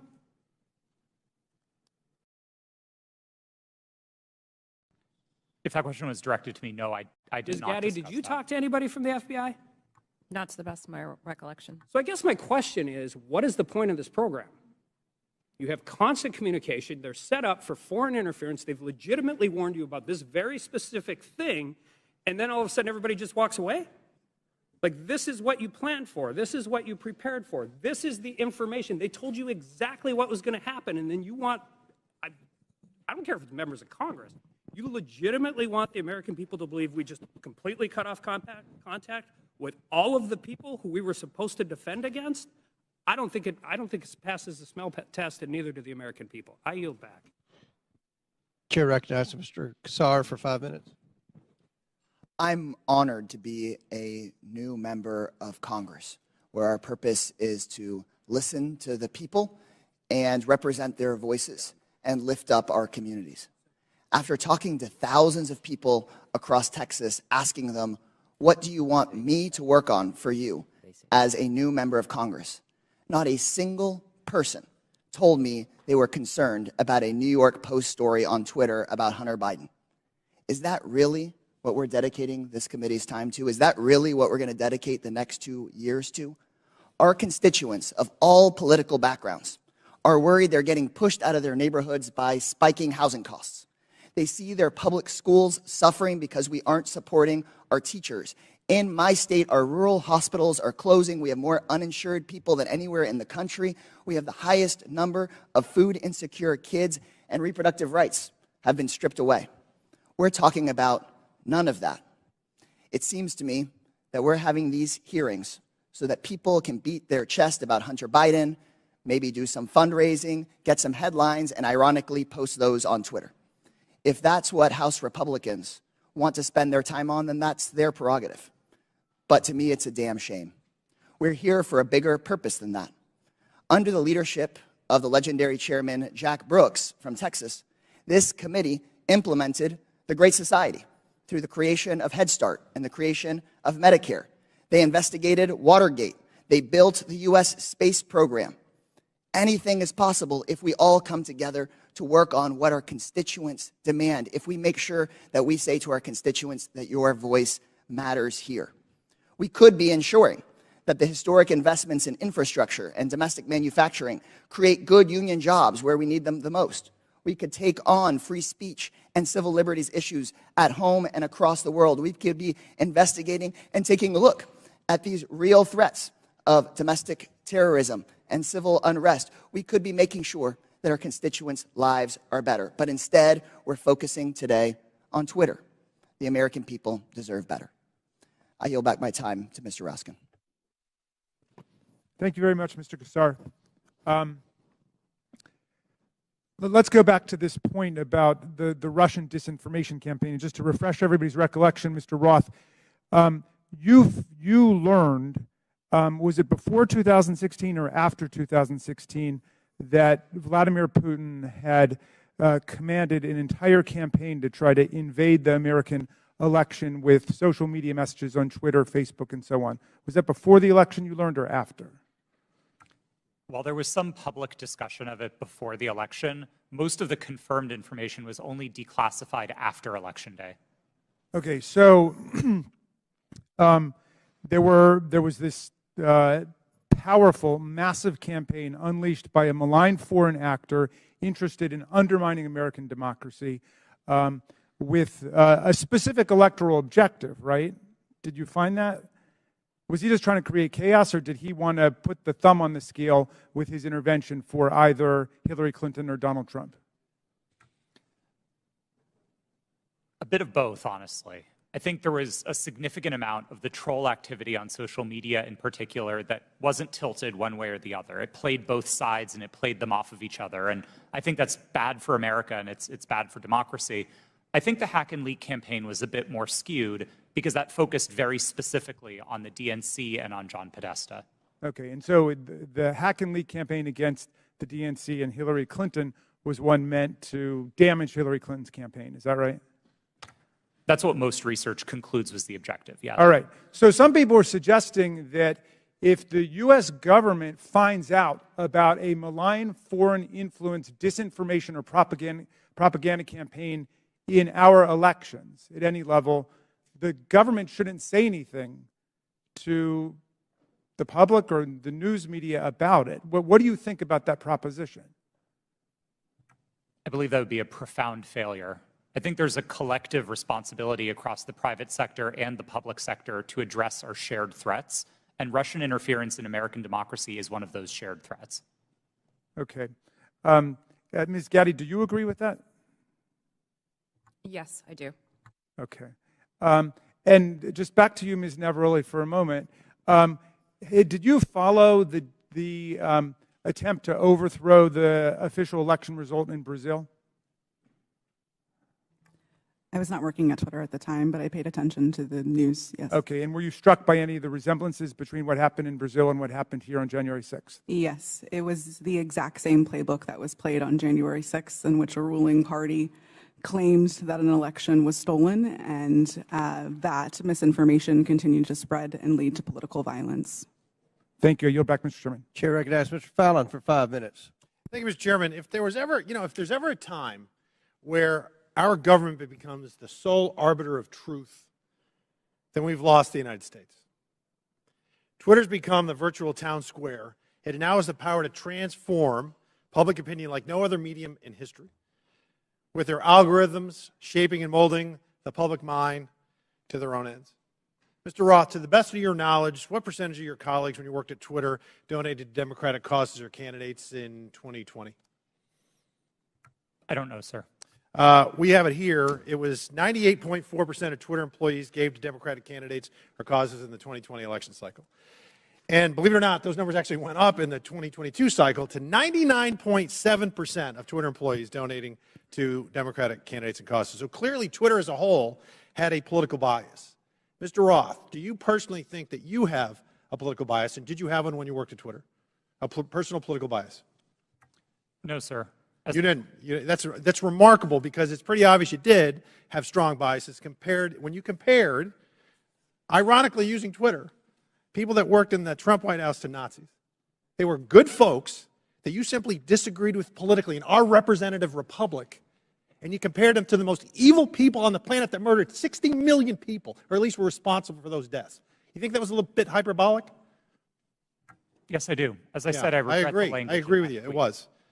And so your political opinion spilled over into censorship work at Twitter. I think your biases had consequences, which you intentionally expressed through your propaganda and censorship role at Twitter. Additionally, you may have collaborated with the U.S. intelligence community regarding stories that you all didn't want the public to see. So namely, what we refer to as the Hunter Biden laptop story that ran in the New York Post. So I'll ask you, Mr. Roth, did you receive 10 confidential documents from Special Agent of the FBI, Elvis Chan, the night before the Hunter Biden laptop story ran? Yes. You did. See, because it's interesting, with the immediacy with which you all acted to censor the New York Post Hunter Biden laptop story seems to be very indicative of foreknowledge. And the story was seismic. And it was rushed to be suppressed, knowing full well it was not Russian disinformation, as some here said. It was truth that was denied the American voter. And the Media Research Center polled Democratic voters in 2020 swing states and found that 17% would have changed their vote if they had known the contents and evidence of the New York Post story. President Trump lost key states, Georgia, Pennsylvania, Arizona, and Wisconsin, by collectively just over 100,000 votes. And if this is accurate, this poll, 3.2 million votes could have swung. And he only needed a teeny fraction of those 3.2 million. That decision almost certainly changed the result of the 2020 presidential election. Did you have any idea the contents of the New York Post story, Mr. Roth? Only what I read in the New York Post that day. And then it was killed by Twitter, and the mainstream media followed. So I found this interesting. In 2019, candidate for President Joe Biden said, and I quote, "I have never spoken to my son about his overseas business dealings." And yet, the evidence in that story and on that laptop revealed that two of Hunter's Mexican business associates, Miguel Magnotti and Miguel Velasco, visited the White House in February 2014, and he was later photographed. Joe Biden was photographed with him in the White House. Also in October 2015, Hunter arranged a video conference with his dad Joe Biden, the sitting vice president, and Carlos Slim, the Mexican billionaire. And then unbelievably in 2015, Hunter introduced his father, then vice president, to Vadam Pozharsky, an executive at the now infamous Burisma Holdings Company, where Hunter would later magically make millions as a board member despite having no experience whatsoever in the energy sector. Joe Biden lied. He created the firewall, and then he was exposed because of this story and other information. He lied to the American people. And Mr. Roth, you withheld information on the eve of a presidential election, and you protected that lie. And I hope for the sake of the country that men like you that do those things, men and women, never get to put in such power, in positions of power again. And Mr. Chairman, I'd also like to see if, I'd like to ask unanimous consent to enter into the record a tweet from Ranking Member Raskin. The tweet reads, "It's horrifying to see images of Border Patrol agents whipping Haitian refugees at the Texas border. Not exactly the feeling I get from the Statue of Liberty." Without objection, it's ordered. Thank you. Would I yield back. you? Yep. Oh, well, I just think that's misinformation, or at least it was a mistake, and Twitter left it up for a week, or not a week, a year, a full year. Gentleman yields. I yield. Mr. Baker, in top of page 2 in your written testimony, you said, "I did not destroy or improperly suppress Whose time is this? any documents at Twitter regarding information important to the public dialogue." The way you worded that, it sounds like there is some. Mr. Chairman, kind how of- much extra time is he going to get during this hearing? You finished He the had, question, he and had then you time. think Let him it's repeat the order. question, and then his time will be expired. And please Expired answer. before he started. Clearly, it's up to the chairman, so why don't you let him answer? Mr. Baker, on top of page 2 of your written testimony, you said, "I did not destroy or improperly suppress any documents at Twitter regarding information important to the public dialogue." The use of the term improperly suppressed suggests there was some kind of suppression done in a proper way. I just want to know what that was, and is this referring to your work at Twitter when the Twitter files were first released just a few months ago? Unfortunately, sir, I think I'm constrained from answering that question any more fully than in my testimony because of attorney-client privilege. So unfortunately, I'm just going to have to leave it at that. I thought that's been waived. Not the privilege, not the privilege. The non-disclosure agreement, my understanding, has been waived, but not the attorney-client privilege. Gentlemen, time's expired. I do not have anything in writing to indicate that the Twitter has waived privilege with respect to that matter. Chair recognizes Ms. Crockett. Thank you, Mr. Chair. MAGA Republicans can't let go. That should be the name of this hearing. I'm glad that seemingly we have now accepted that President Joe Biden won the election, even though now we are blaming President Trump's loss on Twitter. Can we finally let it go? This is why Democrats are reinforcing that in this hearing we should be talking about the threats to our democracy. That's the real threat, not an old article that seemingly couldn't reach the viewership it sought through its own platform to disparage and attempt to skew the election in favor of a twice impeached former president who lost a secure and fair election. As a Texan who served in the House and fled the state as MAGA Republicans there pushed an agenda just as insidious as the foreign interference we experienced in the 2016 election, we should be talking about what they don't want to talk about as they continue to cut you off as you try to talk about things such as interfering with our democracy, and how there has been an inciting of political violence against individuals as well as our democracy as a whole. We are supposed to live in the land of the free, and when some people are afraid of losing power, they engage in conspiracy theories and distractions, such as the Joe Biden, a candidate at the time, not government actor at the time, colluded with social media to win. So let me say thank you for showing up for this political theater. Unfortunately, the American people deserve better of its leaders. They deserve a robust conversation around the very real and very present threats to our democracy, the greatest democracy in this world. So with that being said, let me be clear. I believe that there has been testimony previously by Miss Navaroli. I hope I'm not just killing your name right now. At some point, you stated if January 6th and anything like it, that language, if we would have seen that happen in any other country with any other leader, Twitter would have acted completely differently. It is my understanding from this statement, and correct me if I'm wrong, that you almost felt as if Trump was treated differently. In fact, that you may have been of the impression that he was treated with more deference than other world leaders. Is that true? Yes. As I testified earlier today, Twitter bent and broke its own rules in order to protect dangerous speech, like the tweets that were directed towards Representative Ocasio-Cortez. And when we talk about bending, it's my understanding from another deposition that there were actual alarms that would go off if someone would access Trump's Twitter account other than, I believe, the CEO. It was my understanding that alarms would ring within Twitter if the account was accessed outside of a select group of individuals who had access to that account. Are you aware of this being an ongoing practice for other individuals' Twitter accounts? At my time at Twitter, the former President Donald Trump's account was the only account that I did not have access to. Okay, so we know that there weren't individual actors running around Twitter setting off alarms every other day. Is that correct? Not to my knowledge, no. Okay.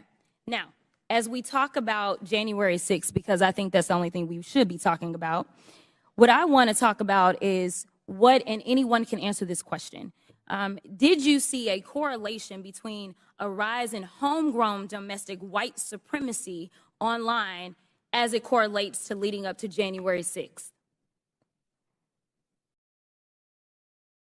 I can answer that. So some of the things that we were seeing specifically on Twitter related to white supremacy fan fiction. I mentioned earlier in my testimony that we saw things like people wishing that the day of the rope would occur.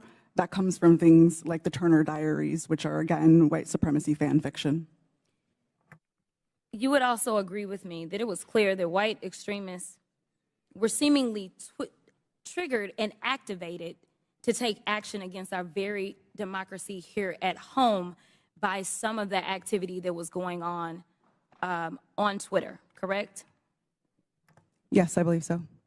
Now, just to make sure that we can summarize what we allegedly are here to talk about, you all would agree with me when I say that there was no physical damage or destruction to structures, limb, or life as it relates to this article, yet we do know that there was actual harm, physical harm, as well as destruction that occurred as a result of January 6th, correct? Yes, people died on January 6th. Thank you. With that, I'll yield the remainder of my time to Chairman Raskin, or Ranking Leader Raskin. Thank you. Mr. Chairman, I would just use the second to ask unanimous consent to submit for the record an extraordinary article just published called "Twitter Kept Entire Database of Republican Requests to Censor Posts," published on February 8th. It was just published by Rolling Stone. So for everybody's reading enjoyment, if people think it was biased against conservatives, this would lead us to believe it was definitely biased against liberals and progressives. Didn't have you pegged for a Rolling Stone reader, but without objection, so ordered. Chair recognizes Mr. Groffman. First of all, just a comment. When we talk about the Pledge of Allegiance, one of the lines in there is, "To the Republic for which we stand." Ben Franklin, when he was asked about our Constitution, he said, "We give you a republic if you can keep it." Just two lines that maybe some people around here haven't heard. Now, this is kind of a little story for the three of you on the left here. In January of 2021, the Christian magazine called The Daily Citizen tweeted about President-elect Joe Biden's announcement that Dr. Rachel Levine was his nominee for Assistant Secretary of Health. They commented that Dr. Levine is a transgender woman. This was banned from Twitter. Are you familiar with this story? I'm not familiar with it, sir. Do you have any reason why it would have been banned?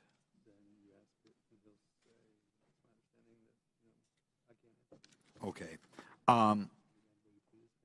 There are local talk radio hosts in my area, well-known media hosts out of the Madison, Milwaukee, Green Bay media market, widely listened to.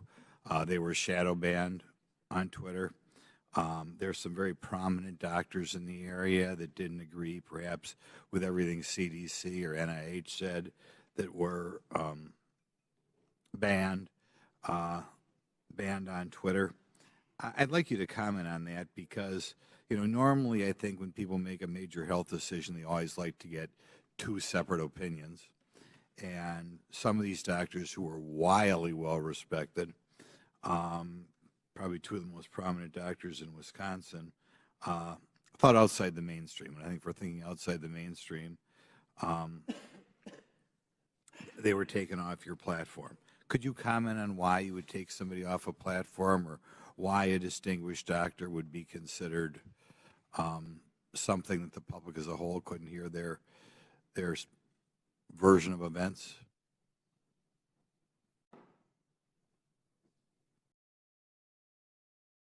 No, you're not aware that ever any doctors who commented outside the mainstream version of what was going on with COVID, going on with the vaccine, going on with treatments, that there were people who disagreed with the NIH recommendations and you took them off of Twitter? You're not familiar with that? None of you are familiar with that. Okay.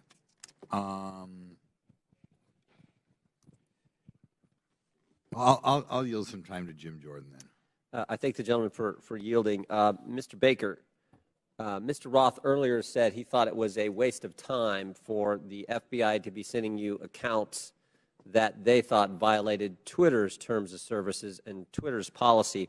I was just curious, did you ever tell Twitter executives or FBI acquaintances that the FBI had no legitimate interest in enforcement of Twitter's policy?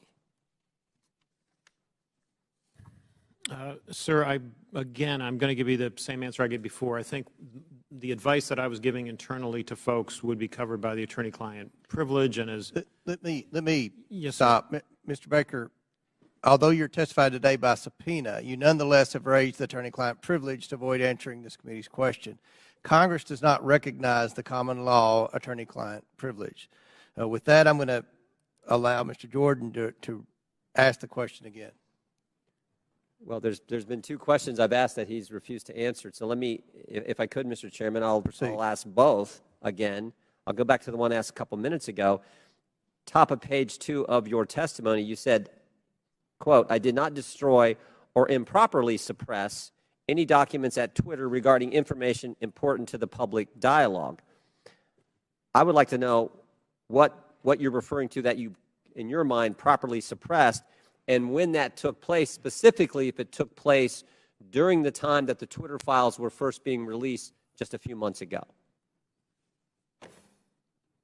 well, again, sir, as I think we've notified the committee and we've had these conversations with Twitter as well to try to resolve this issue prior to coming up here today, I don't have anything in writing that clears me in my ethical responsibilities to my former client with respect to answering questions that I think fall squarely within the attorney-client privilege. So unfortunately, I don't think I can go beyond what I've said there already, sir.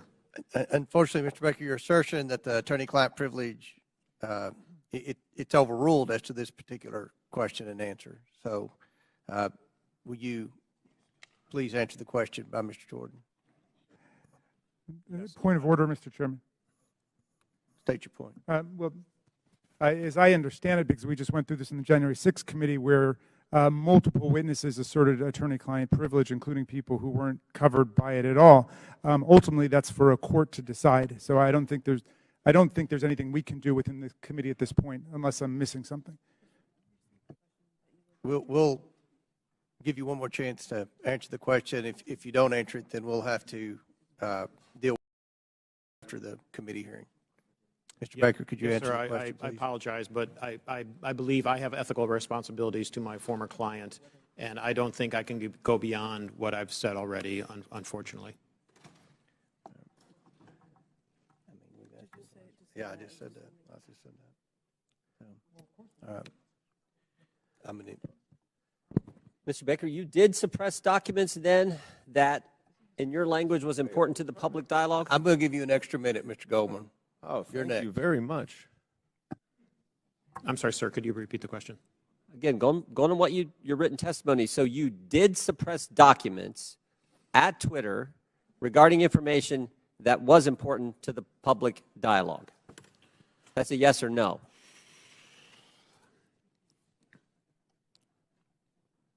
I'm going to answer the question with the following sentence, which is right after that. At all times, I sought to help my client understand and comply with its legal obligations. Okay. Gentleman's time's expired. I recognize Mr. Goldman for 6 minutes. Thank you, Mr. Chairman. I understand that Mr. Palmer was asking some questions about some of my assertions about the removal of the Ukrainian Prosecutor General. First, let's be clear, I did not say that Vice President Biden fired Mr. Shokin. It was official U.S. and European policy to encourage Ukraine to fire him, which they did. But he is right about one thing. What I say is not evidence, and neither is what any of our Republican colleagues say on the other side of the aisle. They may not like what these witnesses say, but the testimony of the witnesses is the evidence, not baseless statements without firsthand knowledge. But I urge Mr. Palmer, if he wants to understand what actually happened, to read the 300-page report that we published on the first impeachment investigation. There's a lot in there about Mr. Shokin. Luckily, though, he doesn't even have to do that. You can just read the New York Post story itself, because in that story, Shokin admitted that he never opened an investigation into Burisma. He claims to have had, quote, specific plans to do so. Yeah, sure. For 2 years, Rudy Giuliani had been peddling Viktor Shokin's bogus story, including with agents of Russian intelligence. And Chairman Comer, if you question that, I urge you to look up Andrei Derkach. So who was the sole source of the hard drive to the New York Post? Rudy Giuliani. And for these reasons, many journalists were highly skeptical. One reporter at the New York Post itself refused to put his name on the story. Fox News' Bret Baier said, quote, "The whole thing is sketchy," unquote. And both Giuliani and the Post refused to give the laptop to other journalists to verify and analyze it. In fact, Giuliani told the New York Times that he hoped that it would be published before it could be verified. So what is the so-called authentication for this laptop? Well, Chairman Comer said in his opening statement that it's a subpoena to the computer repair shop owner, which happened about a year before the New York Post story. But that is not the same hard drive that Rudy Giuliani received months later from that repair shop owner and passed along to the New York Post after he was in possession of it for several months. Now, Mr. Baker, based on your understanding of Russian malign influence campaigns, does Russian intelligence have the capacity to manipulate a hard drive? Yes. So it is possible that some of the materials on a hard drive could be authentic, and some could be altered, manipulated, or even added to the hard drive. Is that right? I believe so, yes. Mr. Roth, you have testified today that Twitter was keenly aware of the hacking efforts by Russia in connection with the 2016 election. Is that right? Yes, sir. And those efforts, I believe you said, and correct me if I'm wrong, by Russian intelligence to interfere in our electoral process continued up and through and including the 2020 election. Is that right? Russian efforts certainly continued through the 2020 election and even through the midterms. I couldn't say specifically if it was military intelligence, as was the case in 2016, but certainly the Russian government was involved. So let's run down what Twitter knew about this hard drive in this story when it was published. First, the sole source of the hard drive was Rudy Giuliani, who had been working closely with Russian intelligence agents throughout 2020. Second, Russian intelligence interfered in the 2016 election and was actively trying to do it again. And third, numerous journalists, including at the New York Post and Fox News, raised suspicions about the hard drive, and they refused to allow an independent analysis and verification of it. Now, Mr. Baker, based on your experience in law enforcement, wouldn't this give anyone concerned about Russian interference in our elections serious pause? Well, I think as reflected in the public record, at the time, I thought there were great concerns on that side of the equation.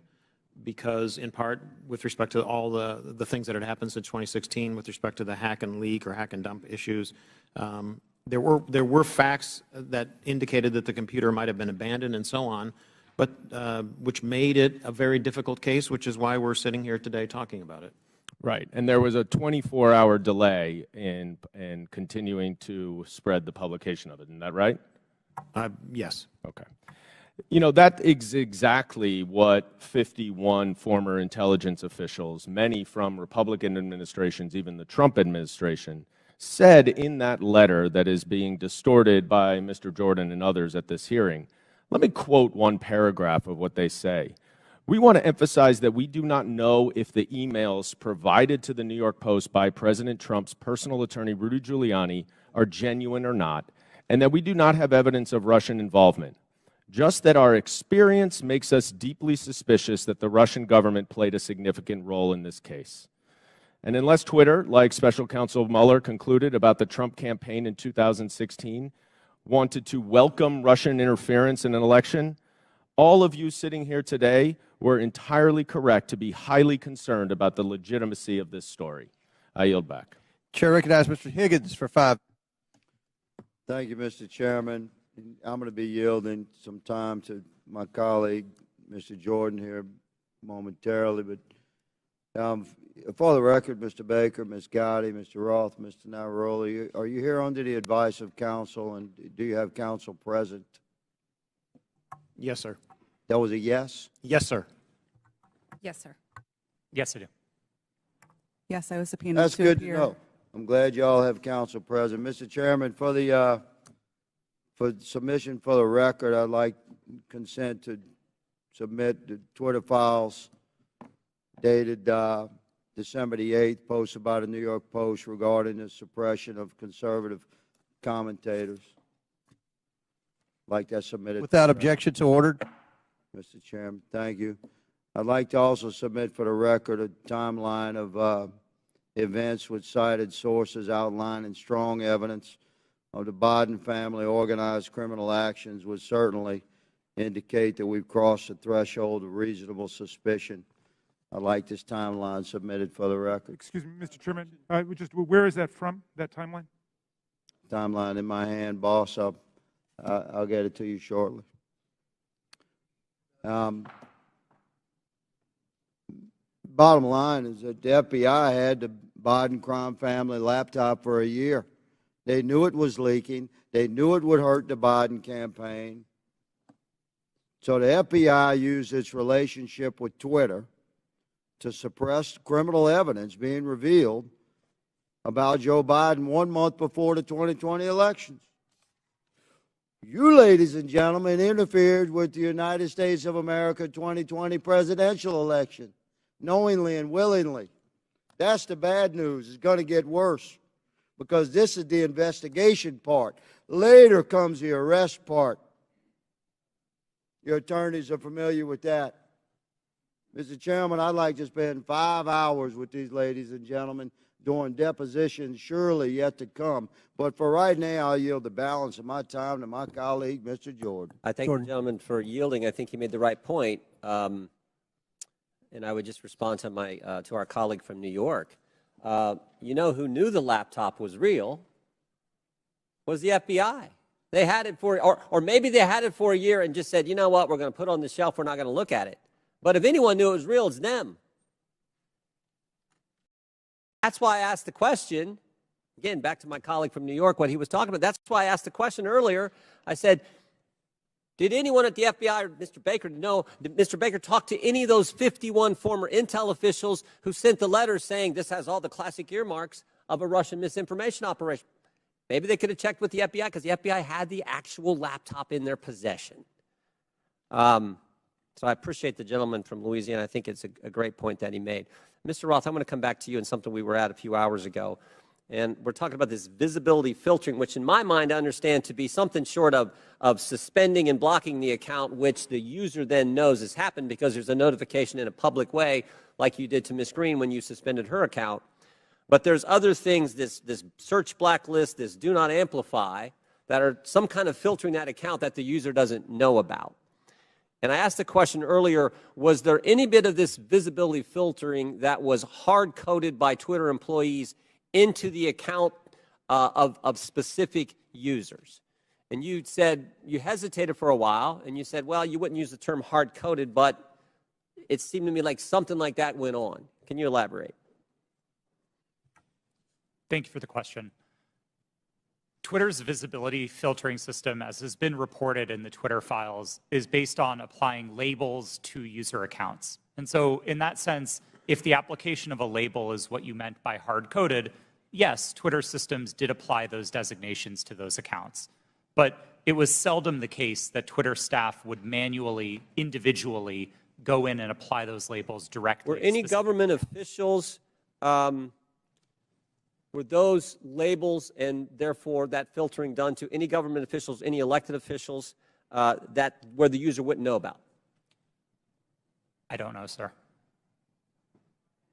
I didn't have access to my Twitter computer, to any Twitter systems to prepare me to answer that question. So I'm just talking your time there and your experience there. Do you know if that happened?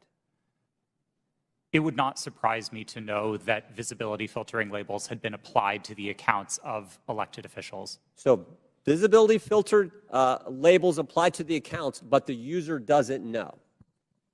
Yes, it was not Twitter's practice to notify users. But you think that happened to elected officials and government officials? Again, I couldn't say for sure. I appreciate it. I yield back. Chair recognizes Mr. Mafumé for 5 minutes. Well, Mr. Chairman, it's been a long morning and afternoon. And at this point in time, there's an adage that says everything that can be said has been said, except that not everyone has said it. So if you will indulge me for a few minutes, I'd just like to reflect on some observations having sat here and gone through this. And I'm hoping and praying that this is not a problem in search of a solution, because we're dedicating an awful amount of time here, and I don't want a few things to escape us. But having said that, I want to first associate myself with the remarks of Mr. Raskin, the ranking chair. His opening remarks succinctly, I think, encapsulated and put in place what many of us on this side of the aisle are feeling. And I also, as a point of personal privilege, would like to just express how many of us share the concern of the gentlewoman from South Carolina who indicated her ongoing medical condition, which she said she might have to live with the rest of her life.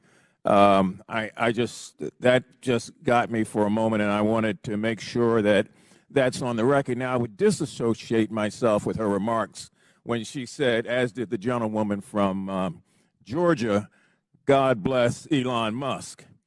For me, it's God bless my country, God bless my family, God bless my friends. Mr. Musk can take care of himself. I would also caution, if I might, all of us, but particularly the gentleman from South Carolina who said earlier that there is proof that Hunter Biden committed multiple felonies. The gentleman said that without offering anything for the record. And I know we're all covered by congressional immunity in terms of when we're on the floor and when we're in these committees, but sometimes we probably don't want to feed into hot rhetoric. I mean, we campaign in that kind of poetry, but we are elected to govern in prose. And when you do that, there's a different sense of responsibility that goes with all of us. Mr. Roth, I listened to you, and I feel bad that you were attacked. And, you know, you had to sell your home. You had to move your family. And I just want to remind you and remind myself that there are members of this committee who are also always under attack because of their race or because of their surname or because of their political affiliation. That kind of reckless incitement, I think, is best dealt with when you have content moderation. Otherwise, we gin up the rhetoric. The people who can't control themselves oftentimes don't, and then we see violence occurring against whether it's members of Congress through threats or persons like yourself in the private sector. Ms. Navaroli, you in your testimony stated that on the morning of January the 6th that you sent lawyers a message warning them that your team was hamstrung by leadership. And 2 days later, when it looked like that might happen again, you asked management whether or not they wanted more blood on their hands. What was their response, and what did they do? Yes, thank you for that question. On the morning of January 6th, I did send that message to a Twitter lawyer, specifically because I believe that Twitter was going to be facing liability for what was going to occur that day. I do not remember their exact response, but I do remember there coming in a response of confirming that the information had been received. Would you repeat the second question that you asked? I wanted to know, what was their response? What did they do? Nothing. Okay, you went on to say that in January of 2020, after the United States assassinated an Iranian general, that the president at that time, Mr. Trump, decided to justify it on Twitter, and management literally instructed you to make sure that we were not about to start World War III on that platform. Is that correct? Yes, that did occur. And what happened after that? It was up to me and my team to create what we called enforcement guidance, so a document that explained how we would apply our policies specifically related to content moderation in that specific instance. I believe the document was relating to foreign policy discourse. So my point here about content moderation on the front end prevents some of the crazy things we see on the back end. Mr. Chairman, I have from the Anti-Defamation League their latest report on murder and extremism in the United States, oftentimes fueled by the lack of content moderation, that I would ask unanimous consent be entered into the record. And I also have the National Threat Assessment done by the Secret Service of our country. This was just released, and it talks about how 25% of all of these acts are being conducted by people who are not moderated, but who in fact end up breaking the law and threatening the lives of people. And I would ask unanimous consent that also be. Without objection, so ordered. Thank you, sir. Chair recognizes Mr. Sessions for 5 minutes. Mr. Chairman, thank you very much. So I will say it, God bless Elon Musk, because I think I feel that way. It was Elon Musk that revealed data that uncovered a disturbing cabal. Let's be clear, we're here today because Twitter got caught, not because people wanted to admit mistakes got made, or perhaps because they got bought. If not for the Twitter files released by Mr. Elon Musk, this activity we're discussing today would still be going on.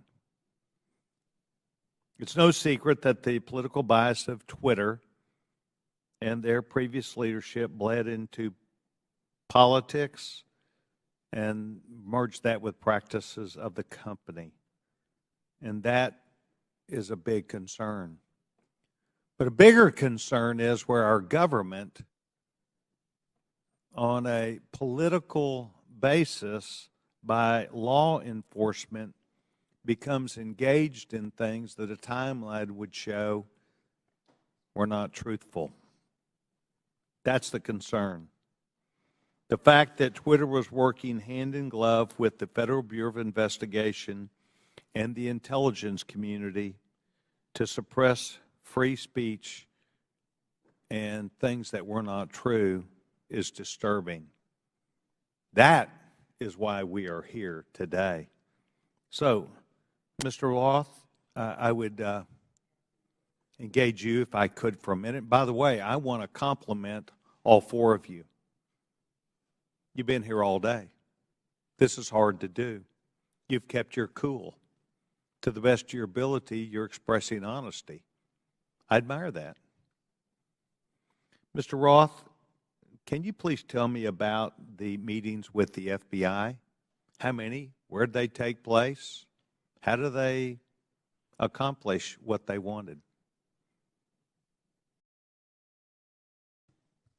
Thank you for the question. Yes, sir. Twitter met with the FBI, I would estimate, several dozen times over the course of multiple years. These meetings happened in person, in the Twitter office, in the offices of other technology companies, and at times they happened virtually.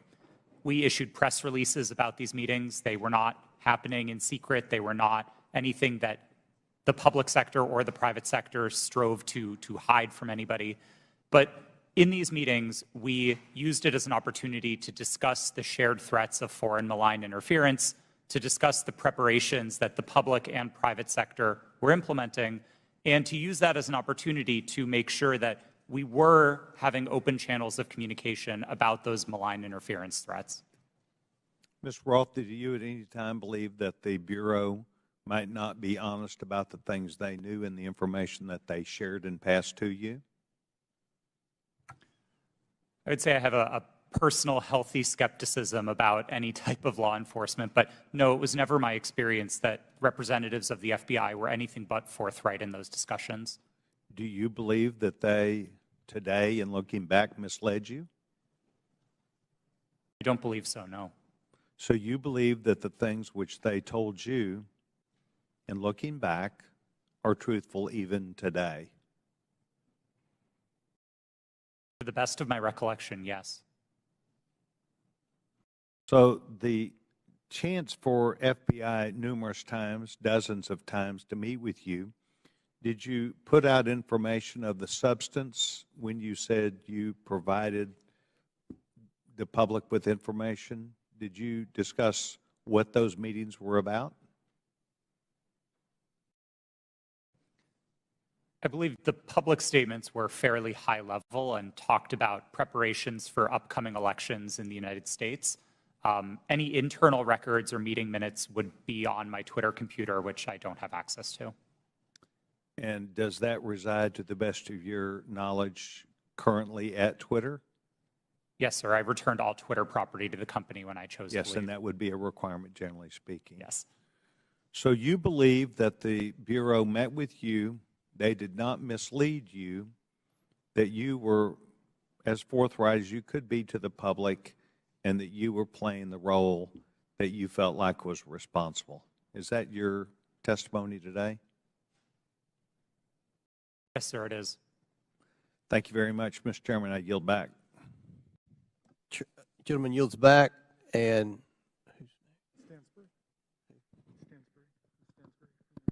Stansbury. Yeah. Oh, yeah, yes. I'm sorry. Thank you, Mr. Chairman. You know, I'm beginning to feel like a little bad for the majority. Like I just feel guilty because you guys have come today to try to prove that the Biden administration in coordination with Twitter is impugning free speech. And the problem is that Donald Trump, he is just this thing that hangs around your neck. Because at every turn, he undermines whatever credibility you want to have on this subject.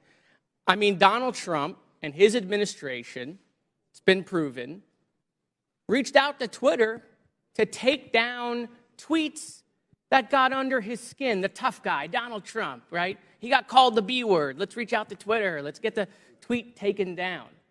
You guys have no credibility. You have none. Your own guy taking free speech off of Twitter. You know, I also don't understand this bipolar thing that you're doing with Joe Biden. So every day you guys tweet out, Joe Biden is boring, he's sleepy. Every day you say it on TV. Now you want to tell the American people Joe Biden is an international super mastermind along with his son Hunter. I mean, it's just bananas. You know, the Trump family is getting billions of dollars of loans from foreign governments by using their White House relationships. Any questions? Any questions on that? No, I didn't think so. You want to know if the Trump family made any money selling PPE during the pandemic out of the West Wing? Any questions about that? No, I didn't think so. But let's move on to Hunter Biden's laptop. Your leaker, I always love this, by the way. You guys are against leakers unless they're leaking things you like. Your leaker, Matt Isaac, and I love, you know, have you seen this guy? I mean, he's like a Radio Shack dot matrix guy who copied files off a private citizen's hard drive. Okay? That's your entire theory is based off of. But I want to use his words. This is his own words. Your guy, your leaker, the guy who gave you the information. there have been several attempts by several individuals to modify and insert fake data. I do know there has been multiple attempts over the past year and a half to insert questionable material into the laptop, to pass off information or disinformation as coming from the laptop. He continued, "This is a major concern of mine because I fought tooth and nail to protect the integrity of the drive, and to jeopardize that is going to mean everything I sacrificed will be for nothing." Your guy, your leaker, questioning the integrity of the information you guys are peddling. By the way, why isn't he here?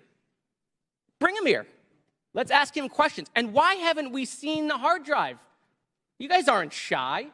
Why won't you show it to the American people? Let's talk about Twitter. Let's talk about God bless Elon Musk. See these? God bless the guy who is allowing Nazis and anti-Semitism to perpetrate Twitter. There's been a 66% increase of anti-Semitism on Twitter since Elon Musk set it free. Mr. Chairman, I agree with you. It's not fair to say all conservatives are Nazis. That's preposterous. That's not true. But your Lord and Savior Donald Trump is having tea and dinner with them at Mar-a-Lago. Nick Fuentes right here, who is a picture that is tweeted at me all the time saying Jews are a virus in response to my tweets. Donald Trump's having dinner with him. Nazis at Mar-a-Lago. And so, no, not all Republicans are Nazis, but I got to tell you, Nazis seem really comfortable with Donald Trump. So I have questions about that, Mr. Chairman. Why is that? Why do I get these tweets? Let's talk about Kanye West, right? The chairman of the Judiciary Committee for 3 months praising Kanye West. We love Kanye, right? A Nazi. Clearly now. It took months for that tweet to come down. How come? I mean, these are things I'd love to know. Is it because maybe they're your voters? I mean, they certainly aren't voting for me. I yield back. Chair recognizes Mr. Langworthy for 5 minutes. The Twitter files revealed the unrestricted power and censorship regularly exercised by the 3 witnesses in front of us today, Mr. Roth, Ms. Gaddy, and Mr. Baker. Now, Ms. Navaroli, in your opening, you stated that too few people and companies have too much power. Well, I think you're right. The witnesses here today, they had too much power at Twitter. And they tried to play the role of God as they interfered with the natural right of the people to a free and fair election. Twitter knowingly suspended the New York Post's account, one of the most reliable conservative voices in the country, in fear that an honest story would swing the most divisive election in American history into the hands of their enemy, former President Donald Trump. Now, Mr. Roth, you were part of the secretive SIP-PES censorship team at Twitter, correct? No, sir, I'm not sure what that refers to. Mr. Roth, the Twitter files revealed that you rarely adhered to company policy in making your censorship decisions. One reporter from the Twitter files called your group a, quote, high-speed Supreme Court of moderation, issuing content rulings on the fly, often in minutes, based on guesses, gut calls, and even Google searches in cases even involving the president. Do you recall making decisions in this manner? No, I do not. Can you explain the process for these quick decisions? Thank you for the question.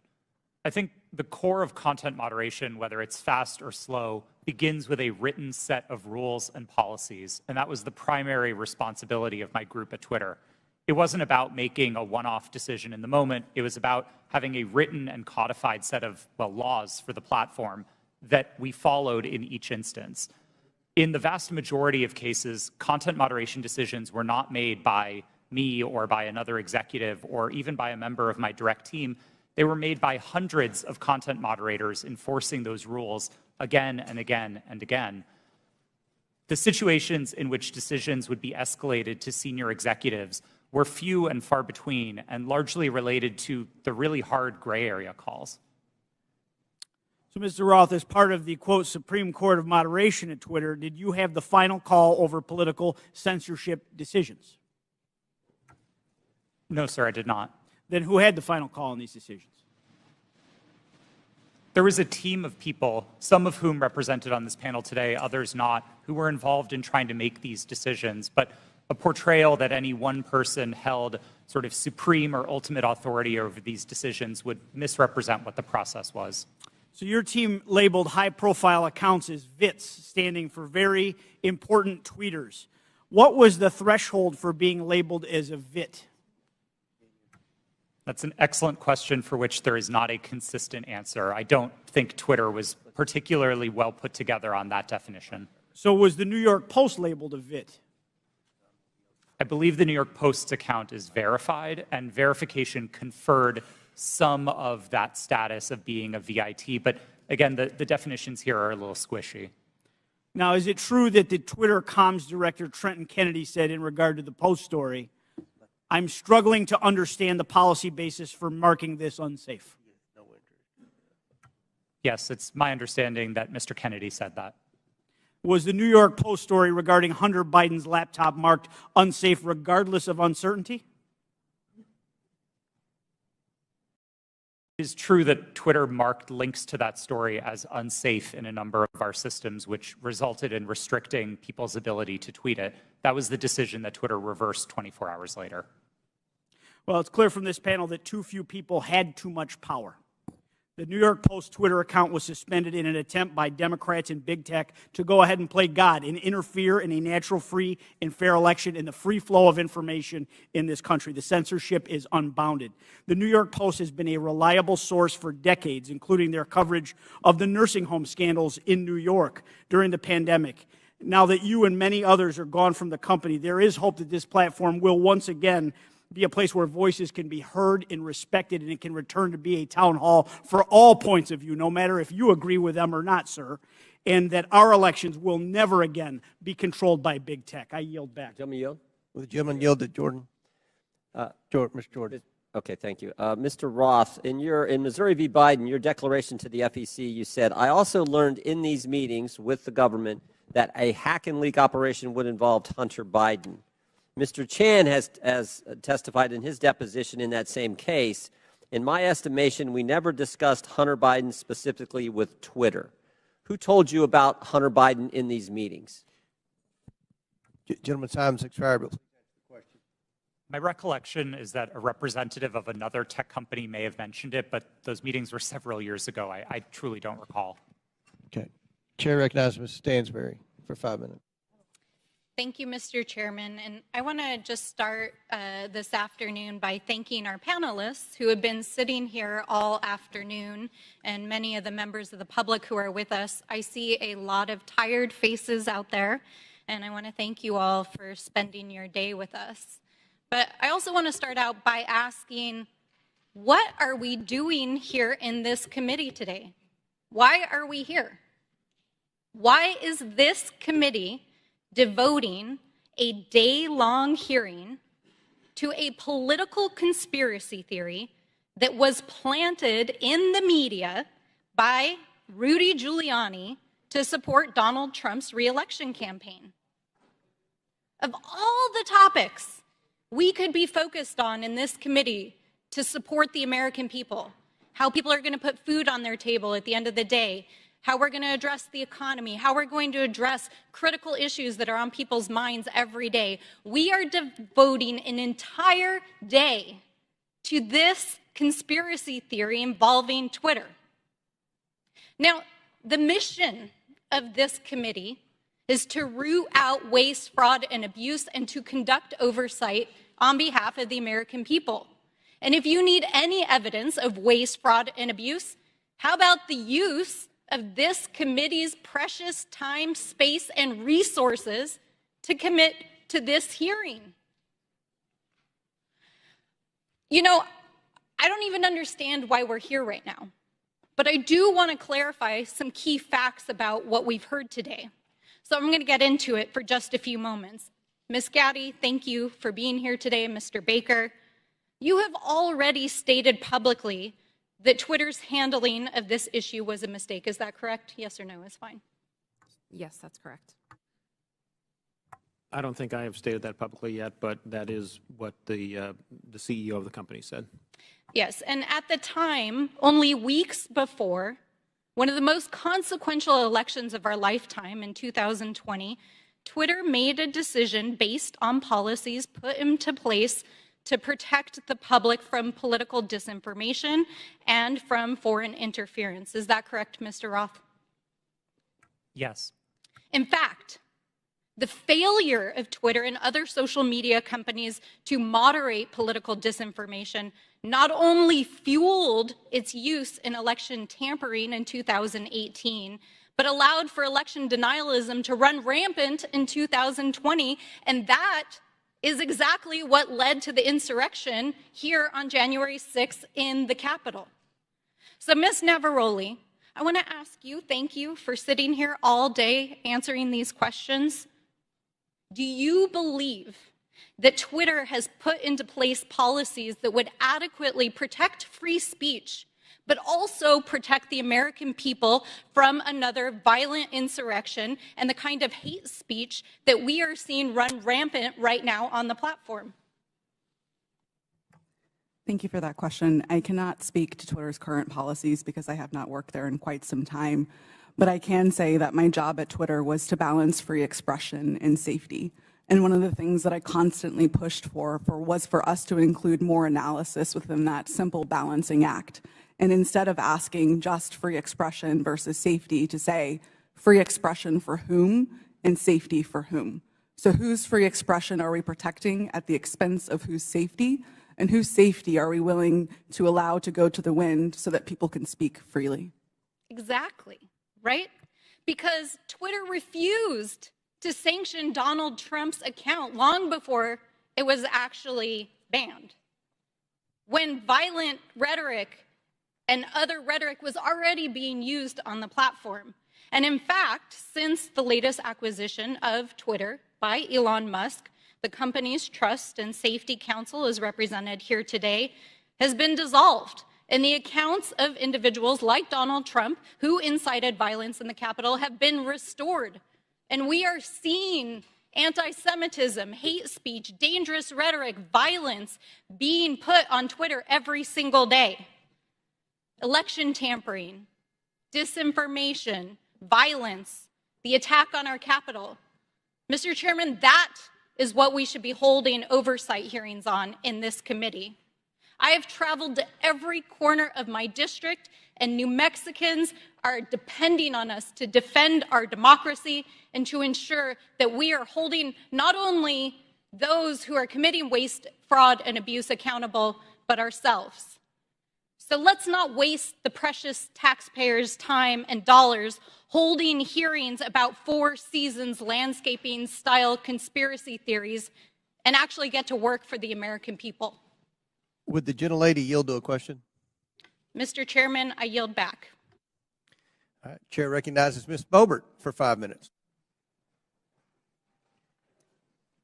Thank you, Mr. Chairman. Mr. Matt Taibbi, a respected reporter who published much of the Twitter files, said, quote, Twitter's contact with FBI was constant and pervasive, as if it were a subsidiary. Now, I want to better understand why he would suggest that. Mr. Roth, while at Twitter, how many meetings did you have with the FBI? I couldn't say for sure, but I would More say than 10? That's a More reasonable than 20? estimate. I couldn't say for sure. More than 50? That seems a bit high. Many meetings with the FBI. Well, we know how many FBI agents worked at Twitter while you were there? I don't believe any active FBI Former agents. FBI agents. How many worked there while you were there? I'm aware of perhaps 2. Well, we know of at least 9 because they started the BU group chat, BU for Bureau.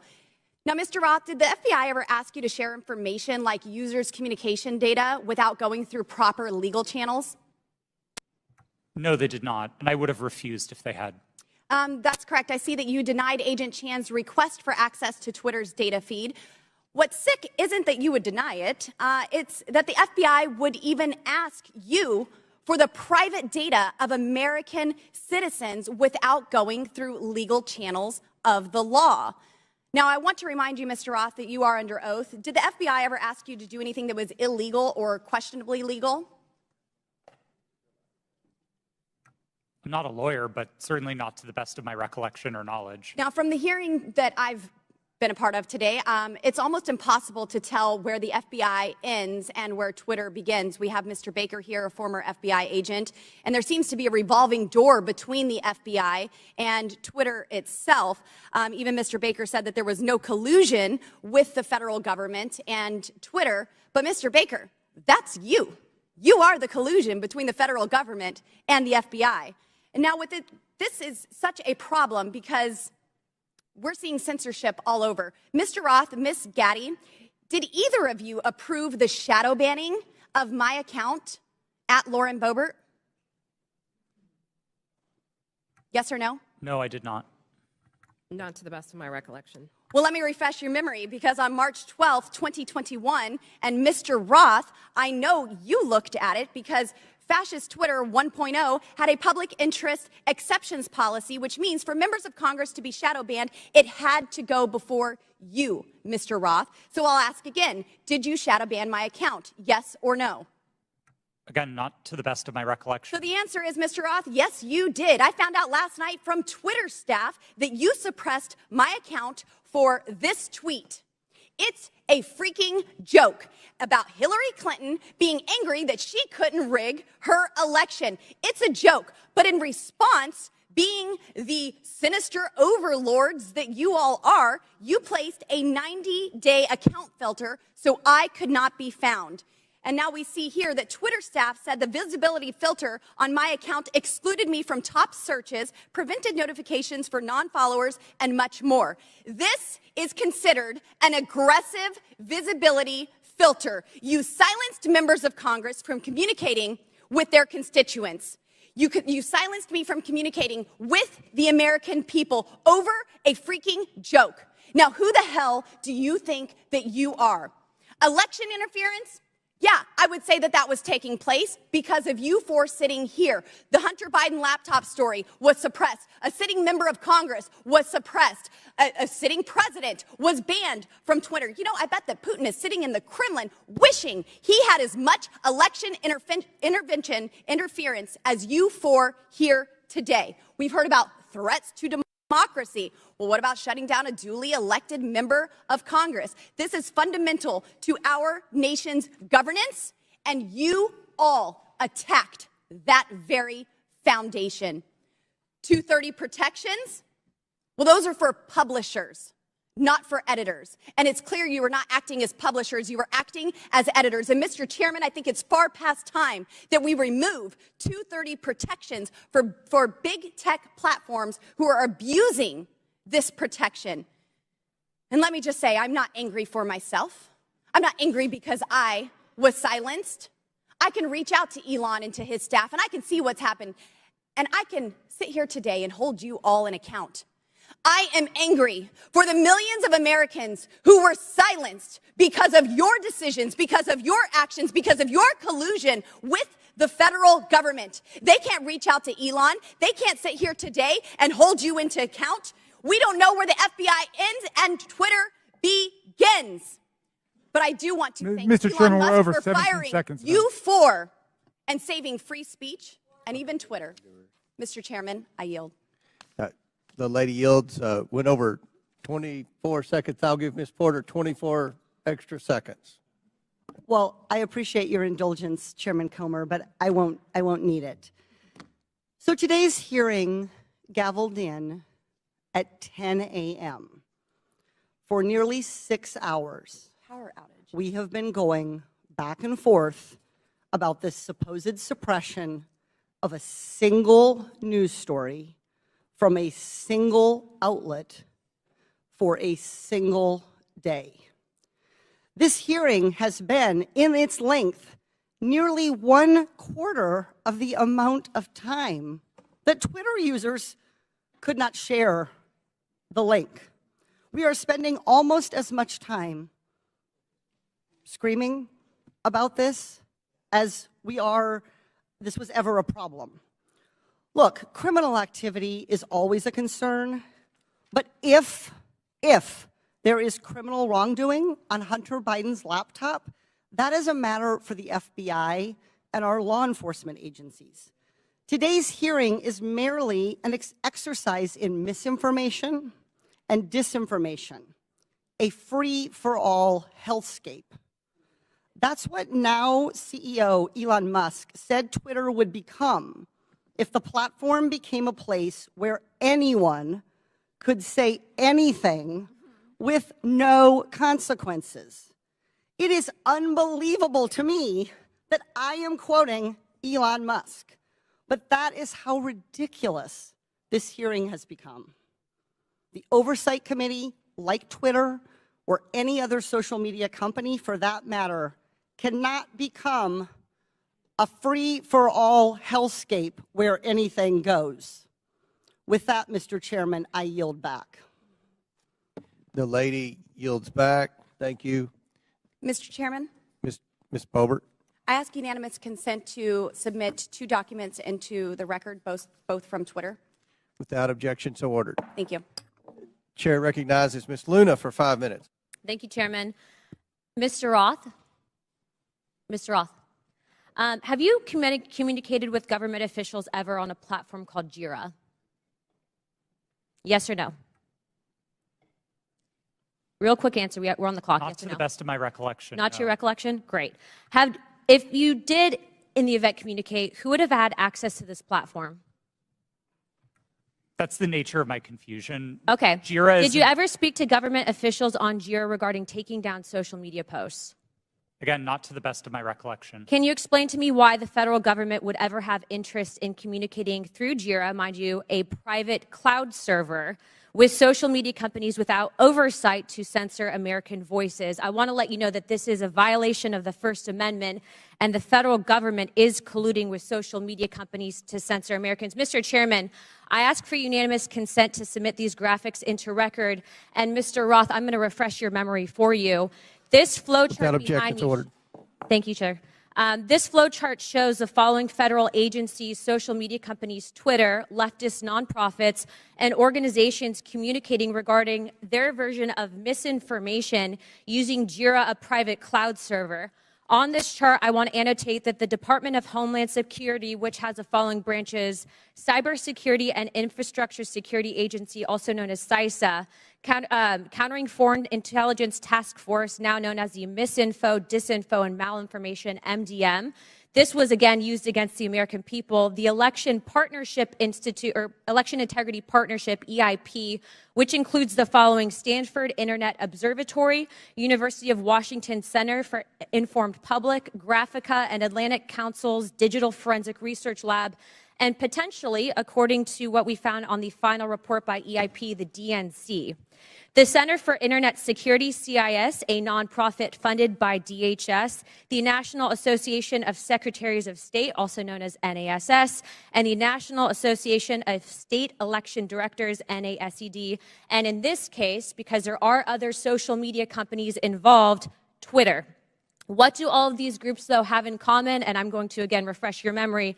They were all communicating on a private cloud server known as Jira. Now, the screenshot behind me, which is an example of one of thousands, shows on November 3rd, 2020, that you, Mr. Roth, a Twitter employee, were exchanging